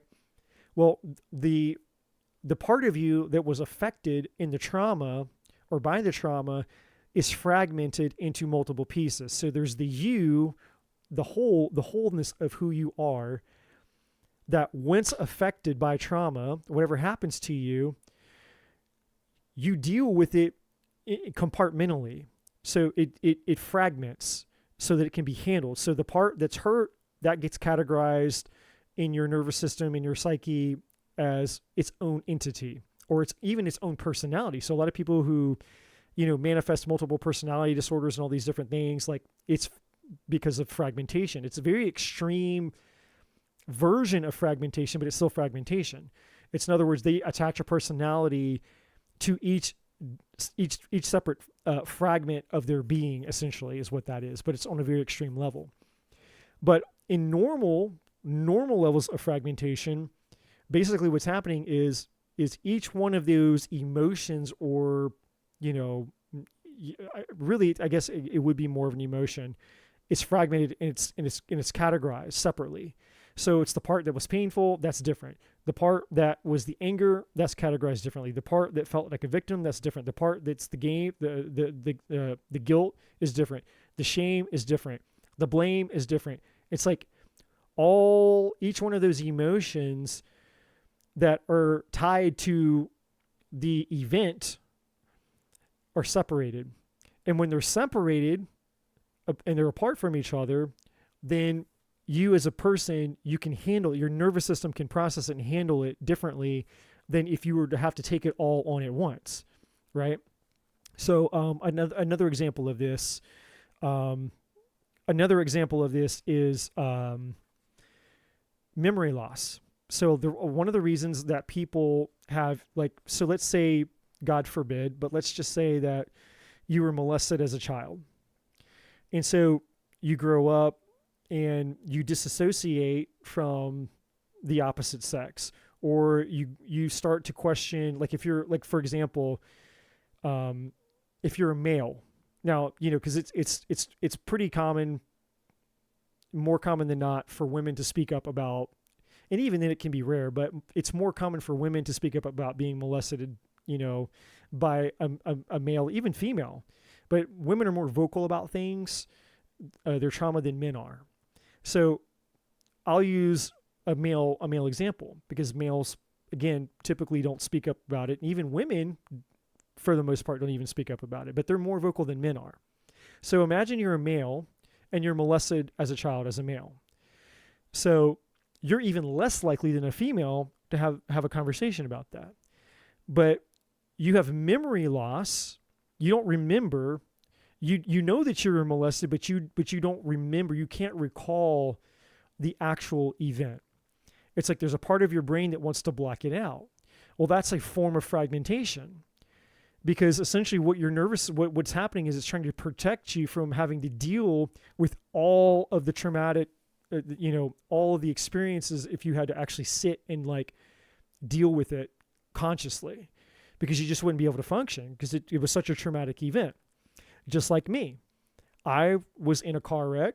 I was hit, but I was asleep in the back seat, but obviously hit by a drunk driver. My girlfriend died literally, on top of me. Basically, we were in a car, and it was an old 78 Volkswagen Bug, which is essentially a Coke can with wheels, and the engine is in the back of the car. And it's literally like a Coke can with wheels. And so the guy had a truck, impacted us full speed, and so crushed in this car like a Coke can. Like if you put a Coke can on the ground and you smash it with your foot, that's what happened to us. And so, obviously my brain doesn't remember any of it. All I remember is falling asleep in the back seat of the car, and I woke up 48 hours later on a life support machine. That's it. That's all I remember. I don't remember being hit. I don't remember them. They had to use the jaws of life, and they had to cut us literally out of the car because the car was crushed like a Coke can. They couldn't get to us. They couldn't get to our bodies. They had to cut us out of the car. They had to pull us out.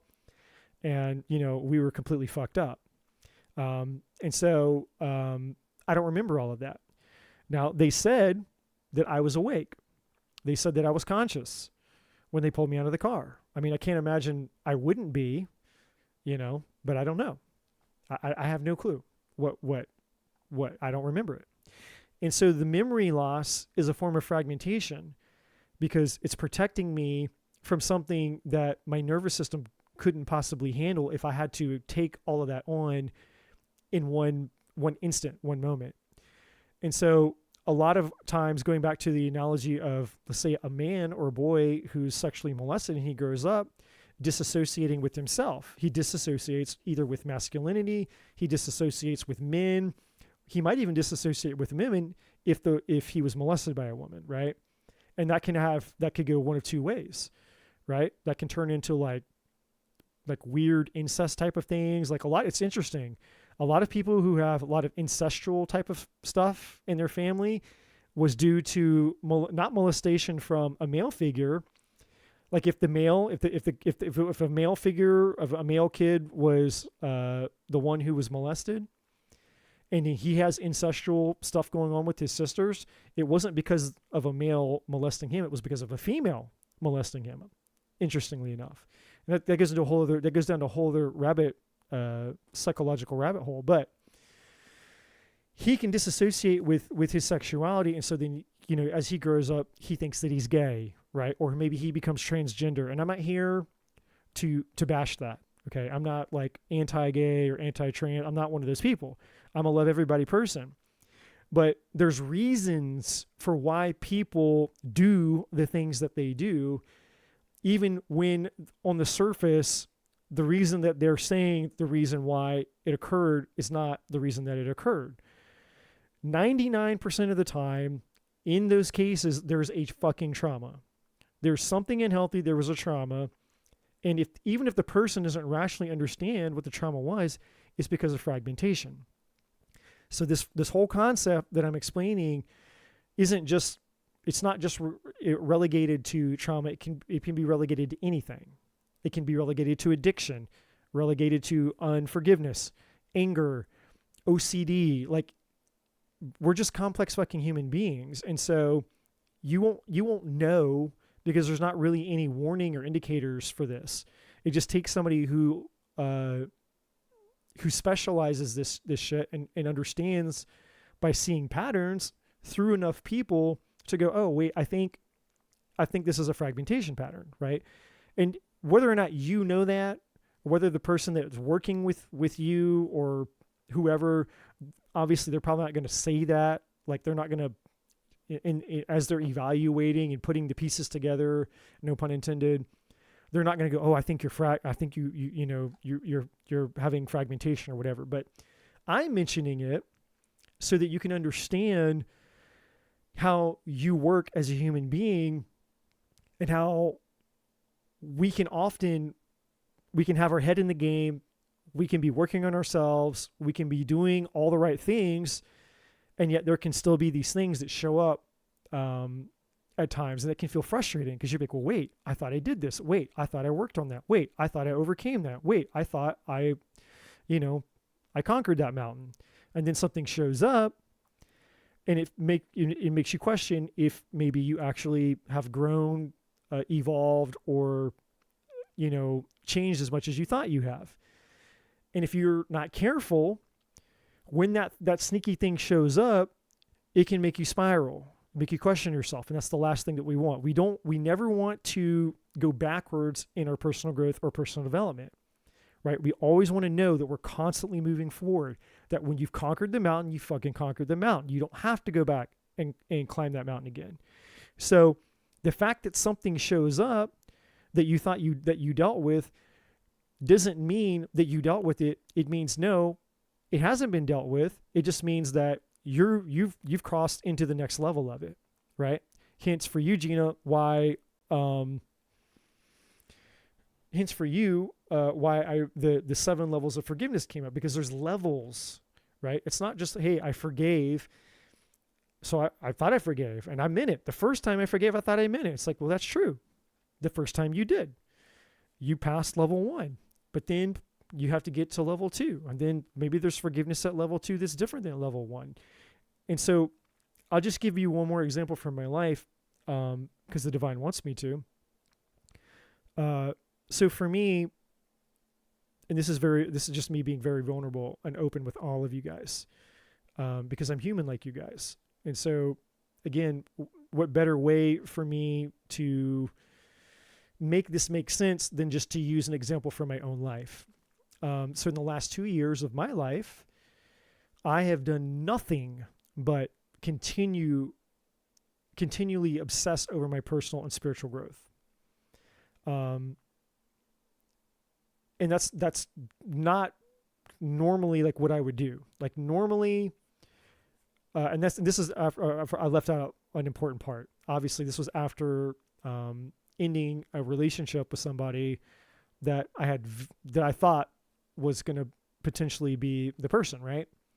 So was in a serious relationship with somebody, for sure was like, okay, I'm all in with her. I'm all in with her and her kids, the whole 9 yards. And it didn't work out. I'll just say that. And so the old me would have just been like, okay, well, you move on. Let's just find somebody else. Right? But I got a reading from my friend, because I get readings from people too that I trust. And she was like, I think what the divine is telling me is that you need to like take the whole year off. This is back in 2023. And I didn't like that. I'm just going to be honest with you. I didn't like the answer. I was like, so like a whole year? I'm like, I'll give it 30 days, I'll give it 30 days, but a whole fucking year? Yeah, no, that's probably not going to happen. And so I focused on myself for 30 days. 30 days, or 1 month became 2 months. 2 months became 1 year. 1 year has now become 2 years. And so once I committed to the process of going through the layers, things started coming up that I didn't realize were a problem until I got into doing what the divine asked of me to do, and the divine didn't ask me to go 2 years. It's just that once I started listening to the divine and doing without knowing why, because I wasn't told why I needed to not pursue a relationship for a year. It's just the divine thinks like you just should focus on yourself and not be, and not date anybody for a year. And I'm like, well, that's fucking stupid. That's retarded. I don't like that answer. No is the answer. I'll do it for 30 days, but the rest is no. And then I started doing the work. Shit started coming up, and I was like, oh, I get it now. And the things that were coming up and the breakthroughs that I was having were so profound that I didn't want to stop doing the work. And so it wasn't that the work became a chore, or that I was, oh my God, I've got to fucking do the personal growth and doing the work. Oh, it's like once I started having the breakthroughs, and it was like, I was like, shit, man, like this is exactly where I need to be. And so, but here's the thing. The point in that is that I went through that whole year, all of 2023. And then as I got into 2024 and I went all of last year, 2024, some things that I thought that I had worked on came up.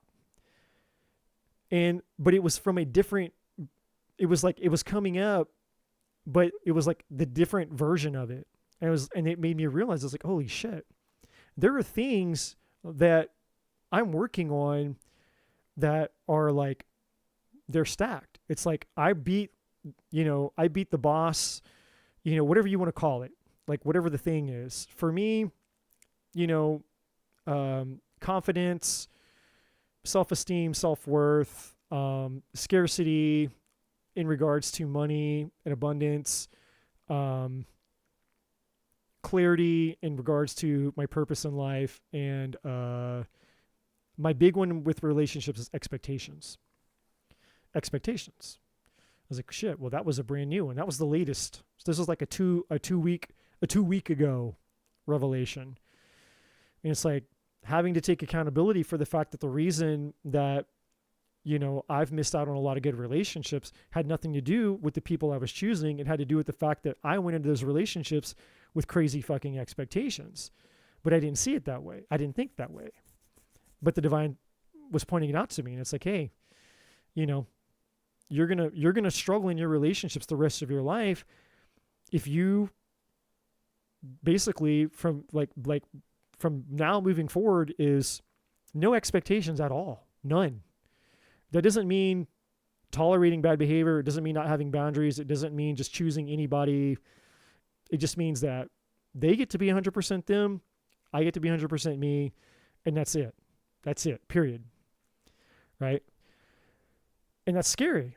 It's scary to go into a relationship with somebody with the knowing ahead of time that, hey, this person, you have to accept them 1,000 fucking % for exactly who they are. Even if they never change. That means all of their problems, all their issues, all the thing, like everything. And you just have to go into it assuming that this is who they are and this is who they will always be. No expectations for anything greater. And if it becomes greater, that's just, hey, you're lucky, icing on the cake, whatever, extra blessing. And I know that may not seem like a big deal for some of you because that might not be your challenge, that might not be your problem. But for me, because of all the shit that I've gone through in my life, my security mechanism, my safety mechanism, my self-preservation is the only way to keep Eddie safe is to have expectations for other people. Well, that shit got shown right back into my face. And it's like, well, you can continue that behavior, but you'll be single and lonely the rest of your fucking life. So, I had to confront that. I had to take responsibility for that. And I had to realize it. I had to see it because I've never seen it before. So doing the work, what I'm saying in all of this is as you do the work, things will come up that sometimes that you think that you've mastered it. You think you've conquered it. And then it seems like because it's coming around and you're having to revisit it, it's not that you're revisiting because what you did before wasn't accounted for, or the thing that I did before, like that didn't work. It wasn't doing anything. No, that's not true. It did do something. It's just you've leveled up and you've grown, and because you've leveled up and because you've grown, it's casted light on new things.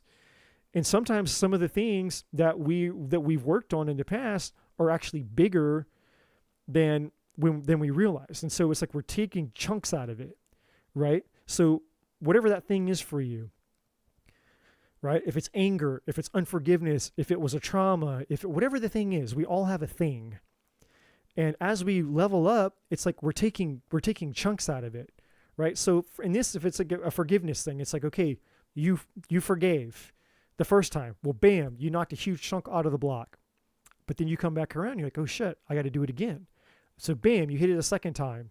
Another huge chunk comes out. You keep moving forward in your life, and it might come around a third time, right? Like it'll keep coming up until it's dealt with. And then when it stops coming up, you'll know that it's done, right? So that's kind of how this works, if this makes sense. I know I'm sorry that this is a lot. I know I'm spending a lot of time on this, but the reason I'm spending a lot of time on this, Gina, and for the rest of you, is because, well, specifically for you, Gina, it's a really big deal, obviously, because it's, like I said, this is like the biggest point of your whole, all these other cards, in my opinion, are really inconsequential. They're insignificant compared to the forgiveness card there, right? And the fact that I can just fucking put it out here since it's important. Right front and center here, with the no on top of it with the exclamation. And there's two different no's in this deck of cards. There's one without the exclamation, and then there's the no with the exclamation. So the no without the exclamation is just a casual no, like no. But the no with the exclamation is like a forceful no, like a no, get the fuck out of my face now, right? And since I can sense that there's that part of you, that fragmented part of you that's isolated itself, and it's like, no, I don't want to forgive, and I'm not going to. There's a part of you, somewhere inside of you, there's a part of you that is like, fuck you, fuck you, fuck you, and fuck you, and fuck you. Oh, and Gina, fuck you too. Like there's a part of you that's like, it's like I'm going to die on the hill of I am not going to forgive. You can all go to hell. You can all go fuck yourselves. I am not forgiving. It's like that fragmented part of you that's like built this little wall. It's got this little machine gun. And he's like, anybody comes near me, I'm opening fire. It's like, there's that part. And all illustration, funny descriptions aside, it's the deepest, it's the part of you that's been hurt the worst by whatever it was that was done to you. And it's that part of you where that pain hasn't been recognized or acknowledged, which is why it doesn't want to, that one part of you, that fragmented part of you doesn't want to forgive, because it feels like an injustice, right? It feels like an injustice for, it's like, well, wait a minute, you want me to forgive before the injustice is acknowledged for the thing that happened to me. It's not fair. And so there is a need for the pain of whatever happened to be acknowledged. And unfortunately, most people get stuck because they want the person that hurt them to acknowledge the pain that they did to them. And the reason that's unfortunate is because for most people, that's just never going to happen. They want closure. Closure is their form of justice. Like the motherfucker that hurt me and betrayed me, molested me, or raped me, or did this or did that. They want that person to come back to them and apologize to them. But that's not what hurt people do. Hurt people hurt people. Healed people heal people. So you can't expect a hurt person to give away what they do not have. Because if they weren't a hurt person, they would not have hurt you. Right? That's how this works. And so it's unfortunate as humans, we have that expectation. We want somebody we want them to say sorry for the thing that they did to us, to acknowledge the pain. And once the pain is acknowledged, then we feel like there's some form of justice. Now we can start to work towards forgiveness at some point. But most people can't get there because they're waiting for the person who hurt them. They're waiting for that justice to be served, so to speak. And what the divine is saying is, no, we have to be the point. We have to be our own savior. We have to rescue ourselves. We have to bring justice to it ourselves.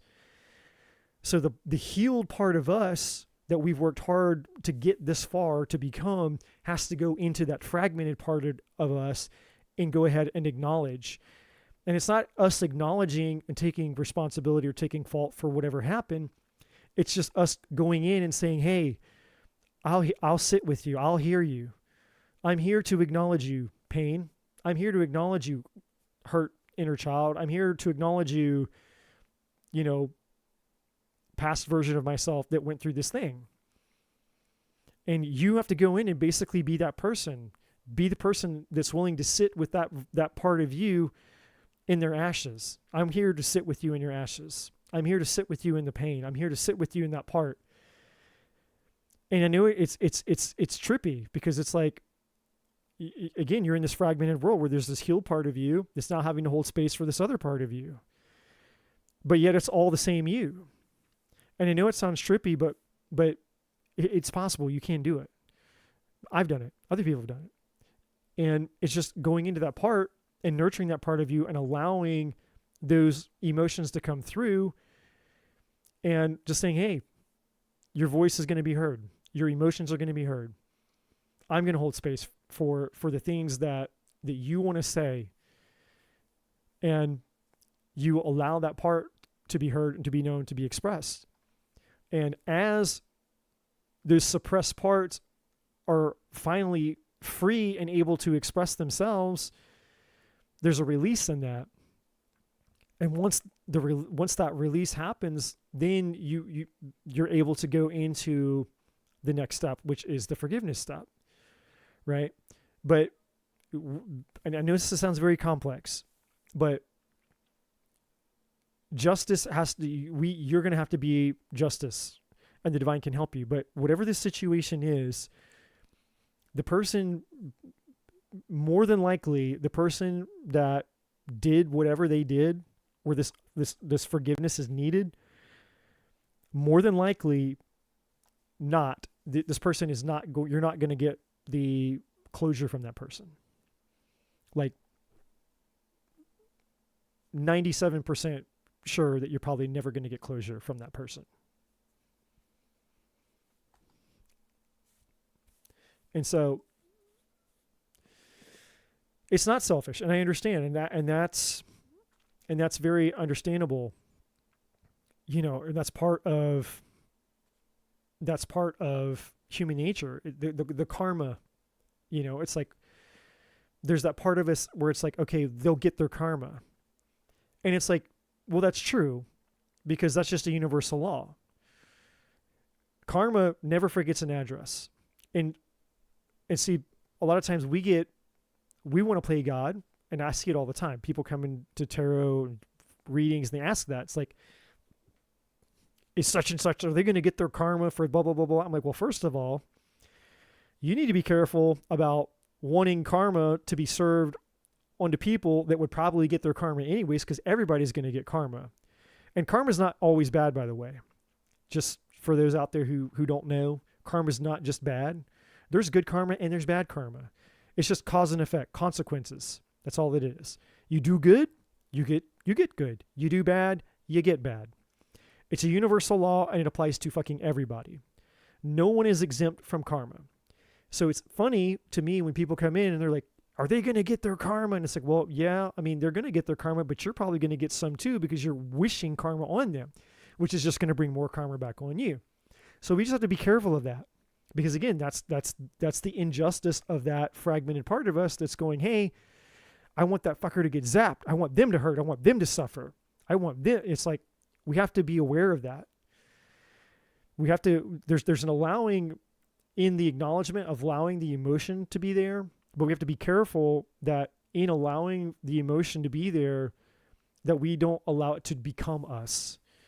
Like if anger, for example, if anger and rage comes out as part of the thing that you're releasing, it's okay for the anger and the rage to come out. It needs to come out.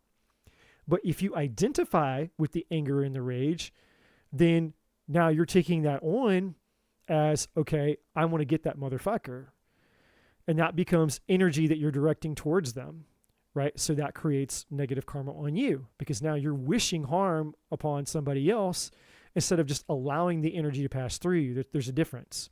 You have to be careful of this shit, man, right? And that's why I'm spending so much time talking about it.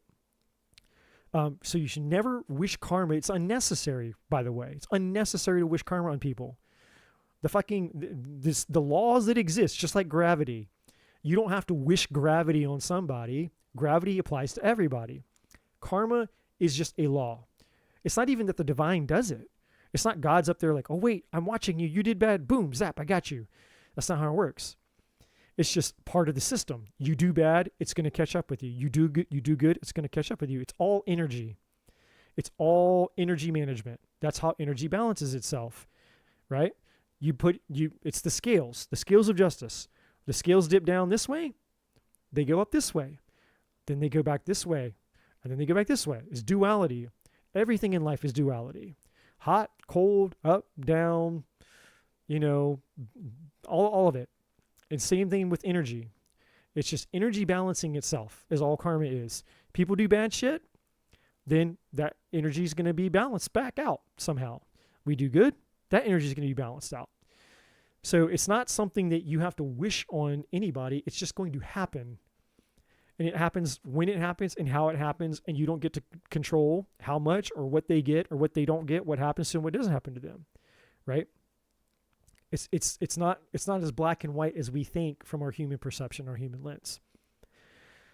So yeah, and so you don't have to wish it because it'll show up, and that's 100% true. There's no point in wishing it. And some people, they're so fucking miserable and they're so purpose depressed and they're so entrenched in their own darkness. You don't have to wish more misery upon them. They're already fucking miserable, and the best revenge is a better life, right? Like when you grow up and you glow up and you start living your life and you start going after and you start having abundance and success, and you're a new you that you love, and all that shit is not affecting you anymore, and you don't give a shit about it anymore, and you're on to better things, you're on to a better life, and you found the person, the man or the woman of your dreams, and you're living your best life. That's the best revenge you could ever get. Because those people are going to look at you, one day they're going to think about you and look you up one day and go, holy shit, I can't believe such and such. Look at where they're at. Look at who they became. When they thought that, you were just going to always be, the poor victim, whatever person that they fucked over or whatever.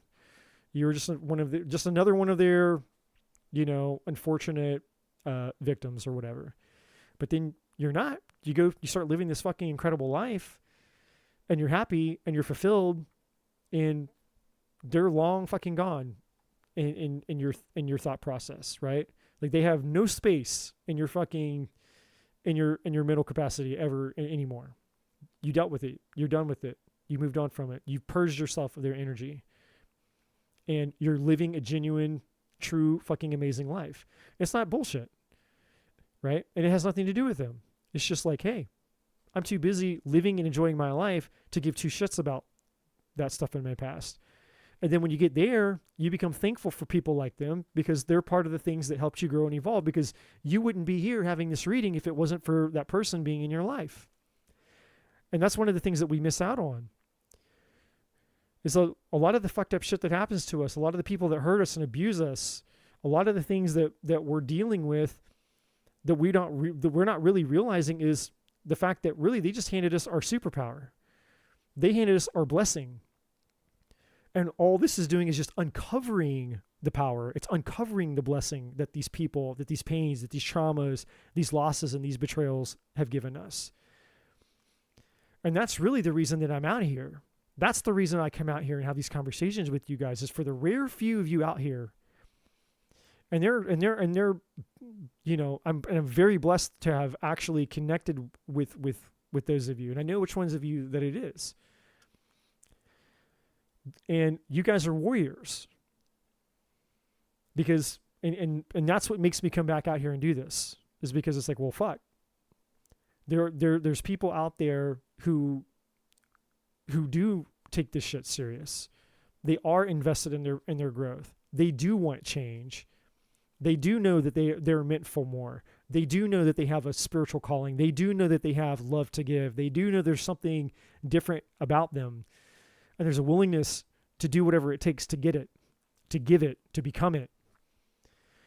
And I don't give a fuck if it's for 5 people. Then I'll be out here for hours.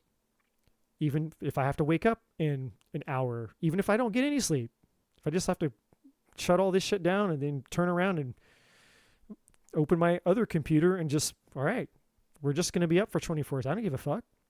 It's more important for me to be connected to the people who actually need divine assistance. And so I appreciate those of you who actually take your own personal growth seriously and actually take this seriously. And the divine appreciates it.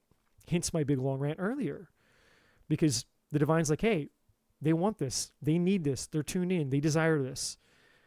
And so I can tell the difference. I can feel the difference of the energy.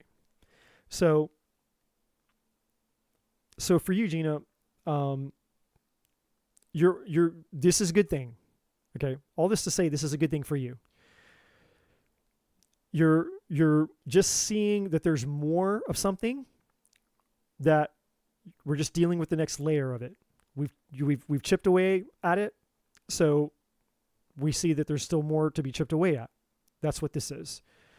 And this no energy, it's cool. It's no problem. We just know that there's a part of you that it's okay to acknowledge that for right here, right now, somewhere inside of you, there's a part of you that doesn't want to forgive, but it will want to forgive once it has, once the pain of what was done gets acknowledged. Once that part of you has a chance to allow the pain to be acknowledged by you, then that part of you will not have a problem releasing and forgiving. And so that's just, it's what a lot of people call their inner child work and all that kind of stuff. I don't really like that term. I don't like the word. I don't know. I just have a weird thing about shadow work, inner child work, and all that kind of shit. Like, I don't know. It shouldn't matter, but for me, I just don't like those labels. I don't like those terms. I think labels are an easy way for people to, I don't know. Labels just never work good for anything, because then people identify with labels and then it just creates other problems because they identify with a label. And it's like, oh my God, I didn't do enough inner child work. It's like, fuck, man. Oh my God, I didn't do enough shadow work. Oh God. It's like labels, people, we're just programmed to attach to labels, and it can just cause more problems. I just typically am like, look, let's just try to get away from the fucking labels. But that's just that's me splitting hairs over shit. All right, so let's get into this other stuff. Since that was this was the big chunk of all of this. I knew, and that's why when it came out, I knew it was going to be like, fuck, this is a lot. It's intense, but it's okay. We got through it. All right, so now we can get to kind of the easier stuff. So the first is your dreams need a practical plan. The next we have the answers you need are coming, which they're here, but more answers are coming. Confidence is your key to success. And at the bottom of this deck over here, we said a time to give rather than take. So this is interesting. This has to do with you giving to yourself, by the way. This is a you giving to you. That's exactly what this card is for. Okay. So just wanted to clarify that. So your dreams over here, this is basically just saying, Gina, you just need to be careful about, that part of you that is a dreamer, a visionary, the fantasy, and I'm that way too. I'm guilty of that. And unfortunately I have fantasied myself into a lot of fuck ups in my life. Fantastically, I'm a very fantastical thinker. And so, I typically lead with my heart first and I logic later, like I logic after the fact. And so when I needed to be logicking, first and then waiting to bring the heart in, I've had to learn that in the reverse order. It's like, oh shit. Like, I need to start learning how to use my practical logic in a little less leading with the heart, right? Like just bring it into balance. Don't close your heart off. It's just reel it in a little bit for me, right? Just so that I'm not in that at risk of the fantasy infatuation shit where it's like, oh my God, and then once the fantasy, starts to unfold, then I'm like whisked away into the illusion of it. And I'm like, oh my God. But then then eventually reality comes in and it's like, oh shit, that was a fantasy. So that's all that this is saying. It's saying, hey, look, learn to be practical, learn to be logical, learn to be a little less, etherical fantasy when it comes to the things going on in your life right now. The answers you need are coming. Some of the answers you're getting now, there's some answers, some things that you're going to get later. Confidence is your key to success right now. So the confidence has to do with the way that you're relating to yourself 100%. It's your self-worth and your self-esteem and the way that you view yourself. And because of a lot of the things that have happened to you again and again and again in your life, you've lived a lifetime of believing, after enduring a lot of things, that you're still far, far, far, far less than you actually are worth, even though where you are right now might be a fuck ton further along than where you were, maybe even a year ago. Progress is always progress. Doesn't matter if it's an inch or a mile or 100 miles. Progress is always progress, and we acknowledge progress. But the divine is saying, hey, there's still an untapped source of confidence within you because you're holding yourself back. You're holding yourself back. And what's holding you back is this thing up here. It's the overthinking. And so there's some things that you've already dispelled, some illusions and some lies that you've already proven to yourself that aren't true, but yet you're still letting the same narrative run through your mind. In other words, you're not calling bullshit to your mind. You're not being tough enough, stern enough with your thoughts. You're not standing up for yourself in your own mind, if that makes sense. And what the divine is saying is that you need to get inside your brain and you need to stand up for yourself like you would if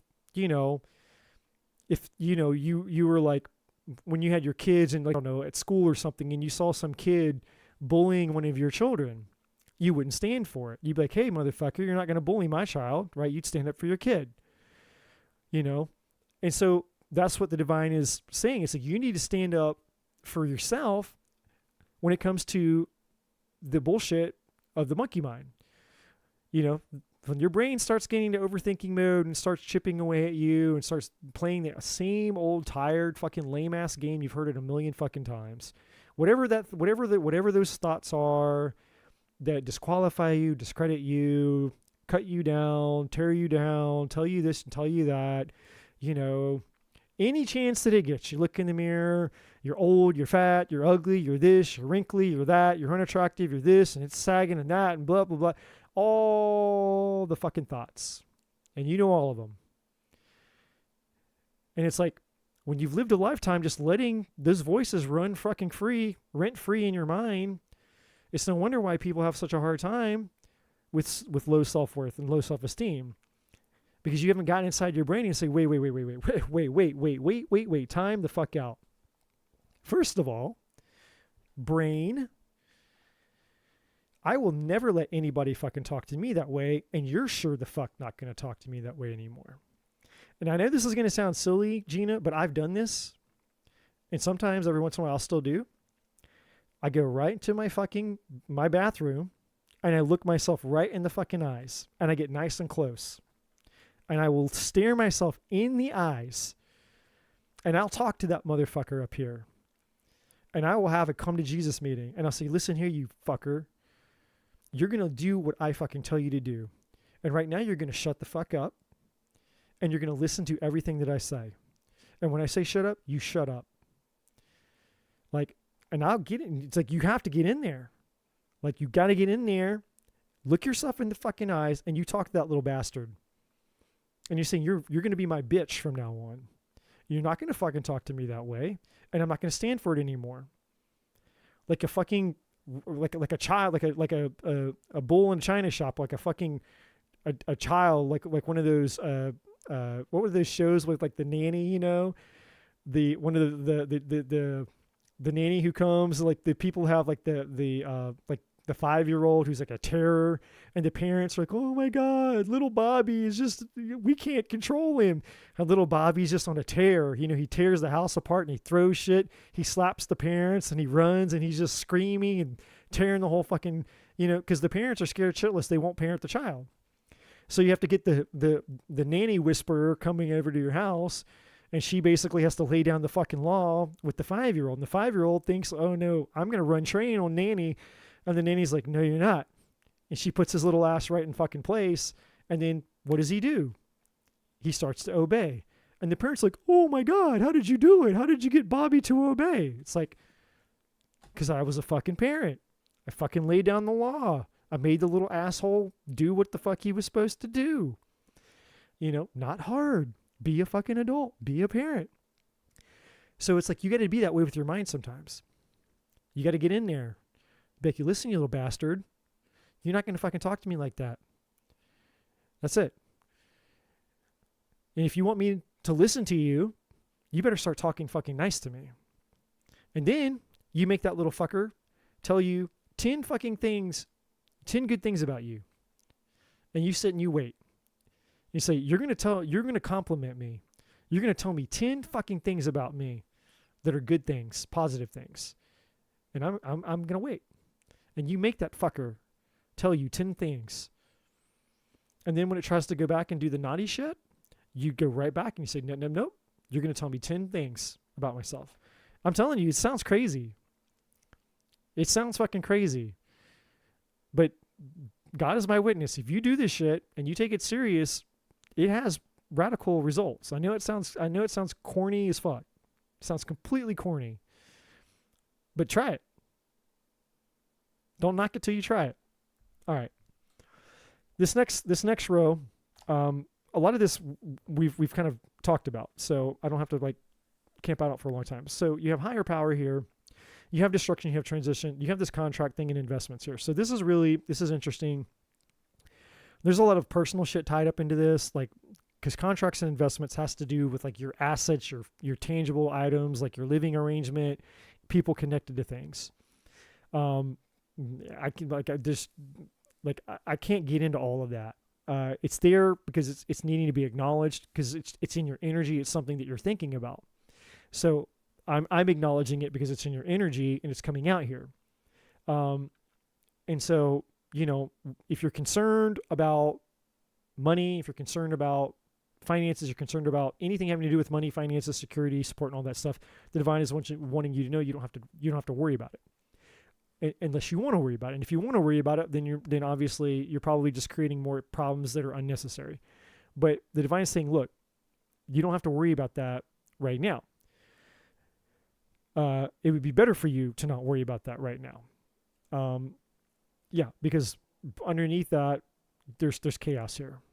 It's just going to create more chaos. Now, if you have any type of contracts or anything tied to people, or anything that comes up for you where you're tied to somebody some way due to an investment or due to a contract, just be aware of it. Hey, try to avoid anything having to do with contracts, people, assets, and shit that could turn into drama.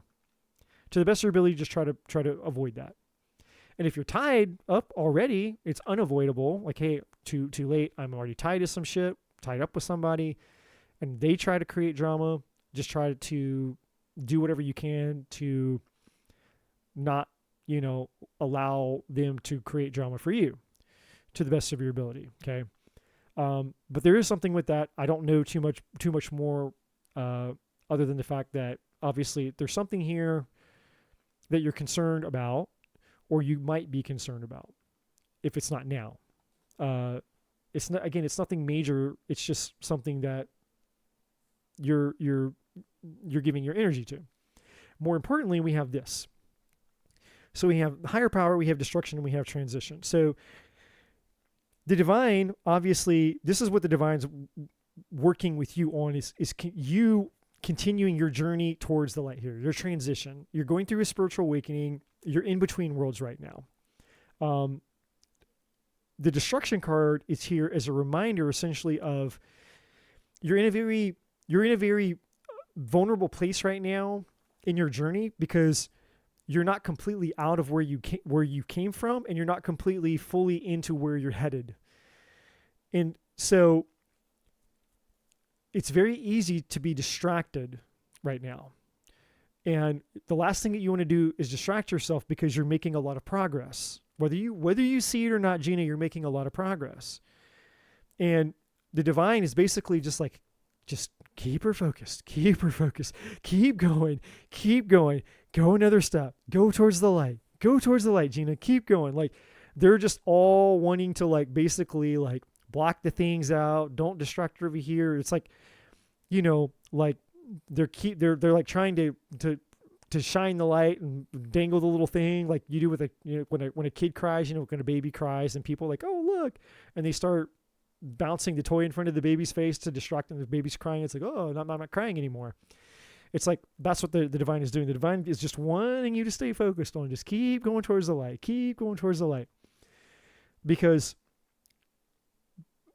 there's a potential, and I have to keep it real with you. There's a potential here for you to get distracted and get off of course and get off track. And you could potentially have to go around a mountain and you have to go through something you don't have to go through again, which is why the destruction is here. So what the divine is basically wanting you to know is like, hey, you need to be careful to not get off track, because now you're making so much progress where something comes in, that you're distracted by, and you go out, you get off the exit, you're on the interstate and you get off the wrong exit, then you can end up having to go through something that you may not have to go through. Okay. So, and that's also showing up down here. And what this really is in regards to, Gina, more than anything, is really just love. Because there's a part of you that, and I'm guilty of this, my friend. There's a part of you, and I want to just let you know that I can sense that you've done a hell of a lot of work, by the way. So I'm acknowledging, because I can feel it in your energy, the you that you are now, even the you that you were maybe a month ago when you're in the chat last time. Like I can feel the difference in your energy. So I want to acknowledge that. Progress is progress. But we all have our moments of weakness. Every single one of us does.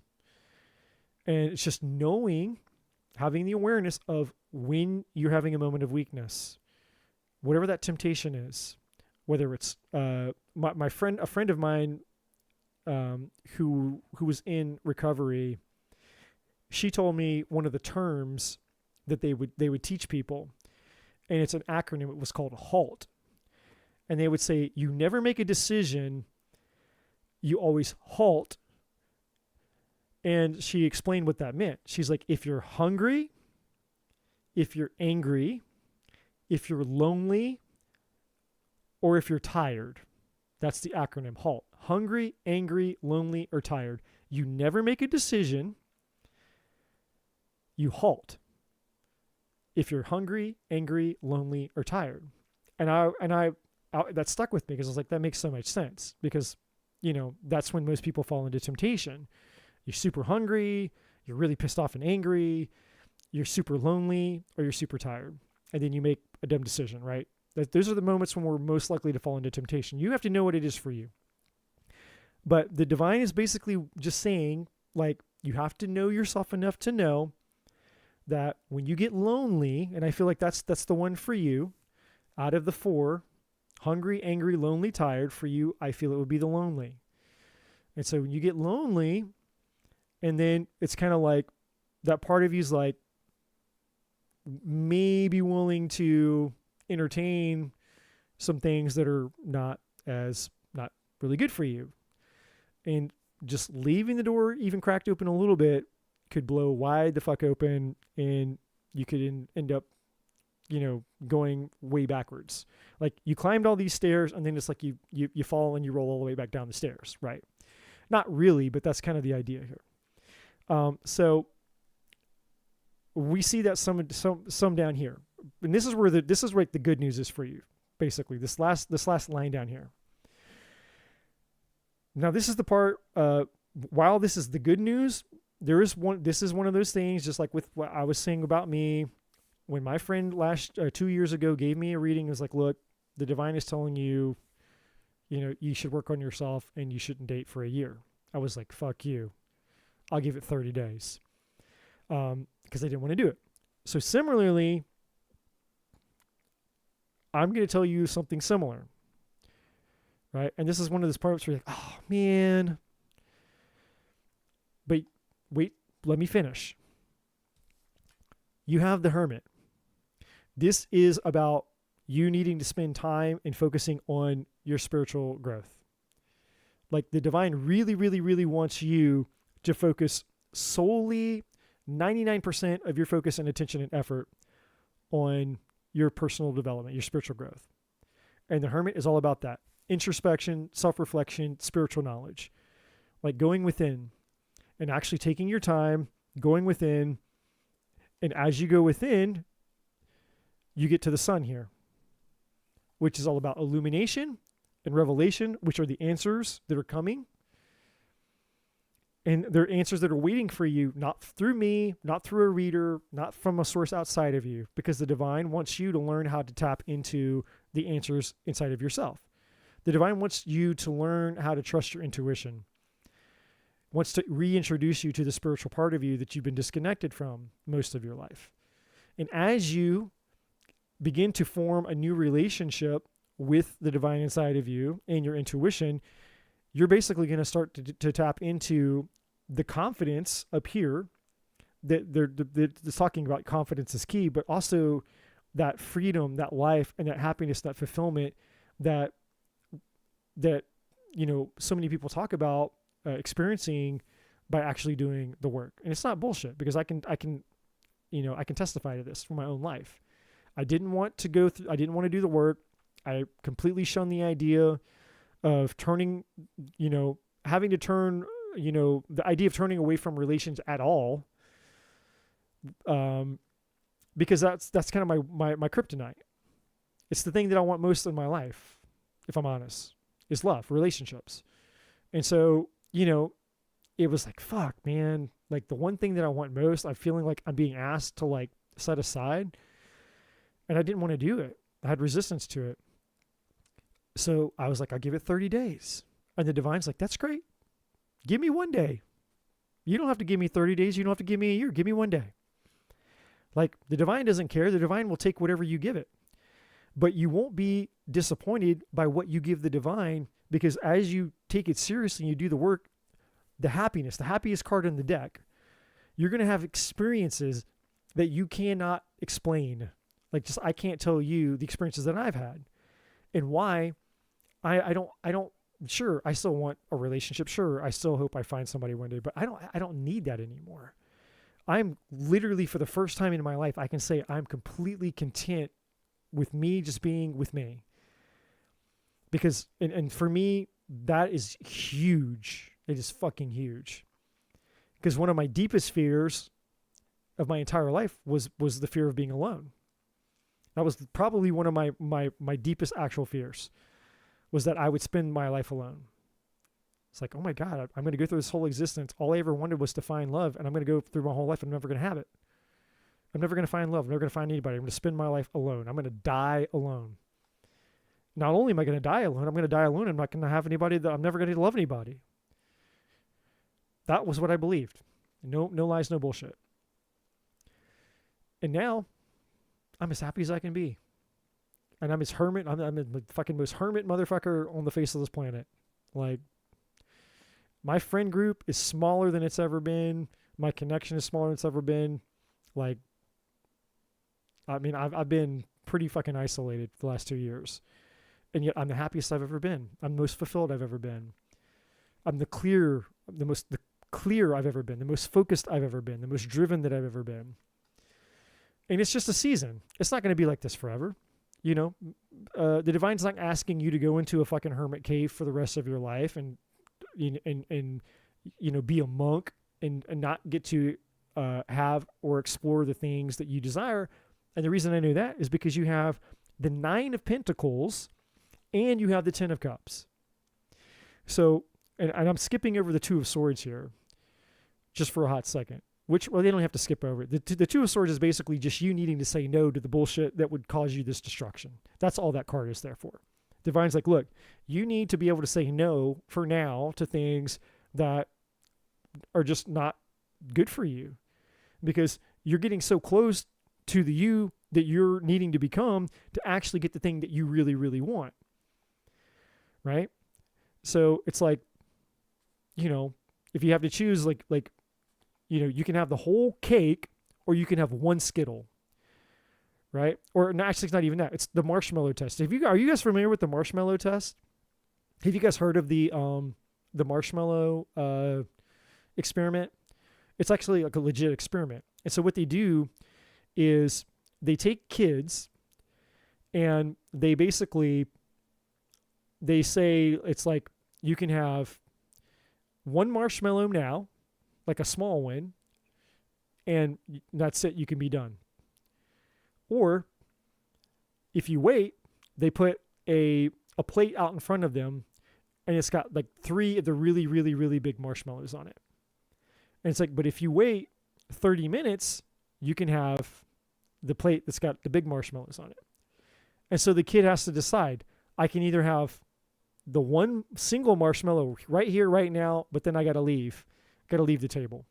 Or if I wait 30 minutes, I can have the 3 big marshmallows.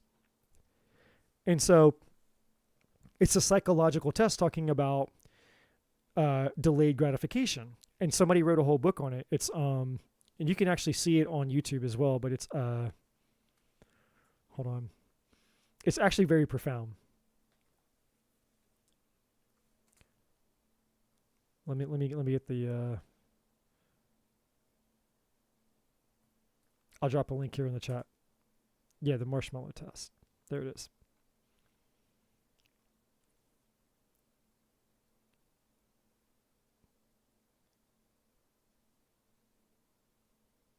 Yeah, here we go. I mean, there's like a lot of videos on it, but I'll just drop this one in. So this is the idea. So that's kind of what the thing is here. It's like the divine is basically saying, look, delayed gratification will, for now, so delaying the things that you could have now that are not good for you versus waiting a little bit longer to get the thing that you really want, which is this 10 of Cups. Now, the 9 of Pentacles is you basically in your confidence, in your power. This is you basically the new best you that you're about to become here, the 9 of Pentacles, right? But the 9 of Pentacles is also the card of independence. This is somebody who they've got all the things, they are all the things, and they're happy. They're just like, look, like I'm the shit, basically. I've got it all going on. I don't need anything. I'm good. I've got everything. It's a card of you know, self-side, essentially like how the 9 of Cups is about emotional fulfillment. You know, your wishes desired, your self-fulfillment or whatever it is, your wishes fulfillment, your fulfillment, blah, blah, blah, blah, blah, for the 9 of Cups. But it's a self card. So is the 9 of Pentacles. The 9 is the card of self.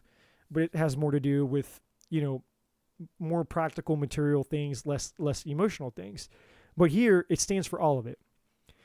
This is the confident you. This is the woman that you would be proud of becoming. And once you become her, there's no going back. There's no way you will ever trade who it is that you've become, the new you that you become, for anything or for anyone. It's like, I don't trade me for anyone no more. Like, and it's not ego, it's not pride or any of that. It's not, you know, bullshit. It's like, no, I know who I am because I know how hard I've worked to become who I am. And so that's going to lead you to the 10 of Cups here. And the 10 of Cups is now the integration of not only you, the badass that you become, but this is you finding the love of your life. And so that's what the divine, because remember, the divine will only give you what's in your highest good. And there's a part of you that's said yes to that. That's why you're on this path. That's why I'm having this reading with you. And that's why all these messages are wanting to come through. That's what I said earlier. I said, it's a good thing when the divine has a lot to say. That's a good sign. When someone shows up in the chat and the divine's like, I got a lot of shit to say, I'm like, oh boy. For me, as a reader, yeah, you know, it's like, it's a lot.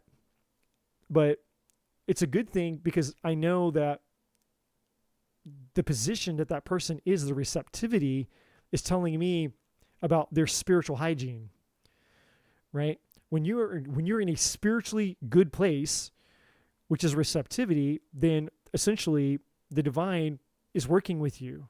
And that's where you want to be. You want to be in this place where the divine is always like got a shit ton of things to say. That is a good sign. It means you're learning, you're growing, and you're open. And then eventually you want to get to the point to where you're having that constant connection within yourself. Like me, like when I'm not out here in YouTube land, it's like, it's just all day long.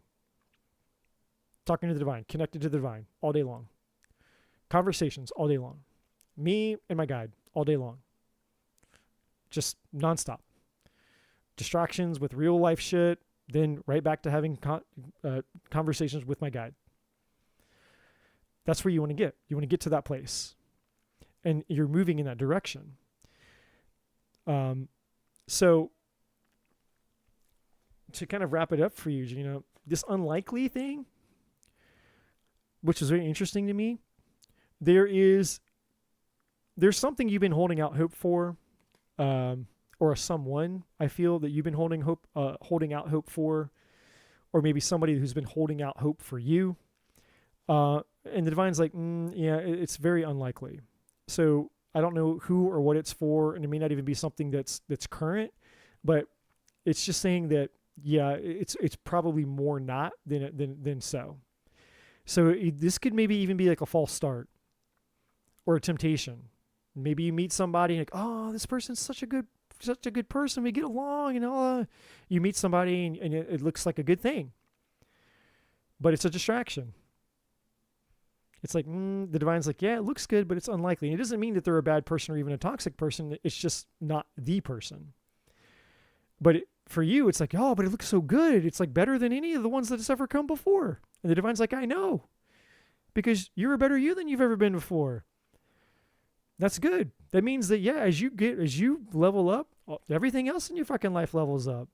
The lovers you attract, the wealth you attract, everything in your life starts to level up as you level up. And then you start getting excited about it because you're like, oh, well, shit, I want to go out in here and, play with all the new pretty things. And the divine's like, no. The divine's like, no, we're not going to go out and play with all the new pretty things just because you've walked into a new room that's got a bunch of new pretty things because you're a new you. We got to stay focused. This isn't, in other words, just because the bus has stopped in Vegas doesn't mean you get off in Vegas. Yeah, but it's Vegas and it's fun, man. Let's go to it. No. Just because the bus has stopped at Vegas doesn't mean you get off at Vegas. You got to stay on the bus until it's time for you to get off on your stop. Okay? So this unlikely thing is, I don't know what exactly it's tied to, but it's something in that arena probably. Now, at first this is the last card here, a year from now. And at first I was like, oh man, you're going to tell her some same shit that you told me. And you're going to make me be the bad guy and be the messenger to tell her something that she doesn't want to hear. And the divine's like, actually, that's not what I wanted to say to her. Nice try, dude. How about you let me be the fucking person with the messages and you just be the messenger? And I was like, okay, all right. The divine is saying that if you stay on track, if you stay like you're staying, you don't get off the bus at Vegas and you stay like you're staying, a year from now, maybe less, you could be having your 10 of cups. Meaning any time between now and a year from now, if you stay on track, you're probably going to meet the love of your life. Okay? And I'm not saying that lightly, but I'll say it again. If you stay on track and you don't get distracted and you don't get off the bus at Vegas, anytime between now and a year from now, you'll probably meet the love of your life. All right? So your ending actually ends on a good note. It's a positive ending. That was a lot. A real lot. So who all, Jesus Christ. Who all is here now? Who all is left now at 5 o'clock in the morning? I have to decide, I've got to be clocked in 3 hours.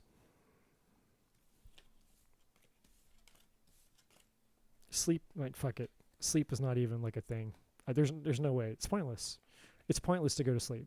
I'm not going to sleep. I have to work in 3 hours. I'm not going to sleep. It is what it is. So who else is here? Who else is here that can hear my name? I kind of was thinking that wasn't a good idea. It's a new guy, but he is pushing me, and I have only met him once. He's clearly the distraction. The new guy. It's always the new guy. It's always the new guy. Diksha's here. Okay, Diksha. You've been patiently waiting. I've seen you in the chat. What's your question? I'll do a reading for you. Patience pays off. I appreciate those who appreciate me, and I appreciate those who appreciate those who've come before them. Because as you patiently wait for those who are getting their reading, you're actually honoring them. Because it's like, hey, you're valuing the time, the energy, and all the things. So I'm happy to honor you for your patience. Any chances of getting married this year? Let's find out. What do I want to use for that? Fuck it. Let's use this.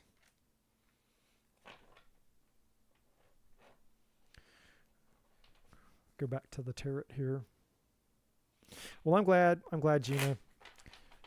I'll be honest with you guys, man. I spent a lot of time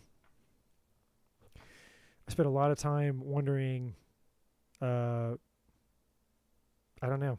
I don't know if it's an insecurity that I have or what it is, but like, you know, I just have this love-hate relationship thing with my channel right now. Cause it's like, sometimes I can't, like, it's hard for me to keep doing something when I feel like it's just not having an effect. Because I'm just not here to do fucking normal cheesy tarot readings. And if I could, which I tried to do it and I didn't enjoy it, but I tried to do it anyways, and then my channel got deleted. The divine was like, nope, delete your channel, start all over again. Like, shit, man. It took me like 2 years to get 500 subscribers, man. 2 years for 500 subscribers. You know, and just plowing away at it, man. And it wasn't fun. It's just not fun. Like, I get it. Like, I know that it brings people in. Like, I understand people want to hear what they want to hear. They want their zodiac readings. They want their love readings. They want their twin flame readings. They want their career readings. They just want their readings. I get it. And I tried that, and it didn't work. And so I was like, I got to be true to what I'm here to do. But then I get in my head about it because I'm like, well, no one gives a shit. But that's not true, because obviously some of you guys give a shit. I mean, you sit and you wait and you're here. I mean, you spend bajillions of hours here with me. So obviously that's not true. But, yeah, it just, I appreciate it. Like, what I'm trying to say is thank you for those of you that actually, value all the shenanigans. And I know it's a lot. I know I go off on these tangents and I say a lot of shit. But I genuinely want to help people.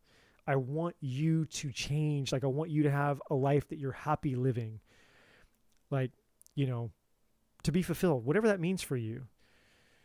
You know, if you want love, I want you to find love. If you want a better job, I want you to have the better job. If you want more money, I want you to have the more money. Like, I just want you to have a better fucking life.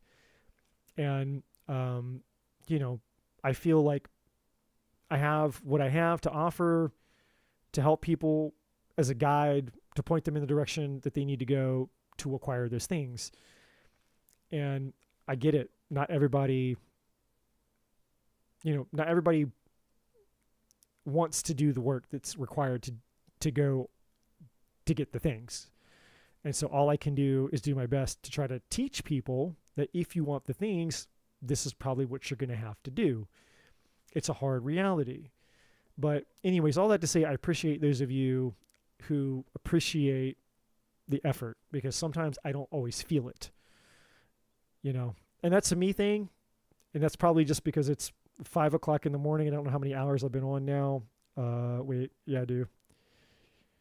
6.5 hours that I've been on, which I guess isn't too long for me, but 6.5 hours, and I'm a little delirious, so I'm being a little bit vulnerable, maybe a little insecure. I don't fucking know, but it just feels good to know that some of you appreciate it. Okay, that's what I'll say. It feels good that you guys appreciate it. Because sometimes I question it. It's like, man, I don't know about this fucking tarot channel thing. But hey, you know what? If it's helping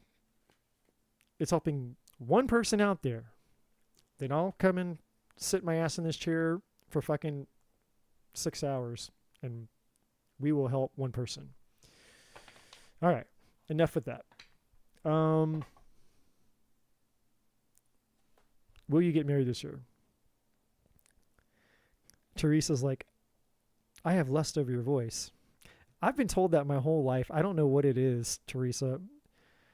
I've literally been told that I've had a girl tell me once that she would pay me to do like recordings for her she could go to sleep to, and I've had another woman told like if I would like do like a phone sex person, I'd be good for that.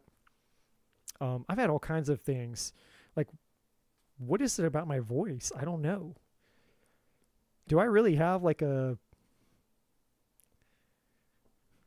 I'm really curious. Dick's just like, oh God, please, just do my reading, please. I want to go to sleep, please. You got me distracted for a quick second. Now you make me thinking about my voice. Is it really a thing? Does my voice have a pheromonal effect? Don't lie to me, ladies. I want to know the truth.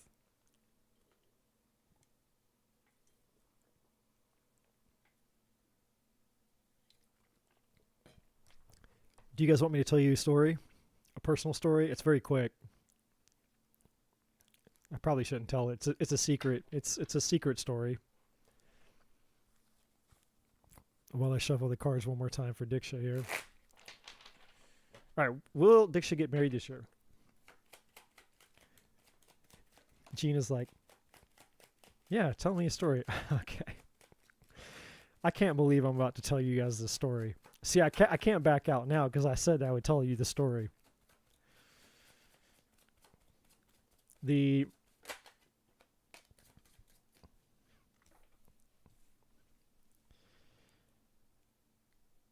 best, oh God, the best orgasm I ever gave a woman was the one that I wasn't even there for. We were talking on the phone and, you know, having sexy talk on the phone. And she was all onto this whole thing about my voice. I shit you not. Like, this is why the fact that you're talking about this, about my voice, this is literally like the reason I'm telling you that as a story is for this reason. There's no way I would ever even tell this story ever to anybody. So it's good that most of you are complete fucking strangers. But she basically said the similar thing. There's something about my voice. And so, you know, I started joking around with her, but then I started to sense and notice that I was kind of joking around, but like she was legit turned on, like it wasn't a joke. And so I was like, well, damn, how far could I go with this? So I just kind of started like just kind of role playing, and she was just what full blown was like taking it, like raptured into the whole thing. And this chick, dude, I shit you not, man. This chick probably got off 5 times on the phone. And she said something to the effect of like I don't think I've ever don't think any man has ever gotten me off that many times. It's like, yeah, imagine being the guy that's getting you off and I'm not even there to enjoy it. That was the bad part about it. It's like, damn, dude, like that, like, but then it made me think about you ladies and your romance novels and shit, right? The grocery store trash, the trash romance novels in the grocery store. And a few years back, when I was learning psychology and human behavior, and I was trying to understand female psychology specifically, and seduction and all that kind of stuff, they talk about all that stuff, and they're like, the best advice that any man could have about understanding women is to just go read a fucking like a trashy grocery store romance novel. And if you can understand why a woman loves romance novels, then that's it. Just take that concept of the romance novel, embody it, and there's your like seduction tactic. And no, she didn't. she didn't have a battery operated boyfriend. I think she just had Jim and Tim. I think. Flick the bean. I don't know what she was doing. I didn't hear any electronics though. Just a lot of heavy breathing and all the sounds of enjoyment there. And I was just like, well, fuck. And so, I just kept going with it.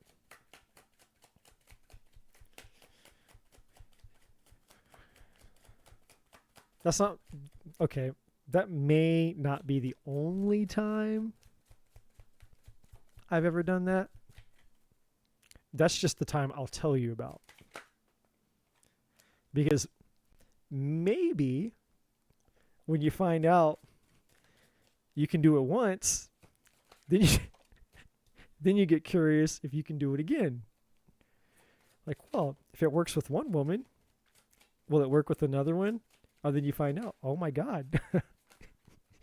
Then you're like, oh my God. Yes, it does. It works with somebody else. And so then you're like, well, shit. You just start wondering how far you can go. And I'll just say this. I have learned no one is going to change my mind about this. Women are by far way more sexual than any fucking man on the face of the planet. And I will debate and I will argue any human being until we're dead or blue in the face. Women are 1,000 times more sexual than any fucking man. It's just that what a woman needs to be turned on is very different than what a man needs, obviously. And all that shit, by the way, about men are a light switch and women are a crock pot, like they have to be, it's all slow. That's bullshit too. A woman can be turned on just as fast as a man can. You just have to know how to stimulate. She can be flipped on just like a light switch too. So all that bullshit about, women are slow cookers and all that kind of shit. Yeah, right, dude. Like, I've damn near seen demons come out of women. I've literally seen like the shyest, most timid Christian, the most modest, conservative, innocent woman like turn into the fucking devil. Like in terms of sexual passion. I've seen it all, man. It's like you just gotta know the things, man. Like it's all in there. I'm thinking about these guys. It's like, man, you guys, if you only knew, you're settling for your little 5-10 minute little quick orgasm thing. It's like you're wasting it, man. Like you need to get in there and you need to unlock the beast, and you set that fucking woman free. Hold on for dear life. I'll just say that. And No, this is great, guys, because I think what I'm going to do is I think I'm going to make some recordings for you guys. Well, maybe not for you guys, but you guys have given me an idea, a side hustle, a side job, a great side income. I think I'm going to I'm going to go to the store. I'm going to find some really trashy romance novels, and I'm going to record myself reading the trashy romance novels in my very, very seductive voice. And I'm going to sell them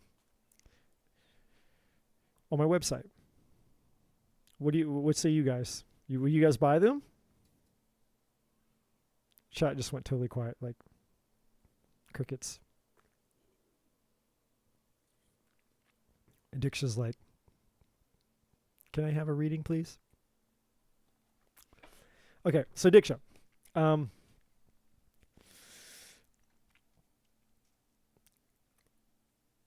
asked if you're going to get married this year, and it's interesting.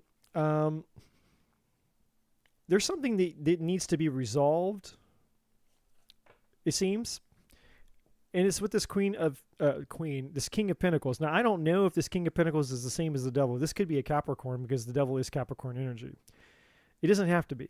Now, if it's not a Capricorn, that's fine. It doesn't really matter. But it does have to do with something that is it's been very difficult for you to let go of, it appears. The King of Pentacles, we have the Four of Cups over here. The Four of Cups, obviously,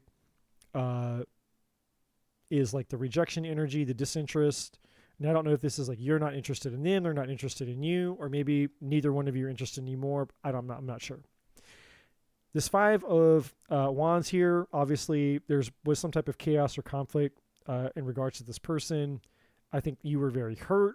We have the Five of Pentacles here. I think this person really did a number on you. They really made you question yourself, made you question your worth here. But there's also this Devil, though.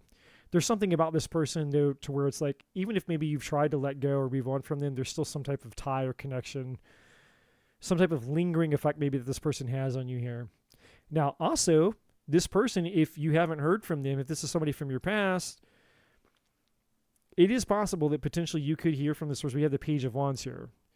It's a possibility, so I have to mention it, but I don't really. And we also have the Judgment card at the bottom of the deck, which is second chance energy. But more so than what I feel with this than not is this is kind of like somebody who to your face, they act like they're the fun guy.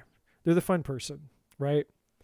They're like the fun life of the party type, out loud, out in front. Like, they're very good at kind of masking their reputation by being a very likable persona. But the truth is, behind the scene, they're not the same person that they present themselves to be out loud here. And then we have the Two of Pentacles here. Now, this could be one of two things. It could be tied to the Five of Wands and the Devil, which would mean, hey, this person is a player. But it could also be you having to make a decision in the near future about the possibility of somebody coming back after some drama, after some things have happened here, after a breakup, after, I don't know, some time apart here. But I feel like you're going to have a decision to make here. That's pretty clear. We have Judgment. Judgment is also about making major life-changing decisions with the Two of Pentacles here. So this is something that's unresolved. Okay. Now, underneath that, we have the Three of Wands, which is moving forward into the future. We have the Wheel of Fortune here, which is abundance. There's, fate, abundance, good shit coming your way. Happy times with the Sun underneath that. The Two of Wands is here, though, which, again, talks about having to make a decision about something. Ten of Wands underneath that, which is this decision is not going to be easy to make. It's a very, very, very intense, heavy decision with the Ten of Wands. And the result of which could impact whether or not you land here with the Ten of Cups. So do you, I want to say maybe, yeah, you could this year. That was the question. That's the question I asked. This is what's coming. But I don't think it's just that simple. So on one hand, yes, I could say there is potential that you could get married or meet somebody that's marriage material this year, but I don't think it's going to be that simple. So let me find out what else here. Like what does Diction need to know here exactly about this? Yeah, timing. So the timing card is speaking to, it's like, it depends on whatever plays out here. Like this is kind of the thing. This is why the decision is here. Until this situation, whatever this situation is resolved. In other words, until you've really made up your mind one way or the other about whatever this is, the future can't really be determined yet. Because this is what has to be figured out before the next thing can be figured out. And that's why the timing is here. So that essentially the divine is saying the timing is kind of in your hands. I mean, it could be this year that you meet somebody, which we saw the cards at the bottom of the deck that I just went through. But it may not necessarily be an easy decision because there's something that's unfinished with whatever this is. And again, it could be attachment. It could be something lingering. It could be something you're not over. It could be the fact that somebody comes back wanting a second chance and you're like, I don't know, but I kind of feel, this devil energy, man, this shit's not easy, by the way, guys. Like, you never, ever, ever, ever underestimate this card in a reading. This card is powerful. Anytime the devil comes out in a reading, this shit is to be taken serious. It's very, very, very strong. It's a very, very strong energy. It's not easily dealt with. It's not easily escaped.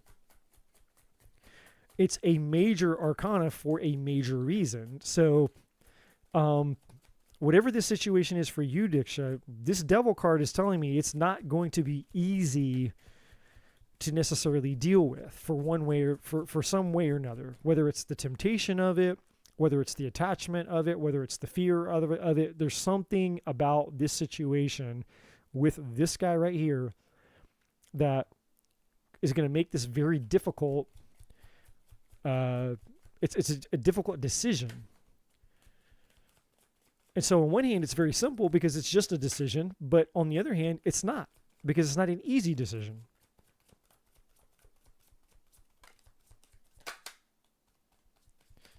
Yeah, can't make this up.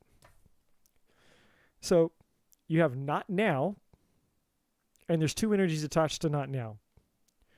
The not now is probably attached to, obviously, it's probably not good to deal with this person.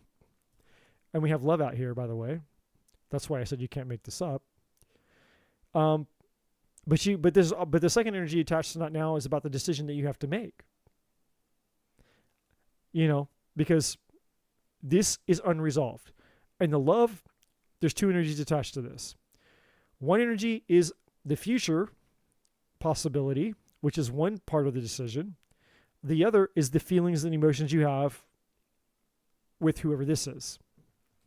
And the reason that is because you have a soul contract with this person. And that's probably why the devil is there, by the way. That's why it's not easy to let this person go, is because you have a soul contract with this person. Now, just to be clear, just because you have a soul contract with somebody doesn't mean people hear that shit and they fantasize, they romanticize it. It's like, oh my God, I got a soul contract. That must mean it's a good thing.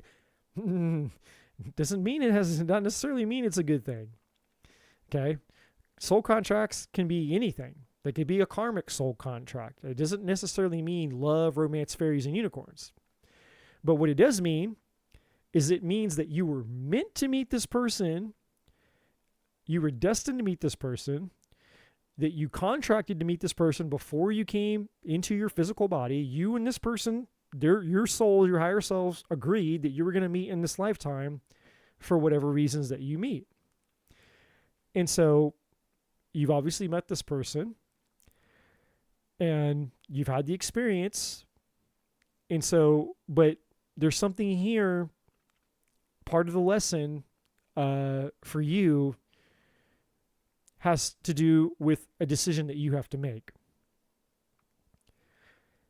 And no one can tell you what decision to make, and the divine isn't going to tell you what decision to make, because that is actually part of the lesson. In other words, until you decide and allow whatever things to play out as a result of the decision that you need to make, then this isn't going to be resolved. And really there's like, only two decisions. It's either, right, like you either open yourself up to go back to this person, potentially. That's one path, that's one decision. Or you actually move on, for real move on, never look back, move on, and you move forward. And you cut the cord once and for all. That would be the other decision. Now, if it were easy, you would have already made a decision. So obviously, with the devil card being here and these other cards, it's showing me that it's not an easy decision. Hence why this is a major, major moment in your life. So you're at a point, Diksha, where in your life, you're at a major moment here. That's why judgment is here. This is a life-changing moment that requires a life-changing event. And what happens for you next in your life, in the direction that you go in life, is all going to be shaped by the decision that you make, judgment. What's she going to do? It's that moment in the story where everyone's holding their breath, wondering, what is our main character in the story? What are they going to do? Right? Are they going to go here? Are they going to go there? Are they going to choose this? Are they going to choose that? We're at the fork in the road of the story. And we're all, everybody's waiting in suspense, wondering what decision the main character of the story is gonna make. And that main character is you. So to answer your question, yes, it's possible. It's possible that you could meet somebody, but we can speculate and speculate until the cows come home. Possibility, sure. But this is what's needing to be confronted right now. And nothing's going to happen until this is addressed. So basically your whole reality is collapsing on this one moment of time right now. And essentially, everything is waiting for you to decide what you're going to do with this situation, because you have a soul contract, and that contract has to be resolved some way or the other. All contracts have to be addressed in one form or the other. They have to be completed. This contract is not completed. So until this contract is completed with this person, then the next thing that you're wanting to know about is it's up in the air. It's speculation.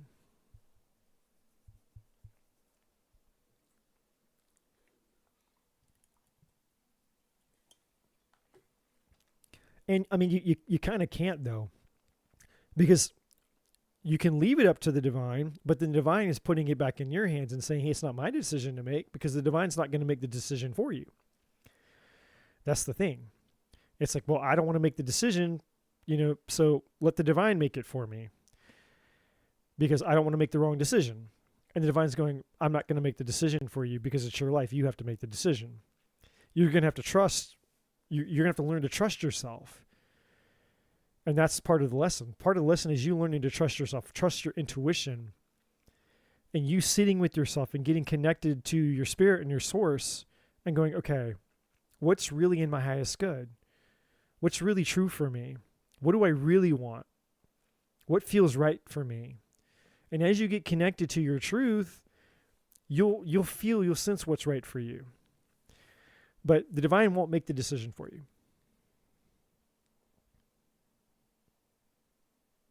I agree with that. I agree with that. But focusing on your career, Diksha, is also escaping. And so two times now, and this isn't me being an asshole, by the way, but I'm just trying to help you here.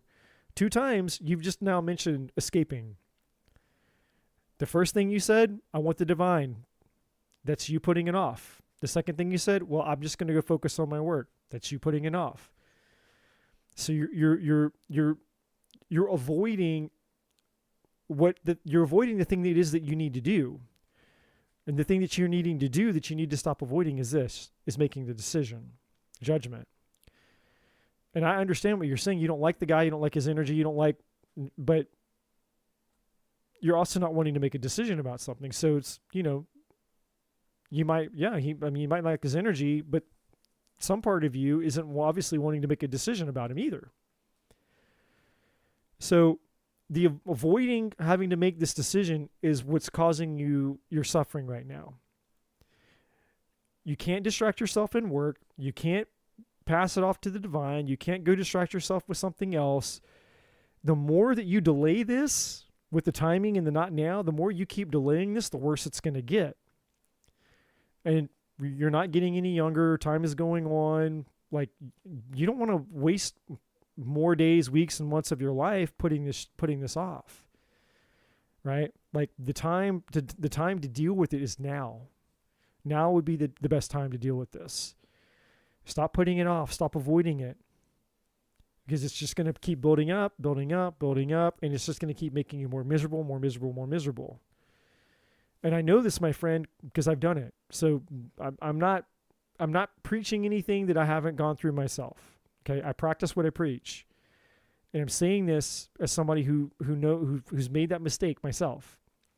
And you don't want to make this mistake. Trust me. Like, don't make it prolong your own suffering. It's just not necessary. You don't need to suffer unnecessarily. There's no reason to. And I'm not saying that this decision is going to be easy, but just make a decision, right? It's like what the good book says: be hot or be cold. Don't be on the fence. This is, being on the fence and being stagnant, staying in your comfort zone. That's just going to make things way, way, way worse. And eventually, it's not here yet, but the devil is one card before the tower. So if you sit on this for too long, eventually a decision will be made for you. And I know that might sound like the very thing that you want. It's like, oh yeah, that's what I want. I want a decision to be made for you. No. Trust me. You do not want a tower. Okay? You don't want a decision to be forced in this. Okay? But that's the next thing. This is card, what is it? The devil is card 15? Yeah. The devil is card 15. Card 16 is the tower. So you're one card away from a tower. You don't want a tower. You want to be able to make this decision. Don't put it in the divine's hands to make this decision for you, because you waited and waited and waited and waited and waited, and then your whole fucking life's going to blow up, because that's what will happen. So I'm kind of like gently begging you, like, this is not going to go good for you if you do nothing. Make a decision. Any decision. Don't wait. Don't put it off and just distract yourself. Like, okay, it's kind of like, if you cut your hand off and you're bleeding, it's like covering your eyes and going, I'm not bleeding. I'm okay. I'm not bleeding. I'm okay. It's like, no, you're fucking bleeding. And if you don't stop the bleeding, you're going to bleed to death, right? Pretending that the problem isn't there isn't going to make the problem go away. And in this case, it's actually going to be worse because, like I said, you're one card away from a tower. And I don't know when that would happen. We don't have a tower here. And I looked, I went several cards underneath the deck, and it's actually, there's really good cards underneath at the bottom of the deck.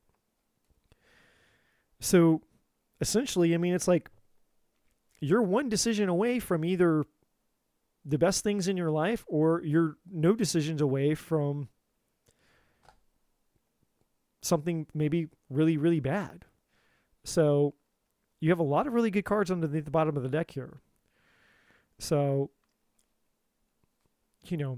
it might just be that you're actually delaying some of the best things that could be coming towards you. You're delaying your blessings. Who knows? You won't know until you make that decision and you step through the door. But as it stands right now, yeah, it's a bad situation. This person definitely doesn't have good energy, but you can't ignore this anymore. It has to be dealt with. And nothing else can be determined until this is dealt with. But the decision is yours to make. And that's it. Like the divine has no other I can't make up messages. The divine has no other messages for me to give to you. Like, that's all the divine is saying. It's like, no, that's all I get to say. Like, okay. Don't shoot the messenger. I'm just the messenger. Lisa D. fucking Yang. Holy shit. Holy shit, Batman. Talk about coming out of the blue. Talk about tower moments. Coming straight out of Compton, out of left field. 5:30 a.m. on a Monday morning. Hot damn. Everybody give it up for Lisa D. Yang, please. In the chat.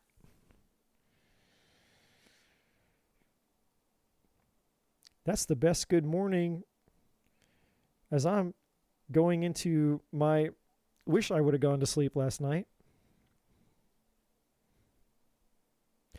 How am I? I don't know. I don't know how I am. I know that I'm going to be regretting no sleep in about 2 hours. You're welcome, Diksha. Yep, when it's time to work in 2 hours, I'm going to be regretting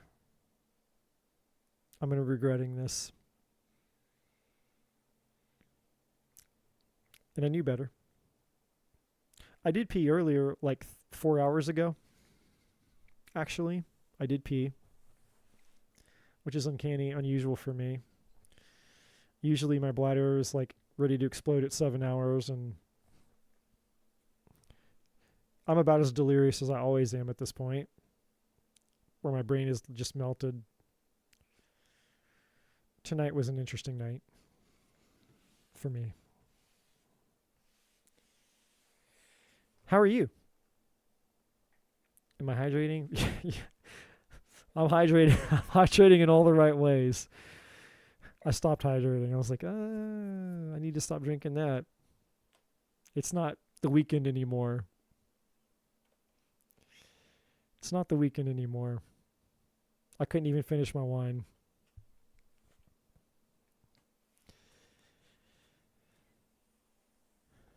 How is Lisa? How is Lisa doing? How the hell are you, my friend?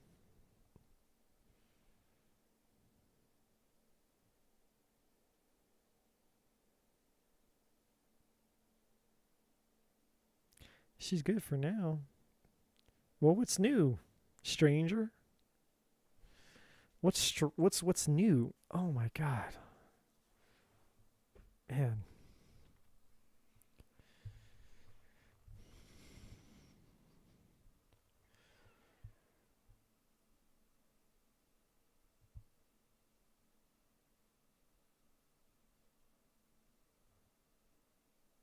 Transforming. You're transforming? Like Optimus Prime transforming? Transformation is badass. I like that. That's a good answer.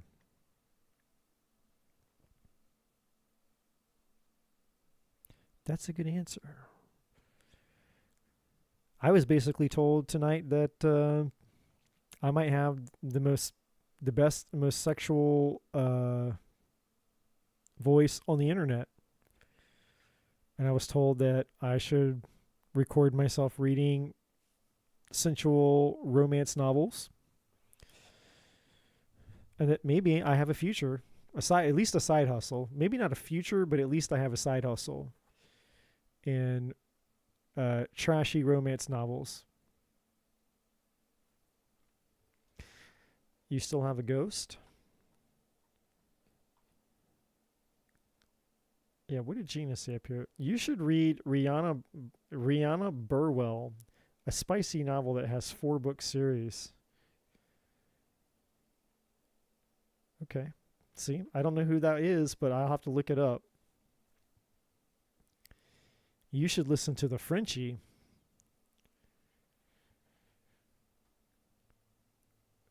I'm going to make like a separate email address for all the hot, horny ladies and just be like, okay, send me all your trash romance suggestions to this email address. I will go sift through them and read them and study them. And then I'm going to release my own trashy romance series, but I'm going to do it in my seductive YouTube tarot voice, aka the voice you now hear.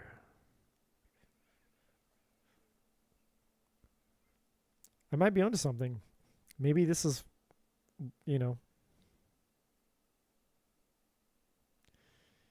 yeah, he actually Apollonian tarot Frenchie. Okay, well, I just know that if you look, there's a free download for it. Gina's still sneaking around back there. I thought she left the chat. She's like, oh, I'm still here. She's like, look, you could go look it up. There's a free download. By God.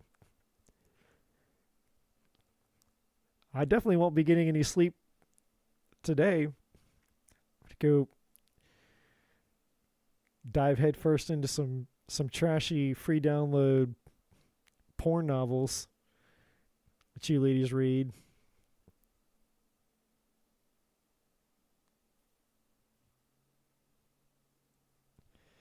Nino put back the read receipts on day before. What's going on with that dude?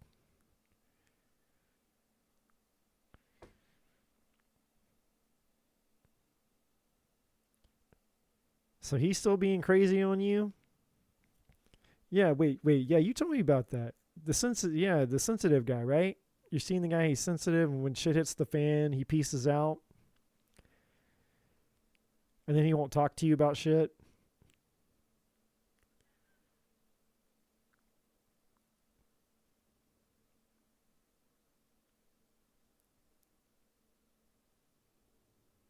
I'd be too busy doing other things to you to be worried about no drama.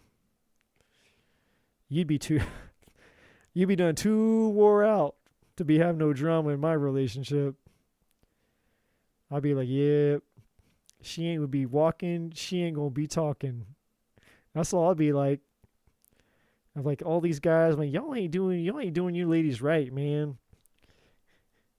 She got enough energy, y'all got enough energy to have drama. You're utilizing your energy in the wrong way. You should be too damn wore out to have that kind of energy.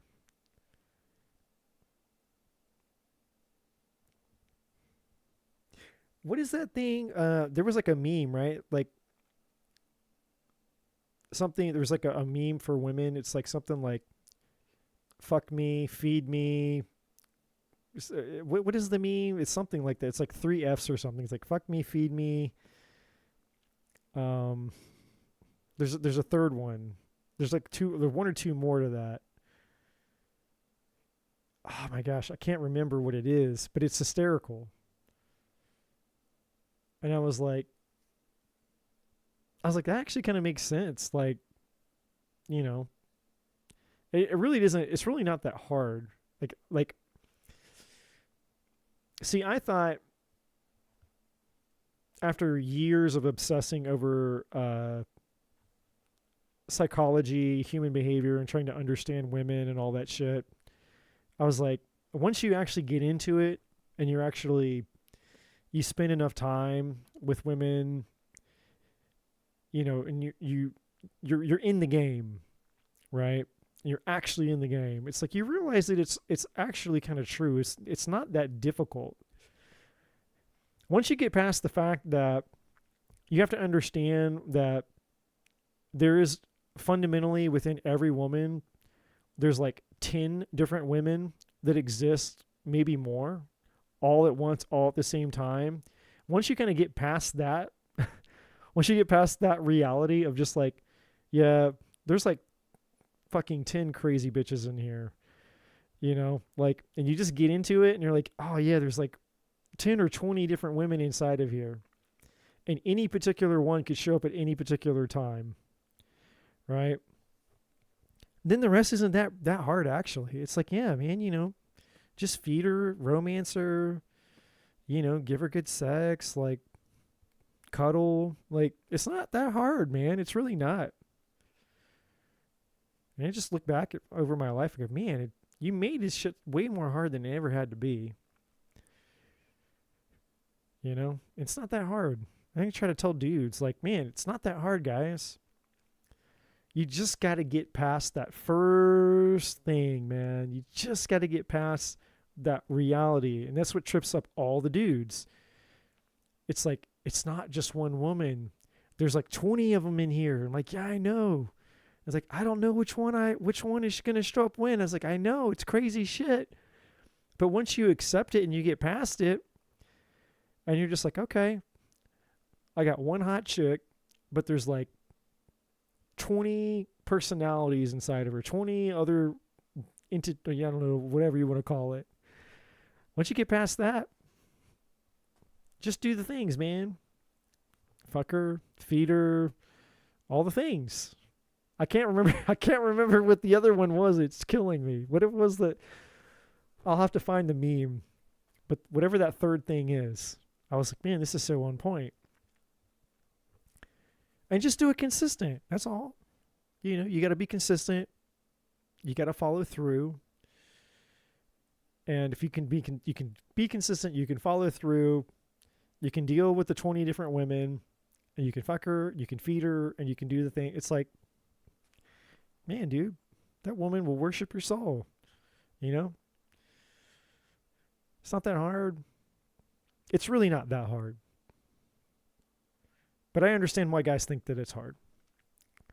And they think that it's hard because they get tripped out by the 20 different yous that are inside of you. And that's the hard part for them. Because the hungry you, because he be trying to they try to do it wrong. He's like, when it's feed me time, he thinks it's fuck time. So he's like, oh no, he comes at you and he wants to bang, and you're like, dude, it's not bang time, it's feed me. It's like, so they get all tripped up by it. It's like, I can't never win with you because I tried to, and it's like when they want to feed you, then you're horny and you want to be banged, and it's like, so it's like one of those things where it's like they can't get the timing right because they're not paying attention to which woman is showing up. It's like, man, I don't know which woman is showing up. It's like, no, you got to pay attention, dude. It's called presence. You got to be present with her.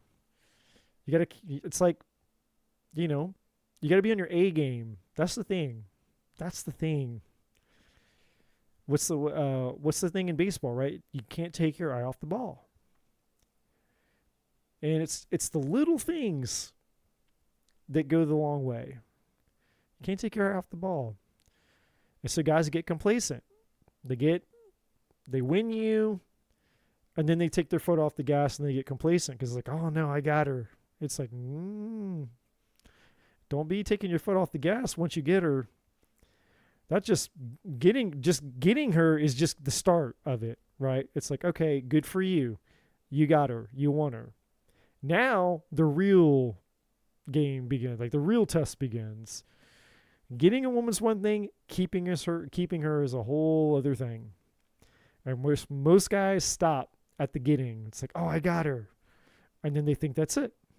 I don't have to do anything else. I got her. It's like, you're in for a tough reality, whatever the word is. I can't even think straight. My brain is literally melting. tripping over my words. I'm blah, blah, blah, blah. But yeah. That's crazy, Lisa. Fucking Nino. What's your problem, dude?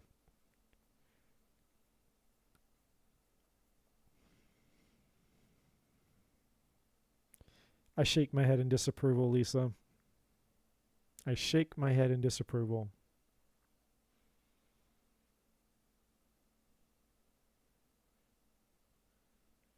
And that's the thing. All them men, they lose them good women. And then they want to come crawling back.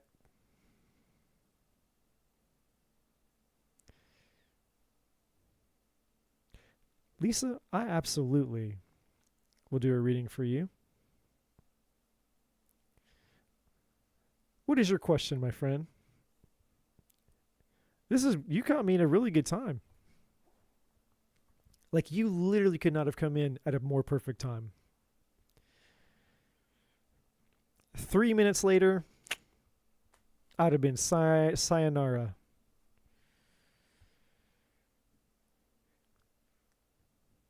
But hey, here we are. Like old times.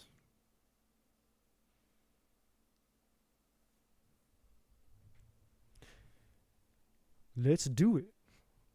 Let's do a reading. A love reading. Now, a specific love reading? A specific love reading question? Or just, you just want whatever comes out? Oh my God, I can't even shuffle the cards. That was terrible. All right. Second wind, Eddie. Rally. Rally for the troops.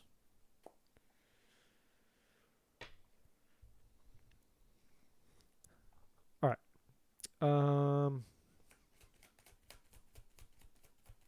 What's the what?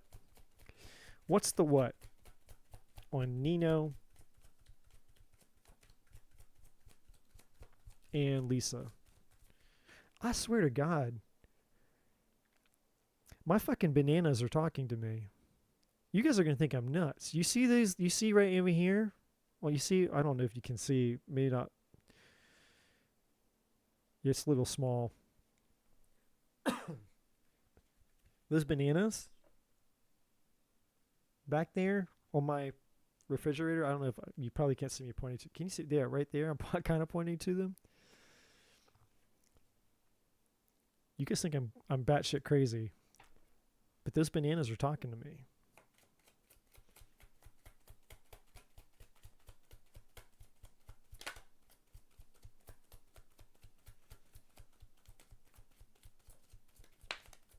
That's a first, by the way. Maybe that's why they say you've gone bananas. Holy shit, dude. What if that's true?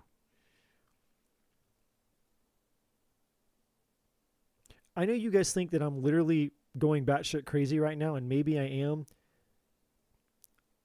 Maybe I am. I'm not saying it's outside of the realm of possibilities, but what if that's really true? I'm going to have to research this later. I'm going to have to find out where that term, that saying came from. But what if it's true? What if that term, you've gone bananas, is a result of the fact that somebody like me had a psychic premonition of their fucking banana speaking to them? I'm just saying. Completely the most random thing that's ever happened to me ever in my life just happened right now. I've heard of people talking to their animals. I've heard of people talking to their dead animals. I mean, I've heard some crazy shit. I've never heard of fucking bananas talking before. Gina said, what did they say? They were laughing. They didn't really necessarily say anything. They were just laughing. And they interrupted me. That's why I stopped and I looked over there, because I was like, what the fuck was that? And it's literally the bananas. They're laughing at me. There's only 2 of them over there.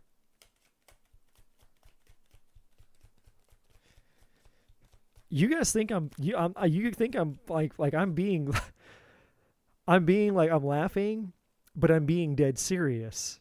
Like 100,000%, God is my witness. Those fucking bananas were talking.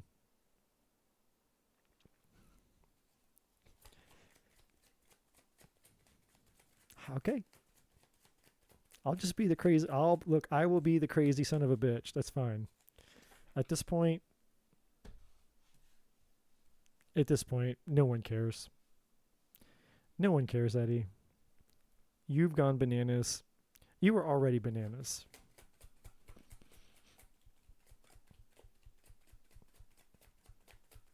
And I agree, I probably was.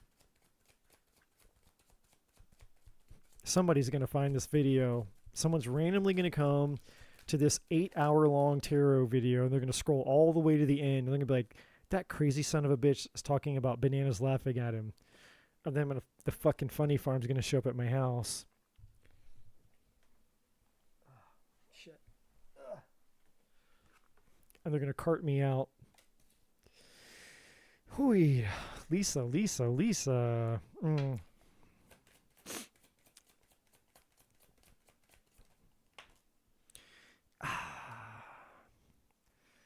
Man, I keep waiting for the next card to come out to make it better, and it's just getting it's just getting worse, and I have to be honest with you.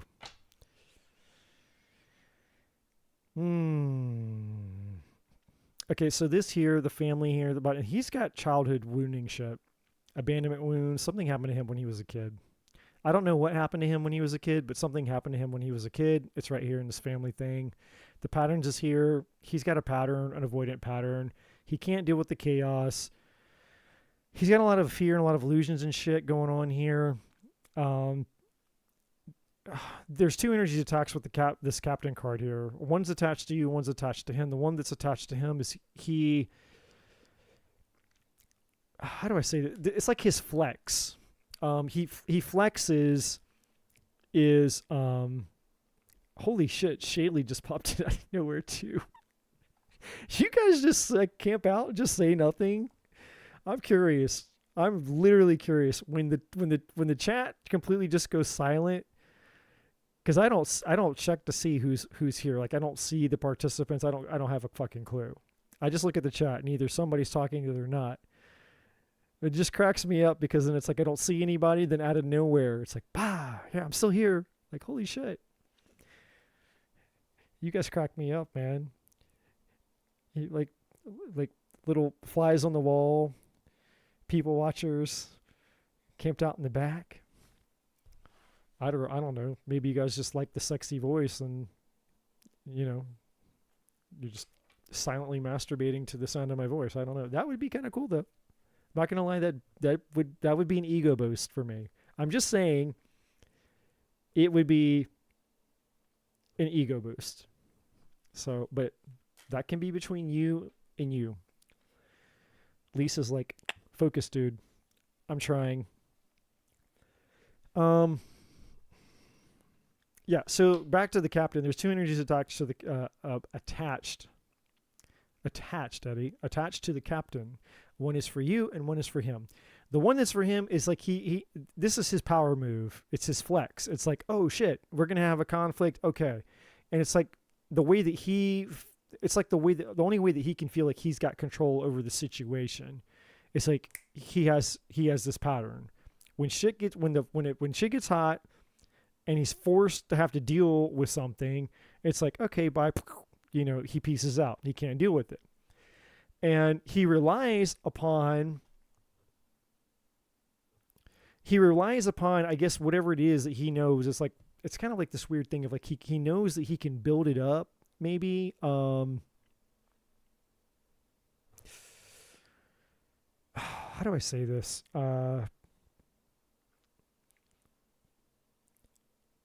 It's what people talk about like love bombing. It's not love bombing with you, but it's what the real concept of love bombing actually is.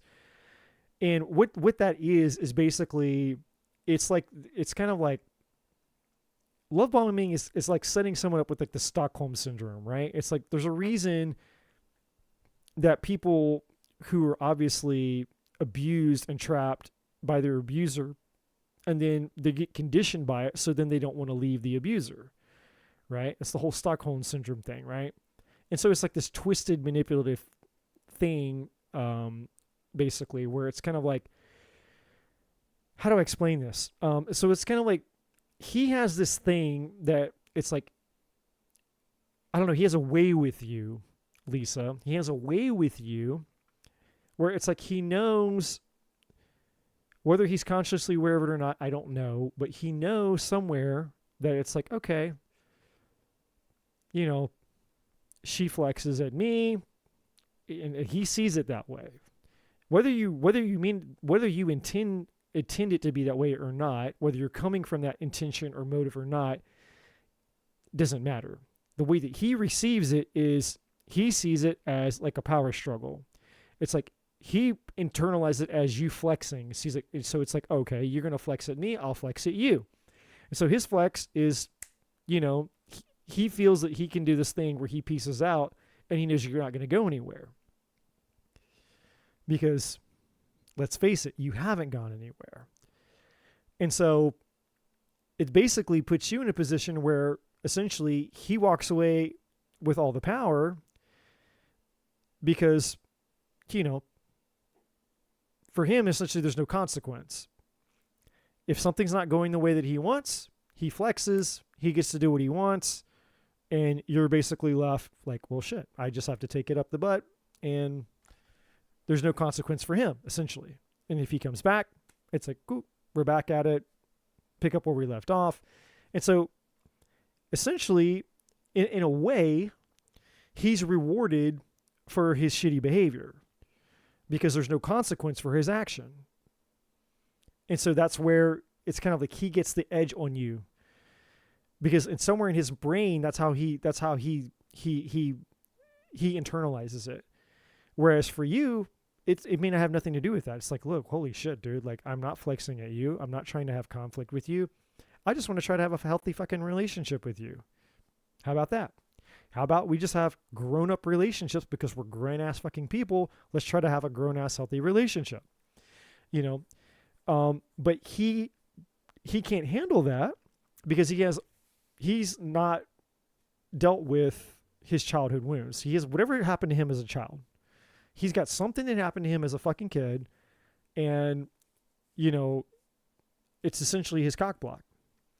And until he deals with whatever that is, that's the core wound, the childhood wound. Until he really deals with that, all this other stuff is just going to be a recurring pattern, basically.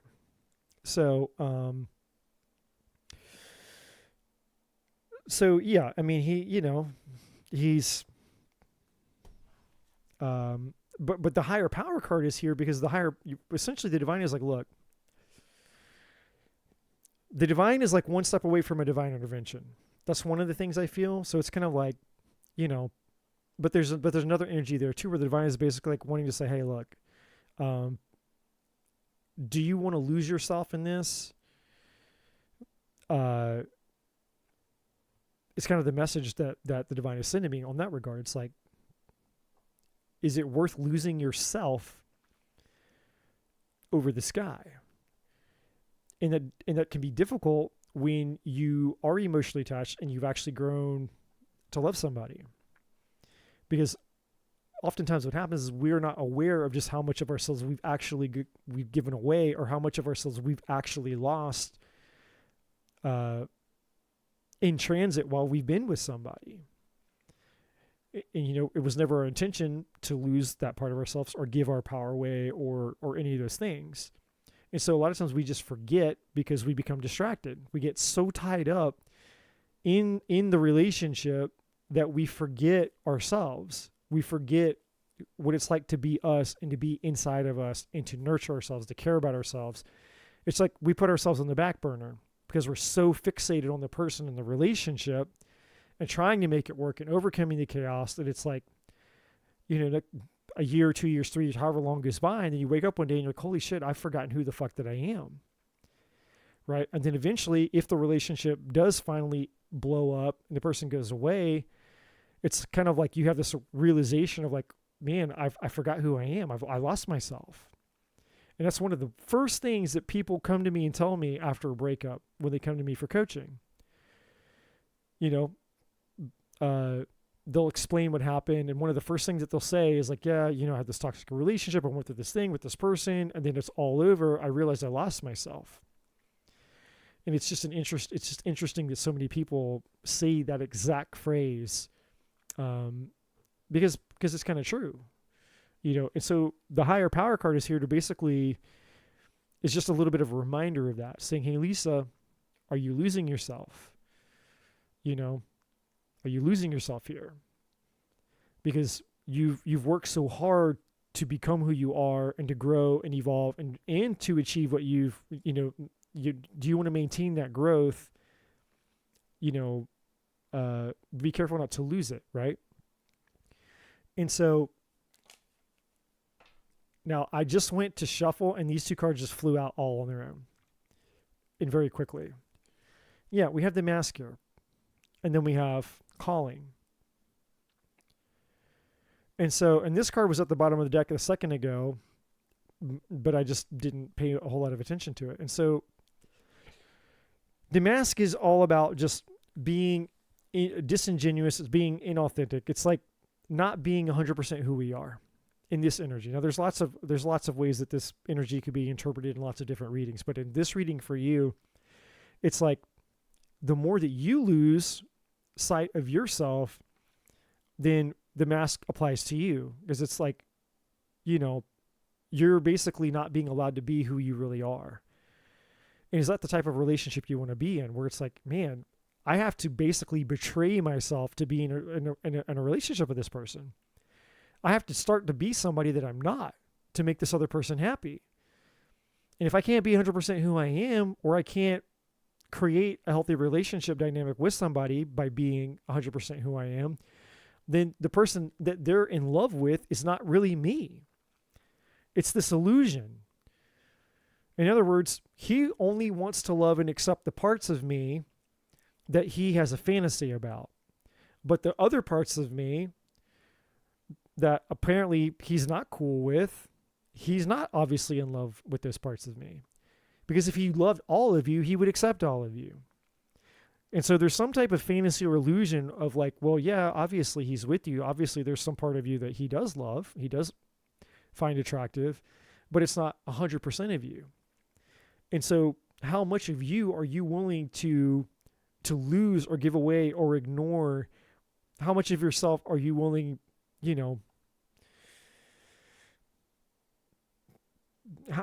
what's the level of acceptability, of acceptance of, I can only tolerate not being myself up to this point. Is it 90%? Is it 60%? Like, what's the number, right? It's like, how much are you going to have to try to be somebody that you're not, or not try to be, but in the moment where you're having to be with this person? In other words, to maintain harmony, peace, tranquility, or just to have a functioning fucking relationship, how much of you being 100% you are you going to have to give up or give away? That's what this Mask is saying. Now, on the other side of the energy, which tied into him, is he is being disingenuous because he's refusing to deal with the hurt parts of himself. So he hides behind all of his bullshit, right? And I'm not saying this to sound like I'm being, an asshole towards him. I don't know the guy.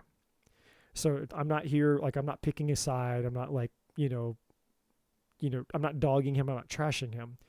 But I'm just simply saying that the Mask here is he's hiding behind things that he's not willing to look at. And that's his weakness. So he's having to maintain this false sense of strength, desirability, self-worth, and all these things. And it's fabricated. None of it's true. It's all fabricated. Because he's not willing, he can't be 100% himself either. But that's his own detriment. And the reason he feels he can't be himself, whether he's consciously aware of it or not, is because he's not healed. And until he has the balls to go heal himself from whatever the fuck happened to him when he was a child, then he's gonna repeat this pattern. Whether it's you, it's the next woman, the woman after that, the woman after that. He's just gonna be spinning his wheels in a life of misery because he's never gonna be able to keep a woman. You know, because no woman's gonna put up with this shit. Now, conversely, on the flip side of it, the other side is he actually might end up with a woman who's she's like 10 times more toxic than he is. So it could go either way. He'll either never be able to keep a woman, or the universe will send him a woman that's just a complete fucking nightmare. And then she'll basically just absolutely destroy his whole fucking life. Like he'll meet his match basically, but she'll be like 10 times worse than he ever could be. It'll be one of those things. Now the calling is here because the calling is basically like, it's a wake-up call, but it's for you because this is your reading. It's not about him. Why is the calling here? What do you want Lisa to know? What's the actual message you want her to know for her? Because you're giving her the wake-up call about something. So what is the wake-up call for Lisa?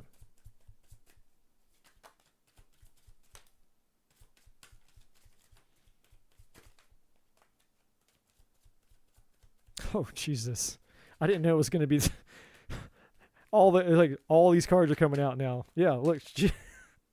Jesus. Calm down. Holy shit. This is a lot of cards. Holy fuck. Okay, well, the first one is this. This is the obvious card at the bottom of the deck. Lessons just popped out here. Oh, boy. Okay, let's just do it. Fuck it. All right. Let's put this one up here. All right, so we're just dealing with this guy. Let's put all these up here. Let's just do it. Let's get into it. We're halfway there. The bananas have been talking to me. Fuck it. Let's just do it. Right, look, you bananas, you got anything you want to add to this? You just let me know. If the bananas have any revelatory advice they would like to say, speak now or forever hold your peace. And your days are numbered. These bastards know what's coming to them. Oh, fuck, this is a lot. Okay. All right, let's get them out. Jesus. All right. In no particular order. What's the wake-up call about? All right. Passion, transition, not aligned, zodiac.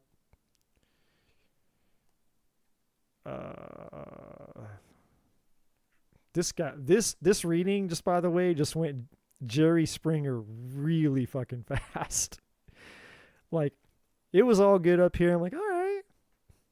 Okay, this is like, it's like a medium, hot wings. It's like medium, like a medium spice, level. We're doing hot wings. And then it just went fucking nuclear, like out of nowhere.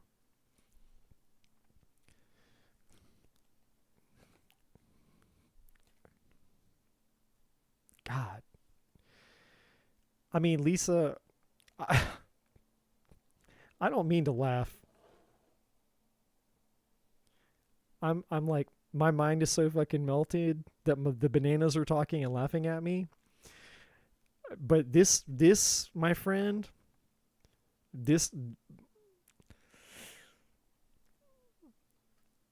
I mean, at 6 o'clock in the morning, after 8 hours, I just have to be honest with you. This is really bad. I don't say this very often in my readings, but this is really bad.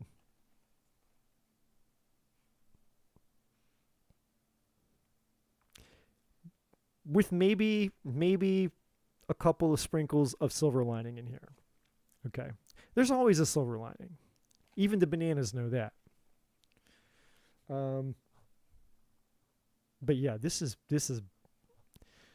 bad. Okay. But we're going to talk about it. We're going to talk about it. Oh, shit. Okay, let's see if we can do it in consolidated form. Because there are multiple energies attached to every fucking single one of these cards. This whole thing down here is like a 3-hour fucking reading. Like, if I was to get into this shit at the level of the energy of for what it is on the table, this is 3 hours. Easy 3 hours. So, let's start here at the Passion.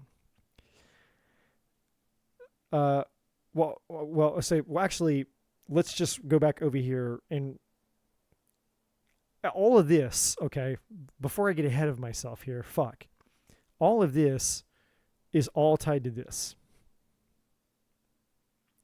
This is essentially what the wake-up call is.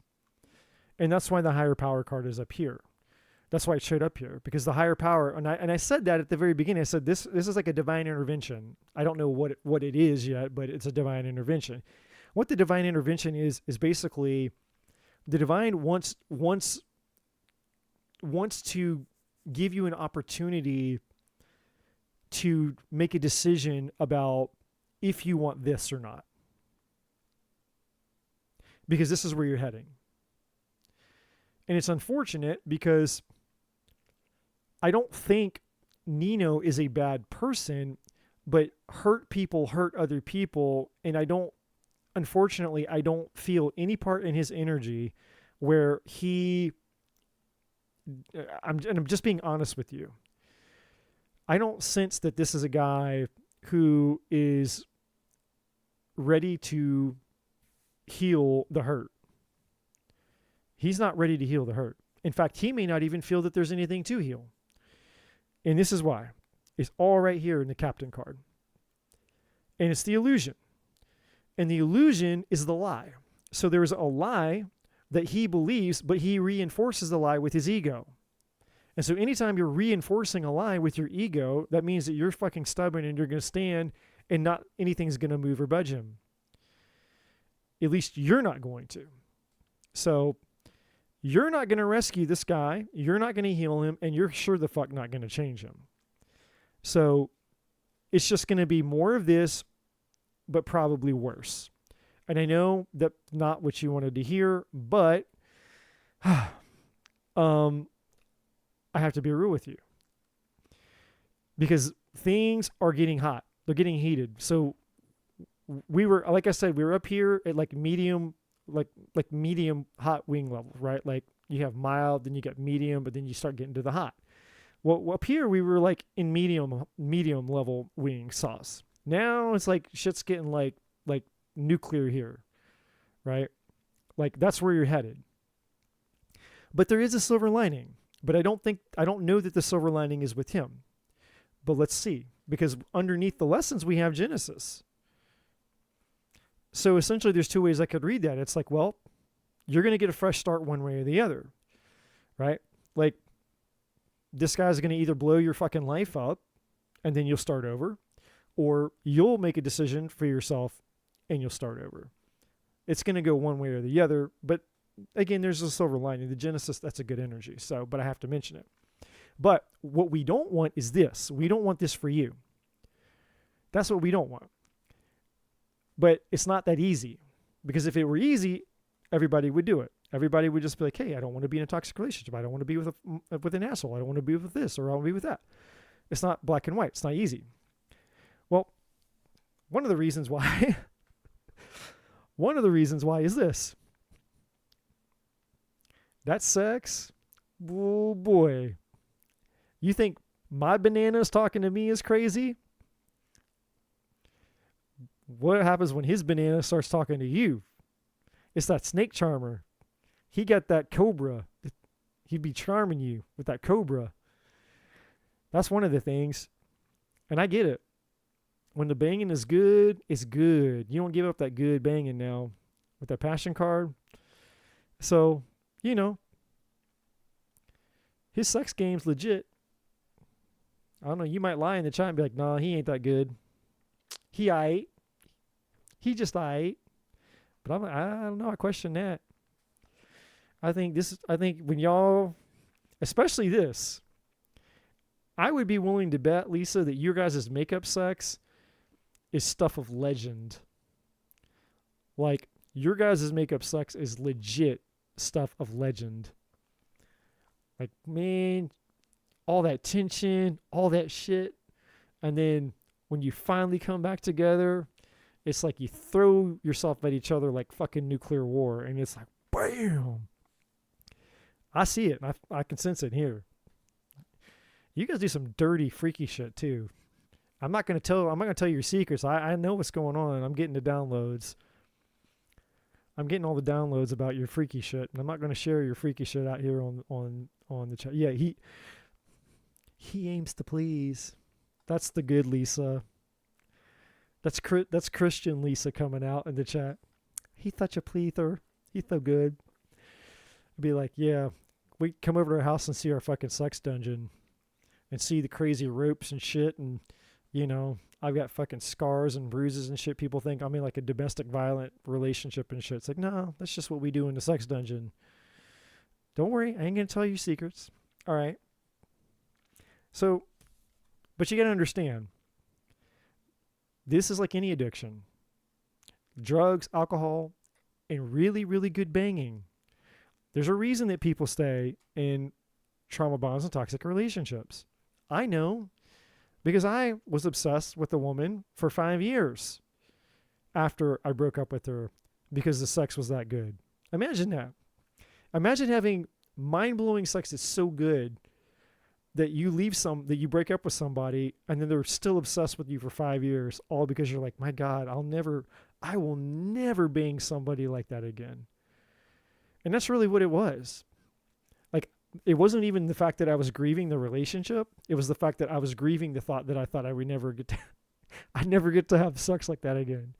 How crazy is that? And sad is that? And yet I just admitted out loud at fucking 6:30 in the morning. But it's true. I really thought I was never going to be able to bang anybody like that ever again. And I was really, really, God is my witness, bananas as my witness. I tell you the truth. I was depressed. For 5 years, I was depressed and I was obsessed because I was like, fuck, I'll never meet anybody that will fuck my brains out like that person did. And it's legit. It's a legit problem. So never underestimate the power of sexual chemistry in a toxic relationship. Okay? That's the lesson for everybody out there. Passion and sexuality absolutely will keep you in the wrong relationship when it's that fucking good. Now, the next card we have is the transition card. I guess I can move these down because we're not working with these yet. So it doesn't matter if you see them yet. We have transition. And so this is really about a choice here. I know it's not a choice card, but the energy attached to it is a choice. It's like, but it's also a spiral. So it's kind of like, on one hand, it's a choice about the decision that you can make about how you proceed in this, but it's also a spiral. It's like, you get confused because there are moments where it seems like things are actually going to change, right? Like things start going in the right direction. It's like, okay, look, we had a tiff, we had a thing, but we iron it out. It always comes back around, and then you have the illusion that things are actually getting better, because maybe for a minute they actually do get better for a minute, but they never stay better. But then inevitably when things spiral, it's like they spiral a little bit worse, and then a little bit worse, and then a little bit worse, but then a little bit longer, but then a little bit worse, but then a little bit longer. So it's like, it's the illusion that you're feeling that progress is actually being made, but overall, it's actually more is being lost than is gained, if that makes sense. That's what this is saying. The overall energy between you and him right now, maybe not forever, really depends on him in this case. And that's not me picking sides. That's not me choosing you as a favorite, but it's just the energy. Right here, right now, the overall energy is that you guys really aren't aligned. Like who he is fundamentally at the core of his being, energetically, is not aligned with who you are. the truth of who you are. Now, who you pretend you are because of the mask energy, sure. If you're, you lower the standard of who you are based on an experience you have with somebody who betrays themselves, then yeah, based on that standard, sure, you're aligned, right? But that's because you lowered this. You've lowered your standard to be on the level that would be in alignment with him.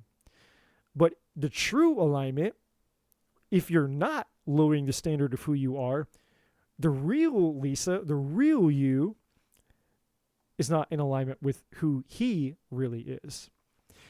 The zodiac energy being here is all about basically saying that, yeah, basically, if you were to look at your astrology chart, you would find a lot of fucking clues about your relationship with him, yourself, and your timing, and all the astrology things. Okay, so the things that are happening in your life right now, the cycle that you're in, all the things astrologically speaking, would reveal to you a lot of things between you and him. There's a lot of clues there. Okay, now the second chance is here.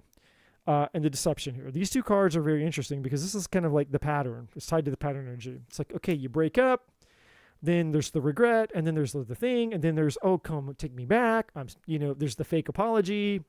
And when I say fake, I don't mean that it's completely fake. I mean, there could be some degree of sincerity of like, hey, I fucked up, and they come back around. They're being Mr. Nice Person, whatever.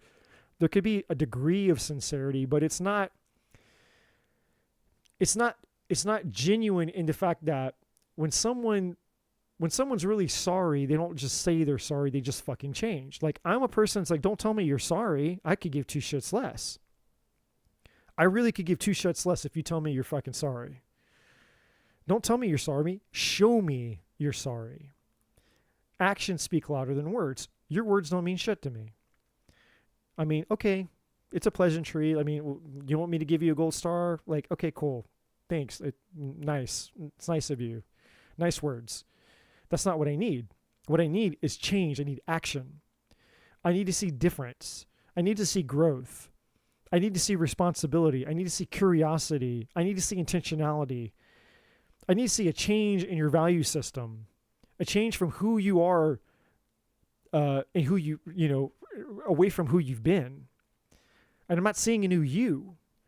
I'm just seeing the same you going around having the same pattern and just coming back around and then leaving and then coming back around and then not being able to do a shit and coming back around.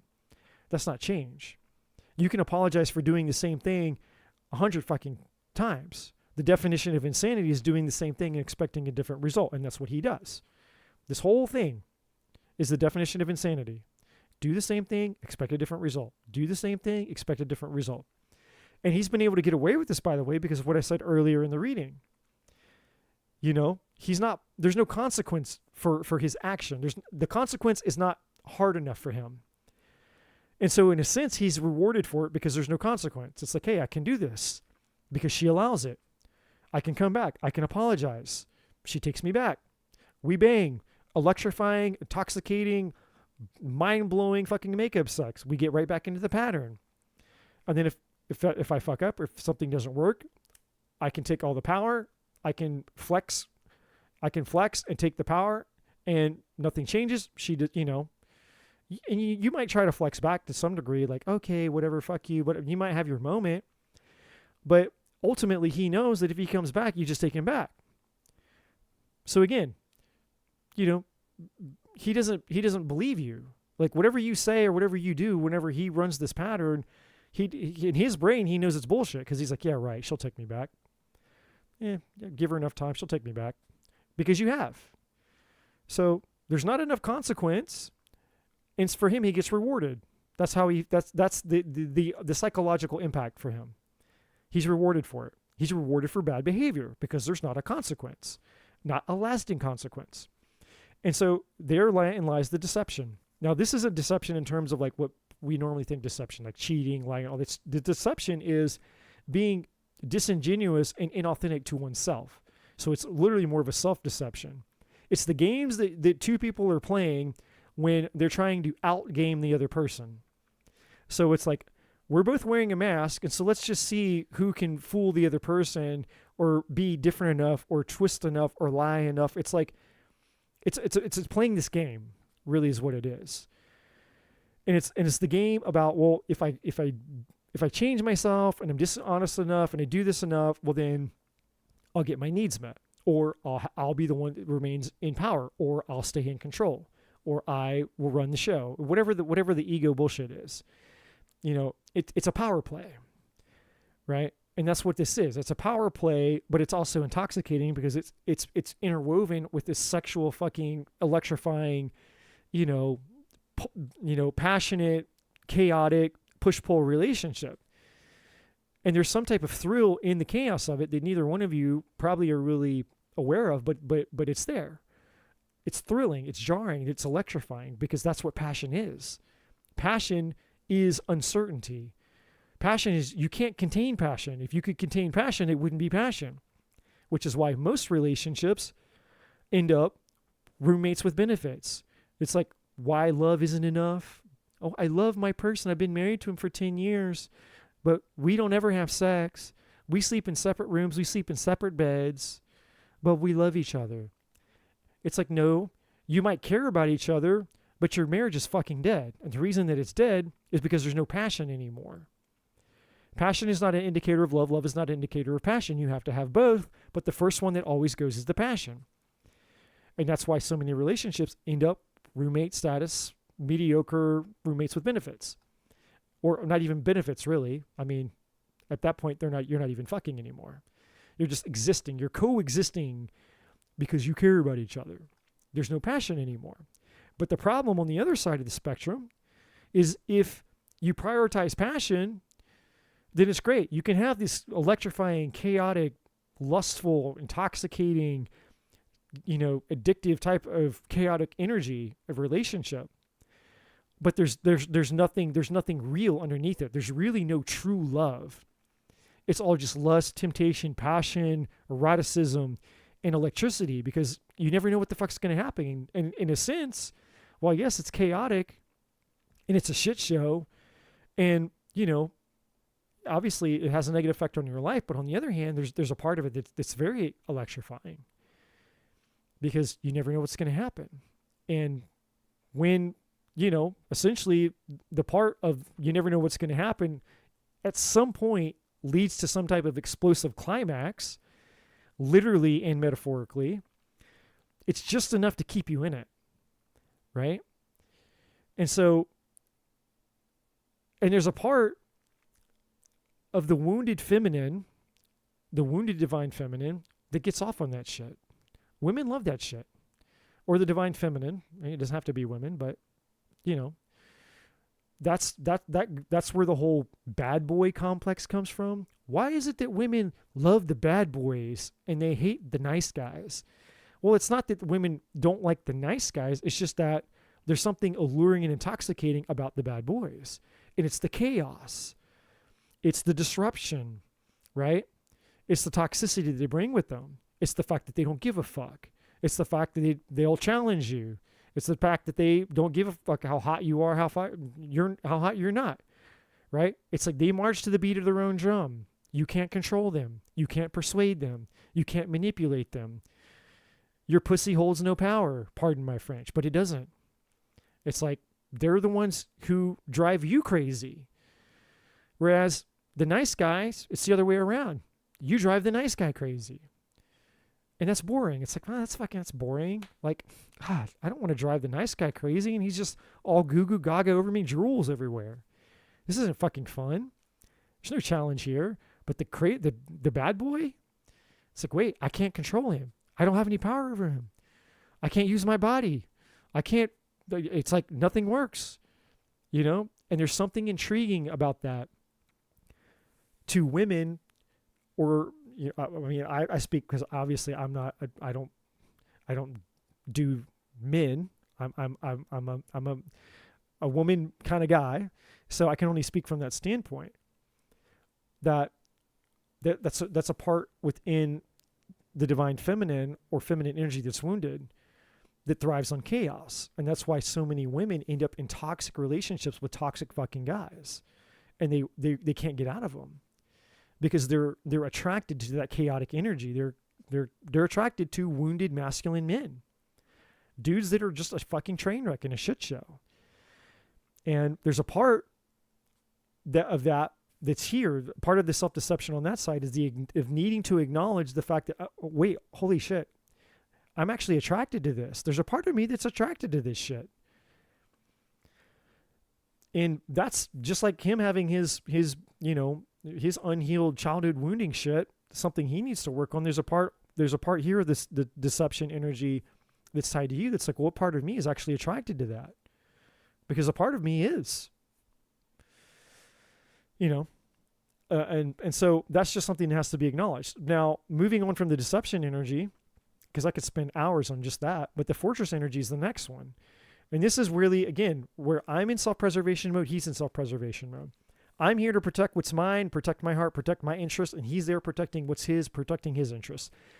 I'm in my fortress, and he's in his fucking fortress, right? There's no love here. It's just, not genuine, deep passion. It's not like real, true love. There can be emotions that feel like love. There can be care and concern, but this is not a connection that's like a deep, truly deep love, intimate, vulnerable, healthy connection. You're both closed off from each other. And of course you would be, because you've done a lot of damage. You both, without getting to he said, she said, who's right, who's wrong, whatever, the perception that you both have towards each other is you both have hurt each other.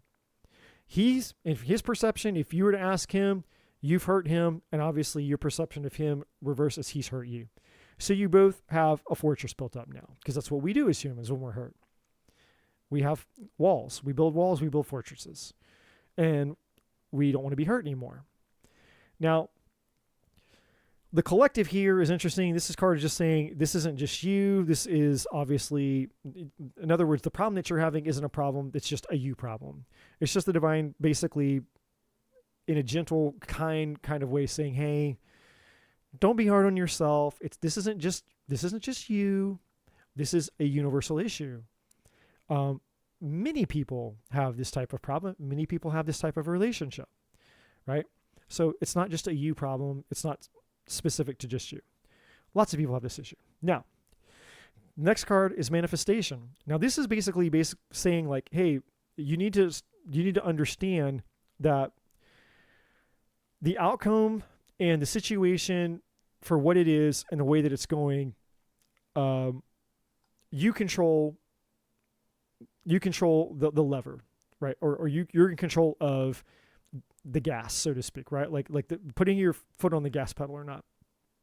So manifestation, like you have the power to control like the outcome of this. Like you can pour more gas on the fire or you can pour water on the fire. Both are liquid. Gasoline is a liquid, water is a liquid, right? But two different outcomes. You pour gas on the fire, it's going to explode. Pour water on the fire, it's going to put it out. And so the divine, the higher power here, is wanting you to be mindful of essentially what it is you want to create as you move forward in this. Like, what investment do you want to put into this? Because there's going to be an outcome. As you reap, as you sow, so shall you reap, or whatever the saying is. And you have to keep in mind the outcome of here. Because again, you're learning some of it now, but it's like, do you want to put more fire on this burning man? And the burning man is you, by the way. So do you want to pour more gas on this and set yourself back on fire again? Or do you want to put the fire out? The power is in your hand. That's what this manifestation says. The power is in your hands, literally, just like you see in the card. The power is in your hands. Be wise with the power you have. With great power comes great responsibility. It's your responsibility to choose to do what you will in this situation. Now the divine is basically making some suggestions. Mentorship. If you really, really, really, really, really, really, really, really, really want to be with this man, the divine is basically saying, like, y'all need help. You're at a point in the relationship where trying to figure it out on your own and just you with what you know, him with what he knows, you guys trying to continue this pattern isn't going to work. You're at the point where you're going to need a third-party intervention. Somebody is going to have to help you guys make this relationship work if that's in fact what you want to do. If you want to pursue this man, you need help. He needs help for himself with his own shit, but that's different. I mean, it's implied in the card. It's one of the energies implied to the card. But the relationship as a whole, if you want this to continue and succeed without it getting worse and going to that, you need help. It's mentorship time. Like you need to get somebody involved in this. Now, is he going to be okay with that? Is that something he's going to want? That I don't know. I feel like probably not with the captain energy, but I don't know. I'm not him. Anything's possible. And then the next card is really this, the Sixth Sense. This is about you needing to get back to you, specifically, Lisa. This is you really needing to trust your gut. And really, really, really, really sitting with yourself. And really listening to your inner truth, your inner guidance. Because the truth is there. The answer is there. It's just, do you really want the truth? Are you ready to accept the truth? If you're honest with yourself, 100% honest with yourself, and you go you go within and you sit with all of it. It's like taking inventory of all of it and saying, okay, is this for my highest good? Is this really what I want? Do I really want to put more work and more effort into this? Do I want to maybe pursue third-party assistance in this? Like, it's you sitting with yourself and getting real and honest to really weigh all of that out and decide what's in your highest good at this point. And so the divine is really asking you to go within and to get honest and real with yourself and to listen for the truth, to not ignore any more red flags, to not lie to yourself. Don't make, excuses for things within yourself or for him or whatever, why you would, you're sticking around if you know that it's not good or whatever the things are. It's time for you to separate yourself long enough from the relationship, from any attachment to him, to create just enough space for just enough amount of time for you to actually hear what's really real going on inside of you. Or another way of saying it is become a neutral observer.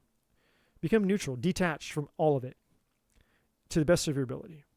Be detached from all of it, detached from all outcomes, and become a neutral observer. Go within yourself and go, okay, I want the fucking truth.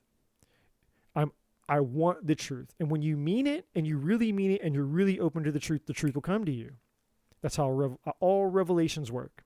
All insights, all revelations, all answers are always here, available right now. And the reason that we get them at some times and not other times is because we weren't ready for them. It's only when we're ready for the truth are we able to get the truth. That's why the truth sets us free. But if we're not ready for the truth, you can sit, you can beg, you can ask, you can want all day long, and you just won't come to you because the divine knows what's really real. The divine knows if we're really ready for it or not. But if you really, really, really fucking mean it, and you go within, then the divine will tell you the truth. And then from that place, you're back here to the manifestation. What will you do with that, with that truth? What will you do with the power and the knowledge of the truth? What's the value of that for you? Because all of this, first of all of these cards, by the way, were clarifiers, by the way, for one card.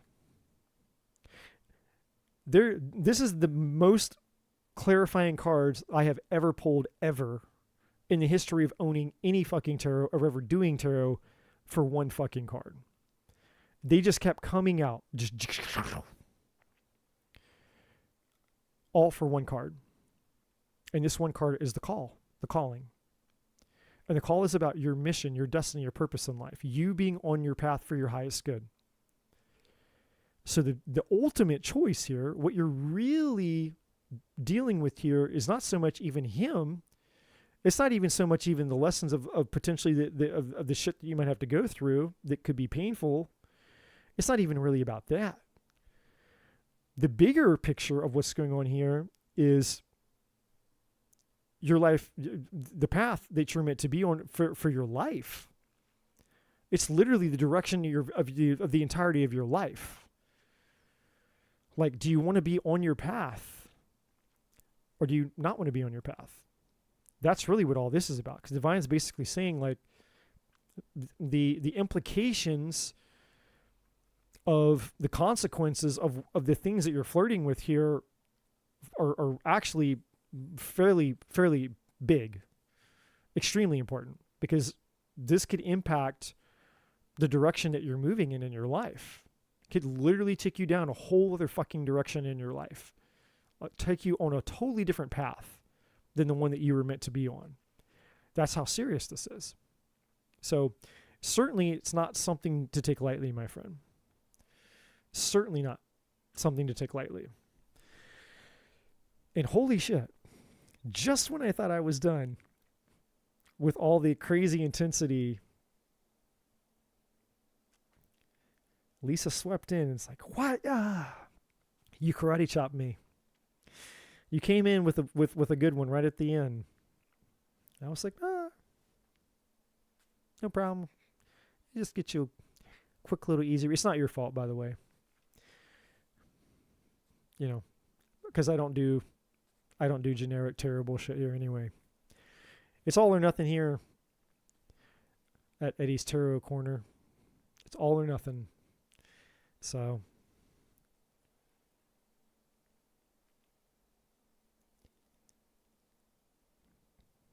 Teresa, are you interpreting what my bananas have been saying all night? That's exactly what my bananas were laughing about, is what you just put in the chat there. That's that banana talk. And no, I'm not talking about banana hammocks, Lisa. Although, I gotta say, Lisa, on a completely separate side note, I am a little jealous about this right here. This right here, I'm a little jealous about that part. I've been a lonely, single, celibate man for 2 years. I forgot what a naked woman looks like. I'm just over here looking at this and thinking about your guys' crazy sex dungeon makeup sex. And I'm like, man, makes me wonder if it would be worth getting into a toxic relationship just for the makeup sex or just for the trauma bond. I don't know. Is it worth it? Is it worth being obsessed over somebody for 5 years again? I mean, that's how good the sex was. I'm not even lying. I'm not lying, Lisa. It was that good. I was fucked up over that girl for 5 years. From 2015 to 2020. Gina's like, what the fuck? I know you guys are hearing all my secrets tonight, but it's true. It's true. From 2015 to 2020, I was just like, and what really sucks about that is what sucks about that is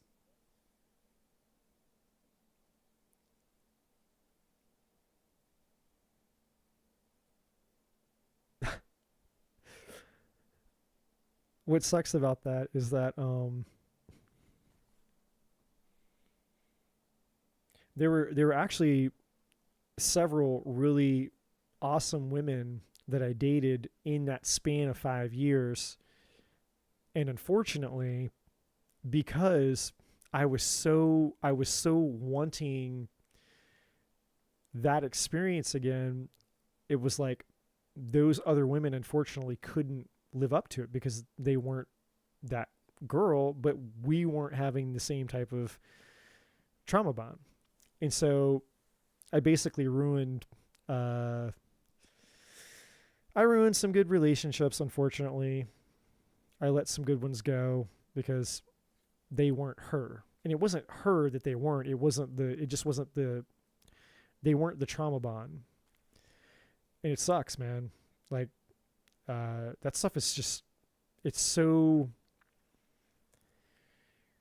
it's hard. It's hardcore, man. It's tough. Like, I give, you know, mad respect to people who are in trauma bonds and toxic relationships and trying to get free of them, dude, because that shit's not easy. It's not easy. So, unfortunately, I broke a couple hearts. But I got my karma. Just for all y'all out there, if y'all remember me talking about the karma, I've got my karma for that. Any hearts that I have broken, the universe has done whooped my ass, boy. And I say that like, because one thing that I've learned out here, one thing I've learned about being, I don't know, I don't like calling it chosen, because then it makes you sound like you're special and nobody else is. I'll just say this. One thing that I've learned about having a call in my life, like a spiritual responsibility, so to speak,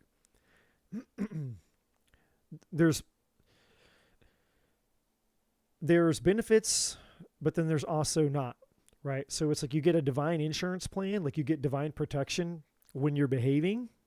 So it's kind of cool, because it's like you're protected. And when people try to come at you and they try to fuck you over, it's like it's like the divine goes after them and they get their ass whipped, right? So that's kind of cool, because it's like, hey, don't be fucking around with people that are divinely protected, because you're going to regret it. So on that side of the fence, it's kind of cool, because it's like the divine has always had my back when I was behaving. On the other side of the fence, though, is like, yeah, but then when you fuck up, you get double the punishment. So I've had my ass, I've been given a spanking a few times, because, you know, I got off the path for a hot minute there. So I know what it's like. I know what it's like to be on both, and it's not fun. So behave. You want to be on the good side of the fence. You want to behave. That's the moral of that story. But yeah, Lisa, I don't know. Maybe it is numb. I'm not sure. What I'll say is this, Lisa, to what you just said. You don't know which way is up in this. This illusion's energy, you don't know what's up, you don't know what's down, you don't know if you're coming, you don't know if you're going, you don't know where you stand. It's all a fucking flurry of shit at any given moment. With this chaos energy, I mean, all of it. All of this stuff that we talked about. I mean, which goes back to what I was saying about the whole thing about losing yourself. It's like, you're just going to wake up and you're like, who the fuck am I? Right? It's like, I don't know. Maybe you are numb. Maybe you're this, maybe that. It's like, you don't know. And it's a slow, gradual thing that happens unconsciously until one day you just wake up and you're just like, fuck, I don't know who I am anymore. Or I don't like who I am anymore. Or this isn't who I am anymore. You catch yourself doing things, behaving in ways, responding in ways, and you're like, that's not me. Who the fuck is this? This isn't me. And then you stop, you go look in the mirror and you're like, my God, I'm becoming somebody that I don't even like who I am anymore. And then slowly but surely, when you step back and you look at it, it's like, well, now I know why. You know, I'm mingling my energy with somebody who's transforming into somebody that I'm not, which is the mask, part of the deception. So it makes sense that you know, that you may not know, or that you may feel numb with the illusion there. But anyways, I don't know if any of that was helpful for you. I mean, the bananas might have had something more important to say than that. I don't know.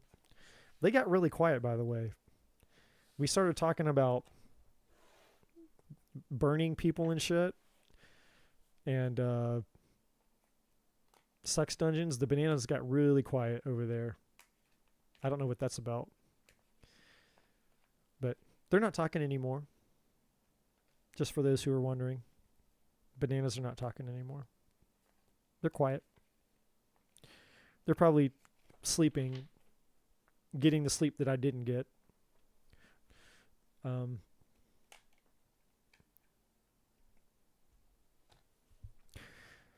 Basically, I gotta clock in an hour. Yay! I start work in an hour.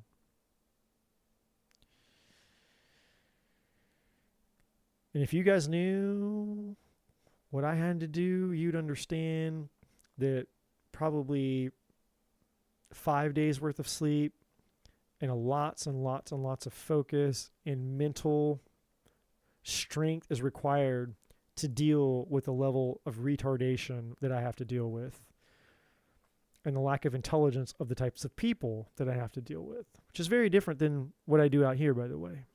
But I'm not even going to go into all that.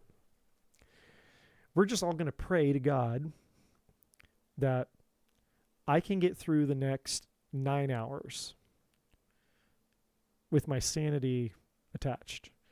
If Eddie can do 9 hours, if I can just make it 9 hours, I'll be okay. That's what we will all hope. It's so good to see all you guys. Some of you guys sticking around, man. You guys are amazing for hanging out, riding the midnight train with me. Congratulations, everybody. 8 hours and 20 minutes later. Some of you guys are badass, riding it all the way to the end. I think I got two subscribers. Yay! 2 subscribers. Yay! 8 hours, 20 minutes, 2 subscribers. It's not about subscribers. There's only like 5 of you that, 5 of you that really give a shit about the channel anyways.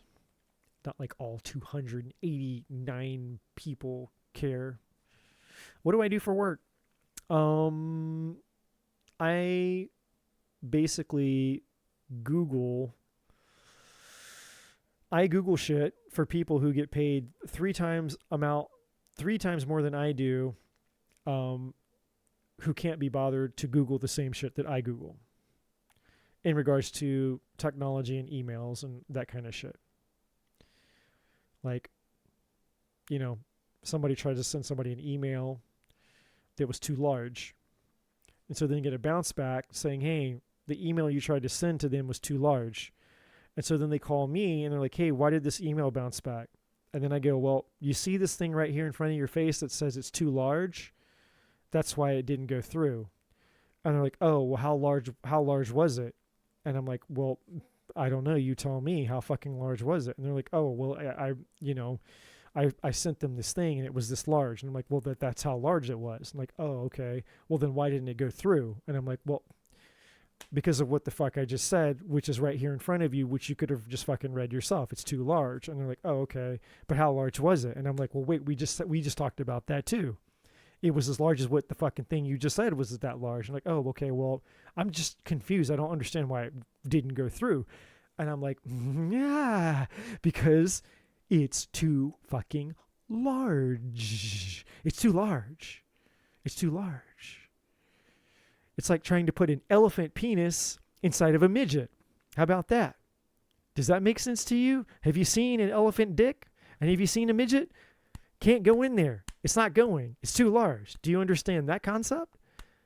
Huge elephant dick, small midget. Can't go in. It's too big. It's too large. It's not fitting. It's not going. How else do you want me to explain it to you? And they're going, okay, well, okay, I don't really understand, but okay, fine.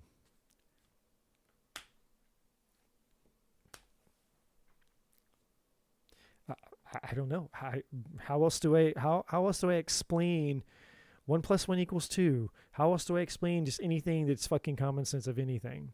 And again, we have to keep in mind that these people, they've gone to school, they have certificates, certifications, and fucking they've got all kinds of fucking shit all down, like tons and tons and tons of shit at the bottom of their fucking name. They're an administrator, engineer, this, that, CEO, CFO. It's like all the fucking titles that you can possibly imagine at the end of their fucking name. Like, you would think that these people are qualified to fly to the other end of the fucking galaxy.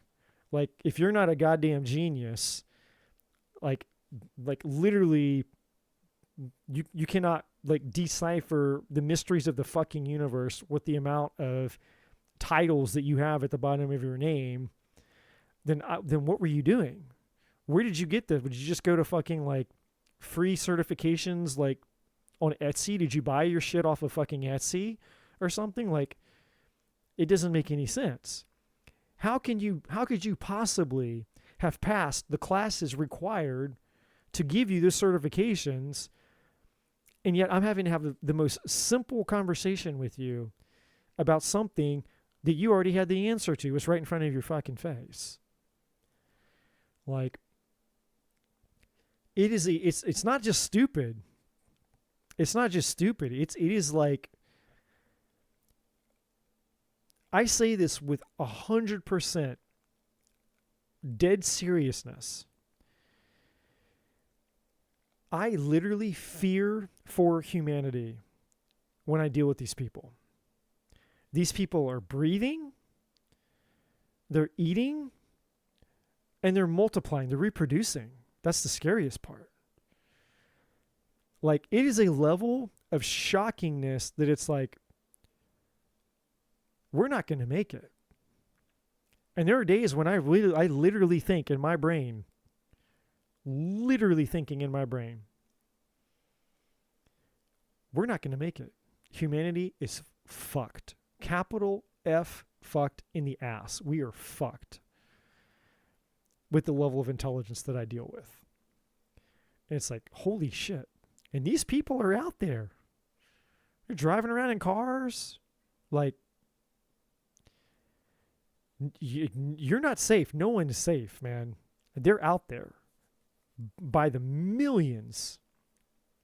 And I'm just like, holy shit, dude. It's by far, let me just put it to you this way. I don't believe in like an obvious, like a hell and an afterlife. I believe that this is the hell. So whatever I did in any life, any past life, including my current life, I'm paying the punishment for it by what it is that I do. So my hell is being served by dealing with that. So that's what it is. It's punishment for something. So whatever terrible shit that I did in a past life, this is my hell. This is my payment for it. And so I'm like having to do both. It's like I come here and I try to pay my good karma by doing the good here, but then I have to go pay my bad karma by going into hell. And so it's like, I don't know. Apparently I was just an asshole in some past life or something. So I'm like having to pay it all back. It's like, hey, you got to go serve the people, but then you got to go suffer some too. And it's like, shit. So I got to suffer, but then I get to come here and I get to do good. Then I get to go suffer. Then I get to come here and I get to go do good. So really at the end of the day, I'm being dramatic, but it's first world problems. I really can't complain. It could always be worse.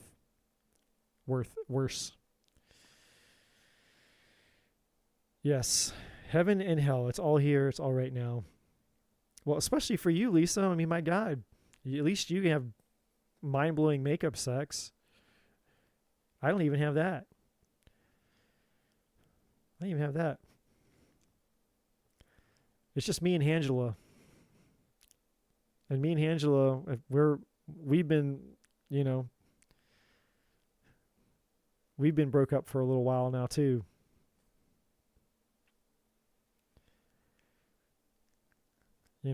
We still talk, but Angela's not having it. So I'm just doomed to wait around for the real thing. Maybe one day. Even my dreams are getting kind of boring. I'm having some kind of boring dreams. I'm just like, yeah.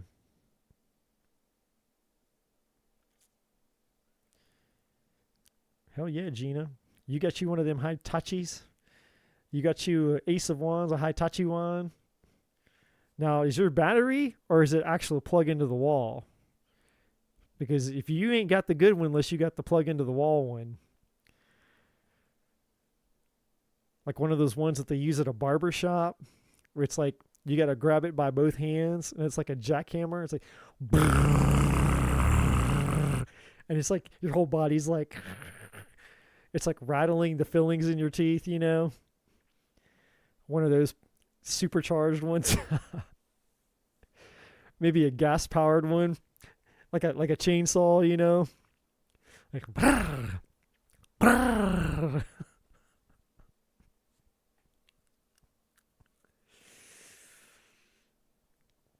Well, to dream about a snake could be a lot of lots of things. Snakes can have lots of different meanings in dreams. When you're having a dream, this is just a little tip on dreams and dream interpretation. The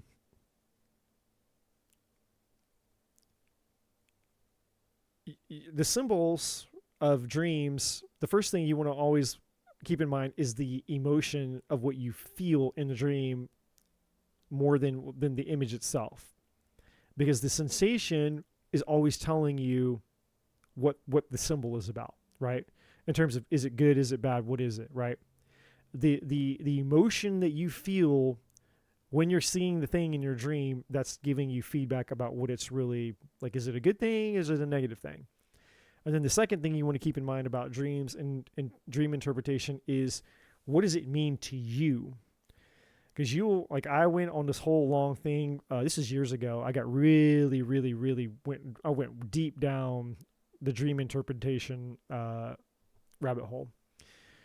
And you'll find all kind of crazy shit online, but that's like other people's interpretations. They'll be like, oh, a snake means this. Oh, the thing means that. And it's like, it doesn't mean that for you necessarily. You have to know what those things mean for you. You know, so what's your relationships to snakes? You know, some people, you know, snakes, they love snakes. You know, if I saw a snake in my dream, it would depend on the context of the dream, but more so the emotion that I'm feeling. Could mean lots of things. You know, it could be a warning. It could be something treacherous. It could be something sneaky, you know, or it could be something positive. It just depends. Well, if you hate them and you felt scared, then it's probably either something to do with the subconscious fear, or it could be a spiritual thing of like saying, hey, you got a snake coming, you got to watch out for the snake. And then, you know, some dude just basically rolls up into your life and you're just like, oh, well, shit, well, that's who it's about. Maybe he's the snake. So, you know, if it's a vivid dream and you remember it and you feel it and you wake up and it's like that sensation where it sticks with you all day and you can't shake it. It takes you like a few hours to like really get over, like, holy shit, man, like if I really get over this energy, it's like affecting me. Those dreams typically are the ones you really want to pay attention to. And if you just wake up and you can't remember it, it's gone, and you don't really remember anything, those dreams are usually not very important. That's usually just subconscious shit. But the ones that you really want to pay attention to are the ones that you remember. Yeah. Okay. So if you relate it to an enemy, well, then that's what it probably means for you.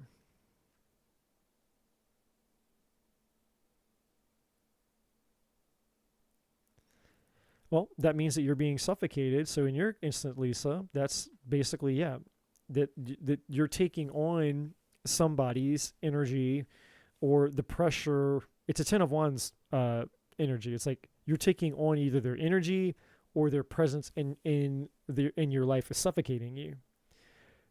Literally, quite literally suffocating you. You know, and, you know, that's what that would mean. And yeah, well, it is kind of a spiritual, because it's affecting you spiritually. And a lot of people, they get really superstitious with that. Like, someone's using black magic on me. I know it. They're using voodoo curses on me. I'm like, okay, like, first of all, like, unless you live like out in some fucking like random, some cult part of like Louisiana, or you live somewhere in fucking Africa where they actually do voodoo shit, chances are it's probably not a curse and someone's probably not actually sending fucking black magic at you. But it doesn't mean that you're not having a spiritual attack, but everyone thinks it's that. Like, ooh, spiritual attack. Someone's over cursing me and they got the voodoo doll out and they're stabbing it. It's like, no, that's probably not what it is. A spiritual attack, it could just be, using hateful language. When you get into an argument and a fight with somebody and you say things, the power of your words is, in my opinion, the strongest type of spiritual attack. And you don't have to be present for them. You can just go out and you can be saying shit about somebody and they're not even there. And that's still, that energy still is affecting them. You can visualize somebody in your mind getting hurt. And that visualization is a spiritual attack because you're imagining, you're sending energy to that person and you're visualizing a negative outcome. And so, it's crazy that people, they over spiritualize things and they get really superstitious with it. And it's like, yeah, there's somebody over here sending voodoo black spells on me and it's witchcraft and they know they're doing this black magic on me. It's like 99.999999999% sure that's probably not happening. Like, unless you've somehow made it on the satanic witchcraft's hit list, like, which, there's probably a bajillion other people on that list way further up that list than you are. Like, somebody who's got, the witches and the Satanists out there probably have bigger fish to fry than sending their voodoo magic at you, of all people. Like, but yeah, people just get crazy with their beliefs sometimes. It's just like, geez, guys, come on. But they believe it, man. They come up in here with that shit too, man, sometimes. Now, my friend's channel, she gets it real bad. If they roll up in there, it's like I don't know. I see that shit like once or twice roll up in her feed. Somebody's in there. Is such and such using black magic on me? I'm like, oh, here we go. The black magic. Like, why don't you guys just play like Uno or something? Play Uno or like, I don't know, get a dog or a cat or I don't know, just, masturbate or something, right? Like, there's so many things you can do. Why does it gotta be like black magic?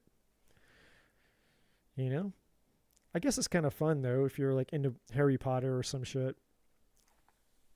I'm just like completely delirious at this point. I'm just saying shit out of. It's 7-Eleven. Fuck. I guess I should probably go to the store and get. I need to. This is what I need to do. I need to go to the store and get some energy drinks. I need to go and just prepare for the fact that the next 9 hours, I'm going to pray and hope to God that today is Monday. I'm going to pray and hope to God that today is not going to be a shit show. Maybe it'll be slow. And if it's slow, with the assistance of my talking bananas and some fucking energy drinks, I think I can do this. And if not, I will have learned a very, very, very crude lesson. Do not do your live fucking tarot readings on a Sunday night, Eddie.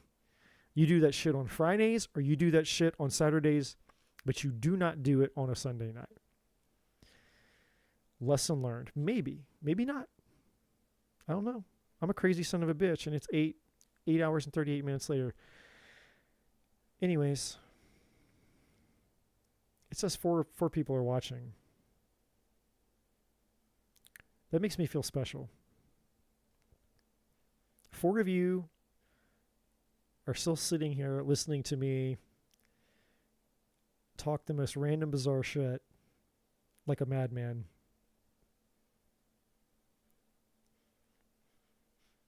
What's it like? What's it like to be in your guys' shoes? What's it like to be you guys?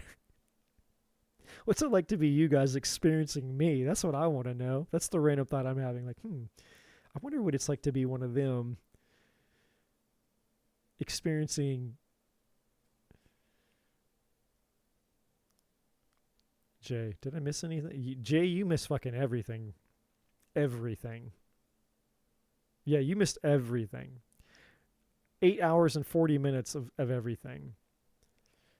But it's all here. It's all going to be uploaded onto the YouTubes. You can always scroll back and listen to all the things. It actually might be worth your time. I don't know. This is probably the most bizarre.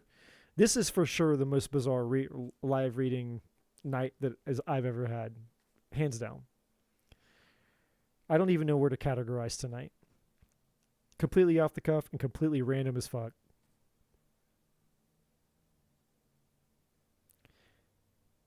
I was out for 9 hours. Well, you're lucky as hell because I've been awake as long as you were sleeping, and my work day is about to start.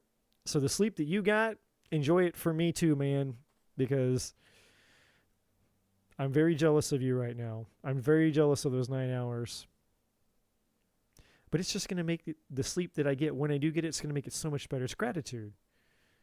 It's gratitude. It's all gratitude. We just got to remember, Eddie, it's gratitude. Get to the store, get your caffeine, and power through. We got this, dude. We got this. It reminds me of back when I used to be on tour and we would drive for like 10 hours straight. And tonight, Lisa, you did make history. Hands down, that is in fact, achievement unlocked trophy goes to Lisa for the night. She got the most clarifying cards for one card ever in any tarot reading of history. I wish I would have counted them, but it was at least 11 or 12 for one card. The divine is like, oh shit. There's not one card that can summarize all of what I have to say. I'm like, okay, we'll just say what you gotta say. And it's like, bleh! Like,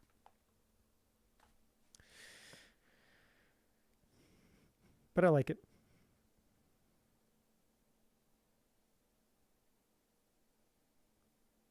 Get you some breakfast, man. Yeah.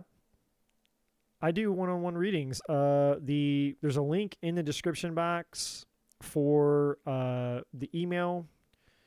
All of it should be in the description box. My payment, just send me an email. The payment options are there, but the best thing for you to do is just send me an email. Here's my email, just in case. Just email me, and we'll converse through email. Oh shit! Hold on, that's incorrect. I can't even type. Let me put the correct email address in. God, my eyes are blurry. Come on, dude. Focus. That's correct. Okay, that's the correct email address. imagine@dreamoutloud.center. Just send me an email, Jay. But the information should be in the description box. Should be in the description box. Couple ways to pay. All the things are there. Just send me an email, and I'll write you back, and we'll just go from there. We'll take it from there. Nothing to be sorry for, Lisa. I'm just glad to see you, stranger. You come and you go. That's what she said. Now